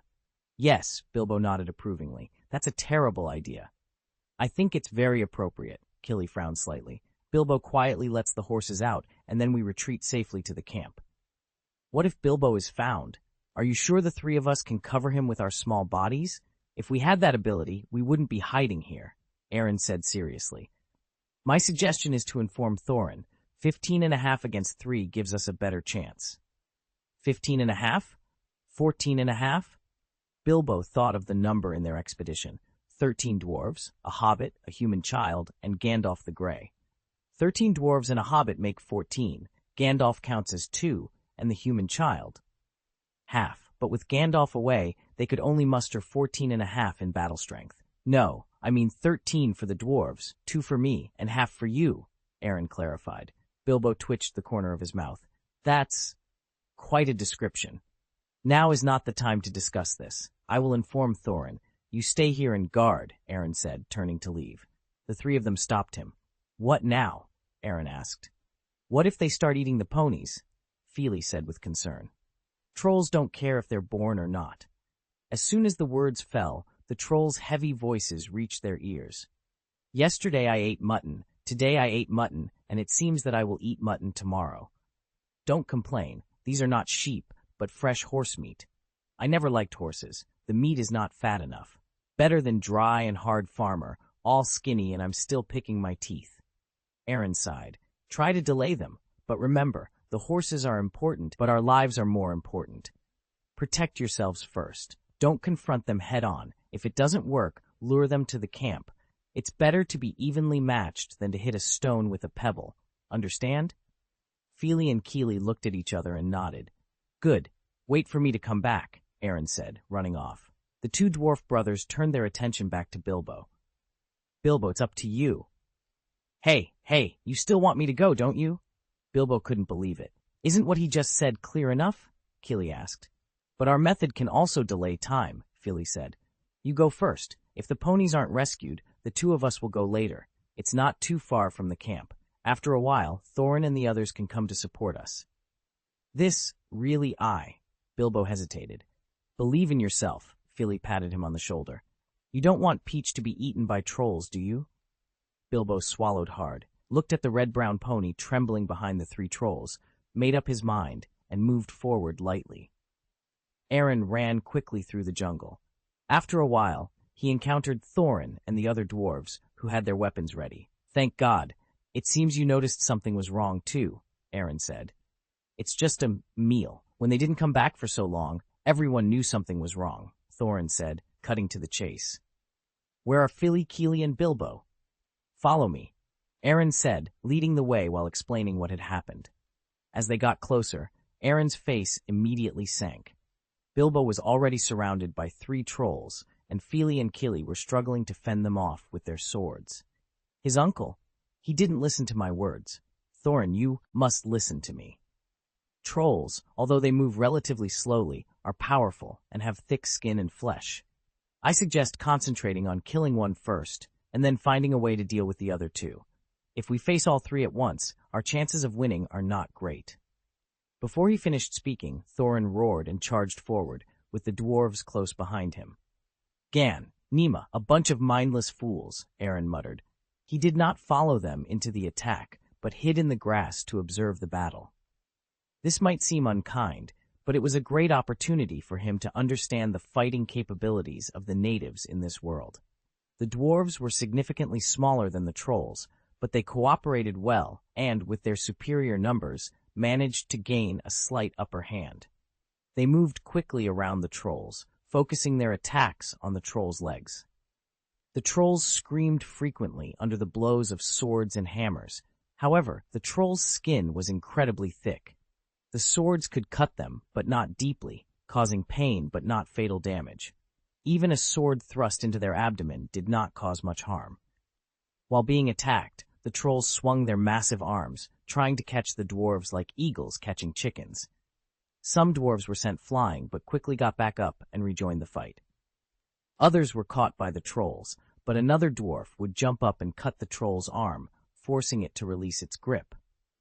Uli even took out a slingshot and hit a troll in the eye. Although the shot was accurate, it was no more than a tickle to the giant creature. In the chaotic battlefield, Bilbo avoided the troll's huge palms and picked up a troll's weapon from the ground, a short knife that was enormous for him. He ran to the back of the field and used the knife to cut the rope of the cage where 4 ponies were locked. Just as he freed the ponies, a large hand grabbed him. "Ah!" Bilbo screamed in panic, then saw who had captured him. "Aaron, you—" "Shh!" Aaron made a silent gesture. "Don't be so loud." Bilbo threw his dagger on the ground in displeasure. "Why did you bring me back?" "Hey!" Aaron sneered. "I'm stopping you from getting yourself killed. You're too weak. You'd only be a hindrance over there." Bilbo nodded awkwardly, then looked at the dwarves who were fighting the trolls. "Thorin and the others will win, right?" "It's hard to say," Aaron replied seriously. "On the surface, the dwarves have the upper hand, but they haven't caused any effective damage to the trolls. The current situation is a fragile balance. If it drags on, the dwarves might win with difficulty, but if a single dwarf loses combat power, the balance will tilt in favor of the trolls." Hearing this, Bilbo swallowed nervously and looked through the grass at the battlefield. Dwalin smashed a troll's teeth with a hammer, and Dori attacked another troll from behind. "It's all right," murmured Bilbo. But the next moment, Bomber's scream made him tremble. The third troll had taken out a bag from nowhere and put the fattest dwarf in it. "It's collapsing," Aaron said solemnly. "The situation is really collapsing now." One by one, the dwarves were bagged. The dwindling numbers made the situation increasingly dire. Unless they abandoned the captured dwarves, the entire group would be wiped out sooner or later. But they obviously would not abandon their companions. In a few minutes, all the dwarves were bagged. Bilbo was very anxious. "We must do something to save them." "How?" Aaron shrugged. "Rush out to feed the trolls?" "I didn't mean that. I meant—" Bilbo scratched his head, bewildered. "Calm down. The more dire the situation, the more you need to stay calm." "How can I be calm in this situation?" Bilbo wanted to cry. "I thought I was just saving a few ponies, but now I have to add 13 dwarves." "What?" Aaron's mouth dropped open in astonishment. "Don't tell me you want to do it again." "It can't be helped." Bilbo took a deep breath. "Now I have to take risks. I hope I succeed." "Haven't you thought about what would happen if you failed?" "I'm a snitch. I don't need to think about such things at all." Bilbo paused, turning to look at Aaron solemnly. "If I fail, go to Gandalf. If we're lucky, he might be able to save us in time." "Got it. Good luck. If you fail, try to delay them. You have more brains than the dwarves. Don't let me down." Under the cover of night, Bilbo walked softly into the pile of tightly bound dwarves. "Stop talking. I'm here to save you." "Mr. Baggins, are you alone?" Balin asked in a low voice. "Otherwise, this kind of thing is only suitable for small people," Bilbo smiled bitterly. "Although I hate to admit it, Aaron looks much taller than me. I sent him to Gandalf, just in case. We are not hopeless." "Then he'd better hurry up," Oin said. "Dawn is coming, and if nothing happens, the trolls will eat us before dawn." Bilbo tried to untie the bag, but struggled in vain. The trolls had tied the bag so tightly that the dwarves had only their heads exposed to breathe, and their hands and feet were bound with twine. "I should have gone for a knife," sighed Bilbo. "Our weapons are stacked behind the trolls," Balin said, "but it's dangerous." "Try it." Bilbo took a deep breath and carefully sneaked behind the troll. He had just picked up a sword when a huge pale white handkerchief wrapped him up. The thinner ogre wiped his snot, then opened his palm, revealing a hobbit bathed in snot, looking hopeless. "Who am I? Where am I? What should I do?" 3 big question marks appeared in Bilbo's mind. Even if he was about to become food for trolls, he shouldn't be washed with snot. "It's you again," the skinny troll said in surprise. "I thought you ran away." "Stop talking nonsense. Tie him up first," the ogre wearing an apron hit his younger brother's head with a spoon. Dawn is coming soon. We'll save him for tomorrow. Boom. Bilbo was packed into a bag and piled up with Thorin and the others. I'm sorry to disappoint you. Honestly, Mr. Baggins, Killy struggled to get rid of the rope on his body while turning his face away. I really want to curse, but I can't say it. I thought so too, Dwalin said. That's snot. Stop talking about snot, will you? Bilbo said weepingly. Now we can only count on Aaron and Gandalf. The trolls tied Nori, Dwalin, Fili, Bofur, Dori, and Gloin to a stake, set them up on a stand, and started grilling. It's hot! Help! It's hot! Don't bother cooking them, just crush them into a gravy, said the lean troll. Help! You can sprinkle it with sage and fry it, suggested the troll who turned the grill. Is this necessary? Help! Untie me, sir. Go eat a dick your age. Don't worry about the seasoning, it's almost dawn. Let's move faster, the ogre wearing an apron said slowly. I don't want to turn into a stone. Dawn? Aaron, who was hiding in the grass, heard this word, and a sneer appeared on the corner of his mouth. So they will be petrified when they meet the sun? Aaron flicked the wand in his hand, but after thinking for a while, he took it back. The magic cannot be used until the critical moment. Thinking of this, Aaron set his sights on the large dagger that Bilbo had dropped. The trolls' weapons were crude, but they would have to make do. Wait. Hearing the seasoning, Bilbo seemed to have thought of something and said loudly, You have made a big mistake. You can't reason with them. They are all idiots, said Gloin on the grill. If they are idiots, then what are we? Nori felt insulted. After all, they were now being roasted and eaten by 3 idiots. Spice, I mean. Bilbo stood up, crouching, and hopped over to the grill. The trolls stopped turning the grill and asked curiously, What happened to the seasoning? Have you ever smelled them? You have to taste them with something more fragrant than sage, Bilbo replied. Hearing this, the dwarves looked at him angrily and called him a traitor. How do you know how to cook a dwarf? The skinny troll asked suspiciously. Shut up, said the apron-wearing troll, and let the snitch hobbit do the talking. Bilbo smiled nervously. The secret to cooking a dwarf is... What is it? Tell us the secret. Yes, the secret is... Bilbo thought for a few seconds. Peel the skin first. What, skinning? The dwarves cursed, and even Thorin's face became a little unnatural. They were not afraid of death, but this method of death exceeded their psychological expectations. Especially the troll in the apron believed it, and came out with a skinning knife shortly after.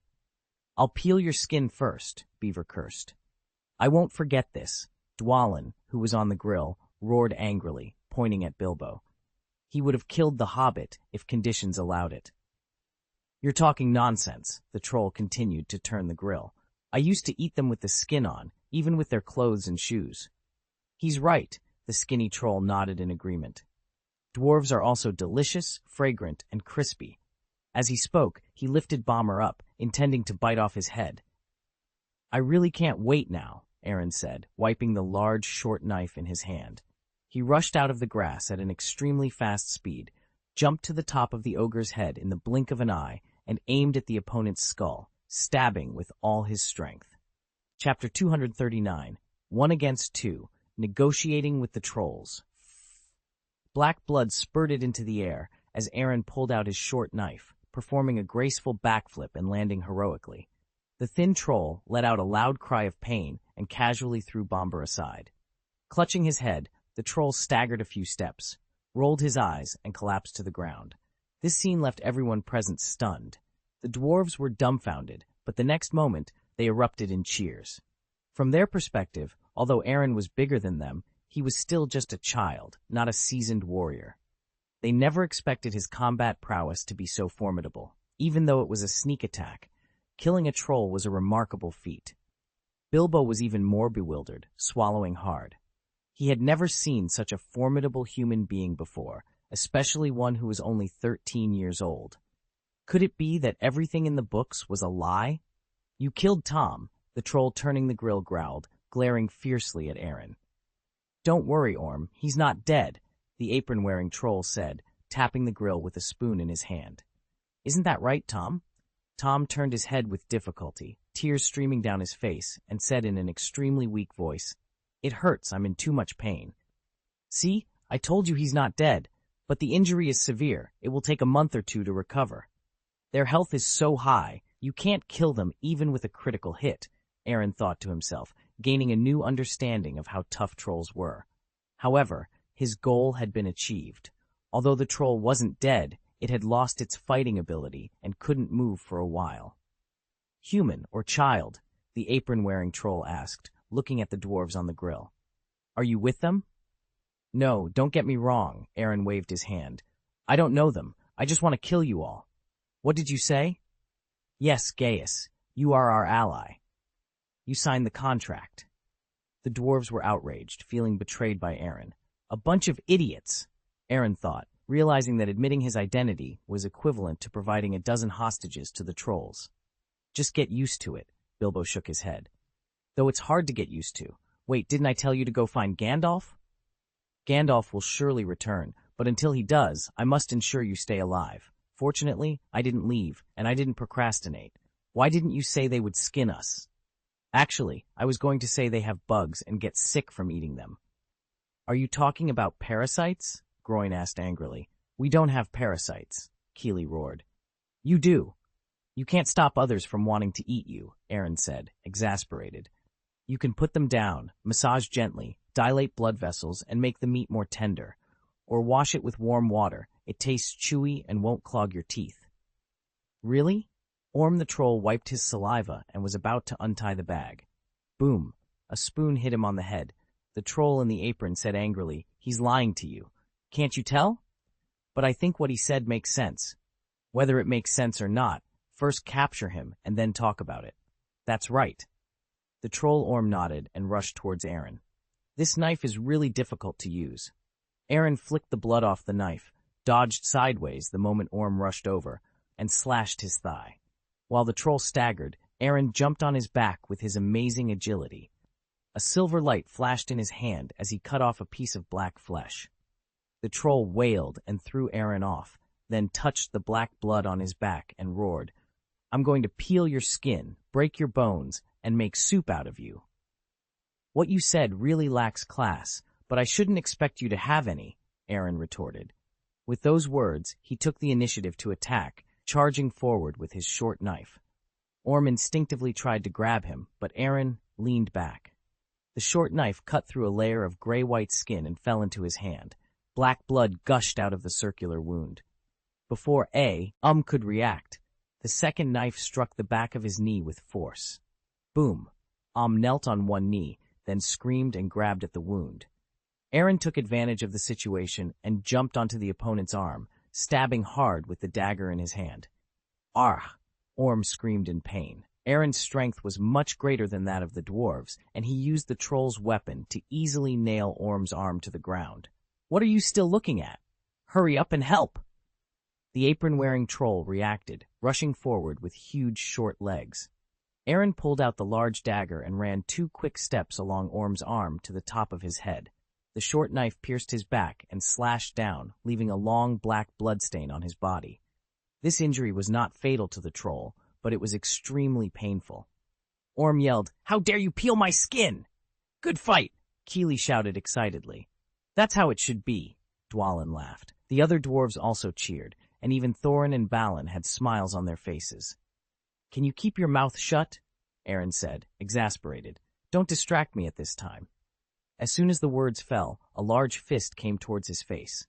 Before he could lift the knife, Aaron clenched his fist and swung it vigorously. Boom! Aaron flew backward for more than 10 meters before he barely stabilized himself, and the troll in the apron also took half a step back. The troll blew on his fist, trying to relieve the burning pain on the back of his hand. Aaron was in worse shape, his right arm hanging limply. "Gaius, are you all right?" Bilbo asked worriedly. "It doesn't matter." Aaron pressed his right arm with his left hand and pushed down hard. Crack! His right arm was set back in place. Aaron took a deep breath, and after a brief movement, he picked up the giant short knife that had fallen to the ground. "You are not human," the ogre wearing an apron said warily, helping his companion up. "That's right, it's impossible for humans to have such speed," Ohm said, displaying his limited wisdom. "I know, he must be a hybrid of humans and elves." "Impossible. If he were mixed blood, he wouldn't have such great strength. the apron-wearing ogre retorted. And he doesn't have pointy ears. Don't make random guesses. I'm a serious human being, not a mixed race. Everything in the book is really a lie, Bilbo muttered. Aaron was several times stronger than the humans he had read about in books. The two trolls looked at each other and grabbed Bilbo. One of them pinched Bilbo's head, the other his legs, and they looked at Aaron proudly. Put the weapon down, or we'll tear him apart. Damn, the most worrying thing happened, Aaron sighed helplessly, then raised the weapon in his hand. The corners of the trolls' mouths just began to raise, but Aaron's next sentence made them freeze in place. Drop your weapons? Do you think I'm stupid? What did you say? The troll in the apron was incredulous. Don't you care about your companion's life or death? Companions are very important, but if I put down the knife, will you let us go? Of course not. Do you know how difficult it is to get some meat? Said naturally. That's why I won't put down the knife. This is the capital of negotiation. Aaron said meaningfully, then walked up to Tom and put the knife to his neck. Like this. Put Bilbo down, or I'll send him to meat. Aaron paused, realizing that God might not exist in this world, and immediately changed his words. Otherwise, I'll send him to die. The two trolls were immediately dumbfounded. The hostages in their hands didn't seem to be of much use. They let go at the same time, and Bilbo fell to the ground. Very good, put out the fire. This. Orm hesitated, while the troll in the apron poured a pot of soup on the fire. Let him go now. Impossible, you only have one hostage, we have 14. Puff, Aaron. Aaron pushed the dagger forward half an inch, and a black line of blood appeared on Tom's neck. The ogre, whose cap had been removed, widened his eyes in panic. Ram, do you want to watch me die? But it's not fair, said Ram, the apron-wearing troll, shaking his head. One person can only exchange one hostage. The dagger slowly slashed across Tom's neck, and the black blood flowed faster. I don't want to say it a second time, Aaron warned. Tom shivered with fright, looking at his two brothers with pleading eyes. To change or not to change? Aaron demanded. Ram was silent for a moment. We can change up to 4, no 3. No, Aaron said firmly. Humans, don't push yourself too far. This is already the bottom line, Ram retorted. Aaron rolled his eyes. Negotiating with the not-so-intelligent trolls was definitely a challenge, and trying to get their rations out of their mouths was no easy task. He was hesitating whether to use magic when he saw a figure in a gray robe running over. A smile appeared on the corner of his mouth. Okay, I agree, Aaron said. No, Thorin immediately interjected. I will not abandon any of them. Thorin, you should trust me at this time. I have a plan, Aaron said, exasperated. All you have to do is lie down obediently and don't provoke them until the deal is completed. You must know that they have no brains. Thorin wanted to say something, but Balin kicked him secretly and motioned for him to look behind the troll. When he saw a pointed hat passing by in the dawn, he immediately realized that Gandalf was back and shut his mouth decisively. Have you chosen? Ram asked. Wait a minute, let me think about it. Aaron made a thoughtful look, his eyes flicking back and forth between Bilbo and the dwarves. At this time, the gray-robed wizard finally climbed onto a huge rock. Under the light of dawn, his figure looked particularly sacred. Let dawn subdue you, Gandalf shouted loudly, holding his staff. Who is that? One troll asked. I don't know. Can I eat it? Another replied. Gandalf raised his staff and struck the boulder hard.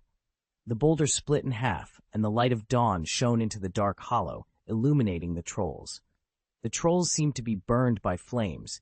Their skin cracked, and their bodies exposed to the sun turned blue-gray, finally turning into stone amidst their screams. The dawn light shone on the faces of the dwarves, and they cheered immediately. Aaron threw away the weapon in his hand, knocked on the stone-turned Tom, and couldn't help but sigh. Although I was mentally prepared, I still find it incredible to see it with my own eyes. I didn't expect you to be so powerful, Gandalf said, approaching Aaron with a half-smile. The intuition that day was indeed correct. An ordinary-looking human child capable of fighting two trolls. If I hadn't seen it with my own eyes, I would never have believed it. Aaron, the old bastard must have been here long ago, luckily refraining from using magic. Don't worry, I won't ask more questions than I should, Gandalf said, giving Aaron an I understand look. I just need to know that you are a reliable teammate. Aaron curled his lips. He didn't expect Gandalf to be so understanding. He didn't even need to make up a reason. Would that? Understood, Aaron said, picking up the dwarves' weapons and rescuing them one by one. Gandalf knocked on the stone statue that had once been a troll, smiling, though a look of solemnity flashed in his eyes. Where have you been? Thorin asked, approaching. Go ahead and explore the way, Gandalf replied. Why did you come back? To find out, said Gandalf. It's a good thing everyone's all right. Your snitch isn't useless. Bilbo was useless but courageous. And he knows how to buy time, something the rest of you don't think about. Perhaps, Thorin shrugged, but the strength of the other person is beyond my expectation. As I said, the contribution they can make is beyond your imagination, Gandalf said with a knowing smile. This is the foresight of the wizard. Gaius, Thorin looked at Aaron, who are you? Anyway, I have nothing to do with elves. Of course, Gandalf interjected. You have nothing to do with elves, Balin said as he walked over. Thorin is asking about your identity. You are so strong that you don't look like a human being. Slander. This is blatant slander, Aaron retorted, patting the petrified troll angrily. This is disrespectful to my human parents. Then why are you so strong? You can actually fight a troll, Balin pressed. Aaron raised his head proudly and declared, natural power. What about your swordsmanship? Thorin asked. Not many elves can achieve such proficiency in both body and swordsmanship. My ancestors once produced knights. As a descendant, it is not too much for me to learn a move or two, Aaron replied confidently. Balin and Thorin exchanged puzzled glances, sensing that Aaron might be fabricating his story, but they couldn't find any reason to refute him. Chapter 240, Fighting Monsters and Losing Equipment, Warg Spy. They must have come from Edenmoor, Thorin said, puzzled. When did the trolls start wandering so far away? It hasn't been like this since the Age of Darkness, Gandalf replied, his face growing more solemn. Hearing this, Thorin frowned slightly, but didn't dwell on it. Aaron couldn't help but swallow nervously. The terms era and Age of Dark rule carried a lot of weight. His curiosity was piqued, but he knew that the more he learned, the more dangerous it could be. It was wise to keep a low profile until he understood more about this world. They cannot move by day, murmured Gandalf. It means there must be a cave nearby. Thorin immediately led the group to search and found a dirty cave behind the ogre's camp. Leaving half of the party on guard outside, Thorin led 4 dwarves into the cave, with Gandalf pulling Aaron along as well. Disgusting flies buzzed everywhere in the dark, damp cave, and the stench was overwhelming. Why is it so smelly? Noli asked, frowning. This is the troll's treasury, Gandalf explained. Be careful not to touch anything. After walking a few steps, Noli heard the sound of coins clinking. Looking down, he saw a pile of scattered gold coins. It's a pity to leave it here, Noli said, shaking his head. Anyone could take it away. Aaron's eyes lit up. He didn't care if the coins were dirty. He grabbed them and stuffed them into his purse. After his money bag bulged, he grabbed another handful and put it in his pocket. You're really impolite, Noli said, dumbfounded. If I were you, I wouldn't do this. Money is good, but our team will hardly have the opportunity to spend it before arriving at the Lonely Mountain, and once we get there, we won't lack money. Don't think like that. Money isn't everything, but without money, you're in trouble, Aaron said solemnly. One of the truths I believe in is that money is safety. Groyan opened a box full of gold coins and then patted Noli on the shoulder. Bring me a shovel, and let's bury it first. Thorin stopped in front of a wooden box, his eyes drawn to several swords covered with spiderwebs. As a dwarf prince who had participated in countless battles, he had a special feeling for weapons and knew there were real treasures here. He put down the torch, ignored a bunch of defective items, and picked up the 2 most distinctive swords. These swords were not made by trolls, Thorin said. Anyone can see that. Trolls don't have the intelligence to forge such weapons, Aaron said, taking one of the swords from Thorin's hand. He slowly pulled the long sword out of its scabbard, and the cold silver luster shimmered slightly in the dark cave. Aaron flicked his fingers against the blade and listened carefully to the sound. Tsk! Good stuff. Absolutely good stuff. Time has left almost no traces on it, and there are no gaps in the blade. It's simply a masterpiece. This is the work of a master blacksmith, although it's not as good as— Not as good as what? Gandalf asked with a half-smile. Have you seen a better sword? I am not. Don't talk nonsense. Aaron immediately denied, though he truly believed it. These swords were top-notch, but they didn't compare to the magic sword made by Alger and didn't even rank in his top 3. Gandalf looked at the sword in Aaron's hand. This was forged by the High Elves in Gondolin in the First Era. When Thorin heard the word elf, a flash of resentment crossed his face. He put the sword back into the box in disgust without even looking at it. You won't find a better sword, Gandalf reminded him. Thorin struggled for a moment, but finally decided to switch to a new weapon. After walking only a short distance, they encountered a troll, indicating that the road ahead would not be smooth. Gaius, use this sword, Gandalf said with a smile. Your combat experience is much richer than mine. No need, just keep it for yourself, Aaron replied indifferently. It's too conspicuous for a child like me to use this legendary weapon. I can use this. Aaron dug out a bow from the box and slung a bag of arrows over his back. The quality of the bow and arrows was far inferior to the swords made by the High Elves. They were ordinary high-end goods, but without using magic, he needed some means of long-distance attack. Gandalf raised his eyebrows but did not object. He fastened the sword to his waist. Back at the cave entrance, Nori, Bofur, and Groin were busy burying the treasures in the soil. Aaron rolled his eyes, speechless. Is this really necessary? Long-term savings are very necessary, Groin said carelessly, adding another shovelful of soil to the treasure pile. Let us leave this foul place, Thorin said, leading the way out. As Gandalf was leaving, he realized he had stepped on something. Using his staff to lift the soil under his feet, a dagger he had never seen before appeared in his sight, and his brows unconsciously relaxed. Aaron pulled out the dagger and couldn't help but smack his lips. You are so lucky. The quality of this sword is not inferior to the one in your hand, and it seems to be enchanted with a special power. The spell to detect orcs, Gandalf said with great interest. I think it should find a suitable owner. Aaron smiled and said nothing, pondering who Gandalf might be referring to. After walking out of the cave, Gandalf went directly to Bilbo. Here, this size is suitable for you. Bilbo took the short sword. He didn't know much about weapons, but he could tell the sword was valuable from the exquisite pattern on the hilt. After a few seconds of silence, he handed the sword back. He didn't consider himself a warrior, and such a good sword would only be wasted in his hands. This short sword is made by elves, and it glows blue when an orc approaches, Gandalf explained. But I've never used a sword in my life. Bilbo protested. I can teach you, Aaron volunteered. Hearing this, Bilbo was a little flattered. He had witnessed Aaron's battle with the ogre firsthand, and even the peace-loving hobbit couldn't help but feel a little excited. Isn't that inappropriate? Bilbo asked hesitantly. Nothing inappropriate, but you have to be mentally prepared. My teaching level is average, and you have almost no combat talent, Aaron said bluntly. Bilbo, sure enough, I am still not suitable for this sword. That's why this sword is suitable for you, Gandalf said meaningfully. Bilbo, when this sword comes in handy, please remember, true courage lies not in taking life, but in forgiving life. Bilbo froze for a moment, then nodded seriously.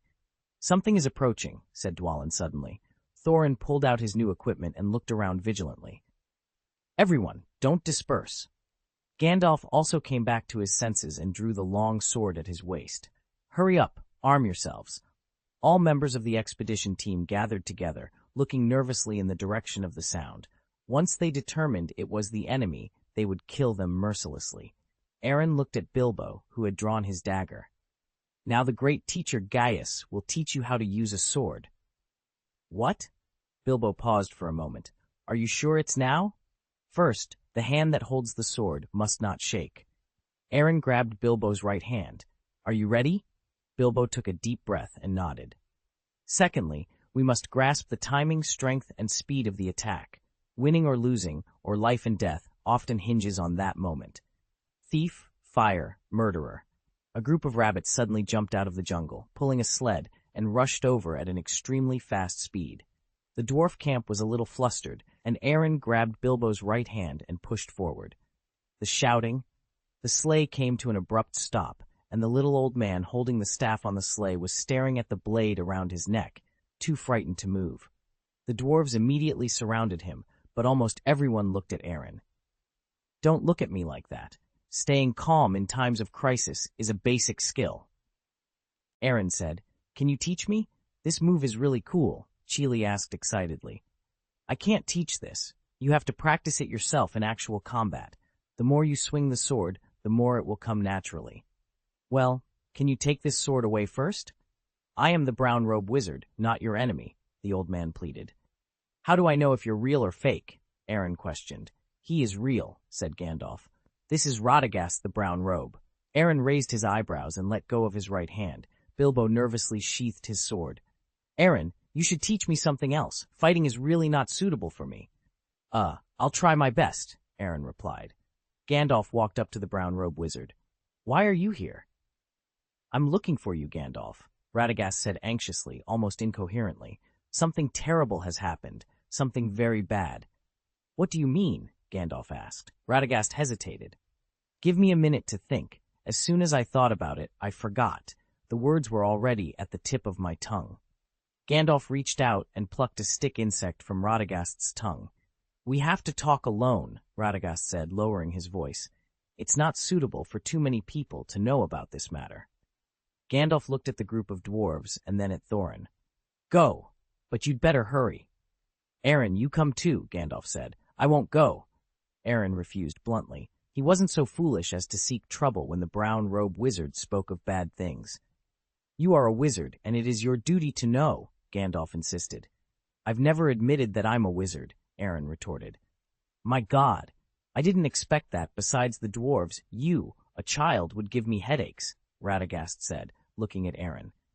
"Are you sure he's a wizard? I don't think I've ever seen him before." Aaron smiled awkwardly. "My ancestors may have some connection with wizards, but it has nothing to do with me, and I have amnesia." "How long will you use this excuse?" Gandalf said, exasperated. Aaron shrugged. This excuse was already full of holes, but as long as there was no evidence to prove he didn't have amnesia, he could continue to use it. Seeing his indifferent look, Gandalf reluctantly pulled Radagast aside. The gray-robed wizard and the brown-robed wizard stopped not far from the team. Radagast spoke gravely. "The greenwood is sick, Gandalf. Darkness covers the land. Everything stops growing. Only bad things grow. The air is filled with rancidity, and worst of all are the webs." "Webs?" Gandalf's heart skipped a beat. "What do you mean?" "Spiders, Gandalf. The big ones must be descended from Ungoliant, or I wouldn't be a wizard," Radagast said seriously. "I followed them. They came from Dol Guldur." Aaron watched the two wizards from a distance, feeling uneasy. The word danger flashed in his mind. He had also learned to read lips, and he couldn't hide from the conversation between Gandalf and Radagast. The information he deciphered made him regret overhearing. Sick forests, huge spiders, abandoned castles, unprecedented dark forces, ancient horror shadows, and necromancers who summon the dead. Nema. These words were all signs of impending doom. Not long after he came to this world, he encountered such a mess, and he might be involved if he wasn't careful. Bilbo patted him on the shoulder, pulling him back from his thoughts. "Aaron, what are you thinking?" Nothing, Aaron replied. Bilbo glanced at the two wizards and asked in confusion, "This is a meeting of wizards. Aren't you curious?" "Because I'm afraid of trouble," Aaron said, spreading his hands. "Past experience tells me that troubles cannot be avoided, and they will always appear unexpectedly." Bilbo half understood, but took it very seriously. If Gandalf hadn't arranged the meeting with the dwarves at his house, he wouldn't have signed any contract. By now, he should be lying comfortably in his chair, smoking. "Ow!" A howl echoed through the forest, causing the dwarves to become immediately alert. Gandalf and Radagast quickly returned. "It's howling wolves." "Are there wolves here?" asked Bilbo. "No, that's not a wolf," Nuoli said, gripping his weapon tightly and looking around nervously. "It's a giant wolf." Aaron spotted a 1-meter-tall brown giant wolf staring down at them. He immediately drew his bowstring and shot an arrow. Puff! The arrow pierced the giant wolf's skull, and it fell from midair just as it was about to pounce. Another giant wolf rushed down from a different direction, and the dwarves charged forward, greeting it with swords, axes, and hammers. Thorin swung his sword across the wolf's neck, killing it. But he couldn't feel any joy. Instead, his face grew solemn. Warg spies. That means the orc army is nearby. An army of orcs? Bilbo panicked. He hadn't yet recovered from the ogre encounter and now faced an even greater threat. Apart from the clansmen, who have you mentioned the expedition to? Gandalf asked Thorin anxiously. No one else, Thorin replied. Who did you mention? Gandalf asked again, his tone becoming harsher. I swear, no one else, Thorin insisted. Hearing this, Gandalf grew more restless. The expedition plan was made by him and Thorin. If Thorin didn't leak the secret, then it would have to be Gandalf, which seemed impossible.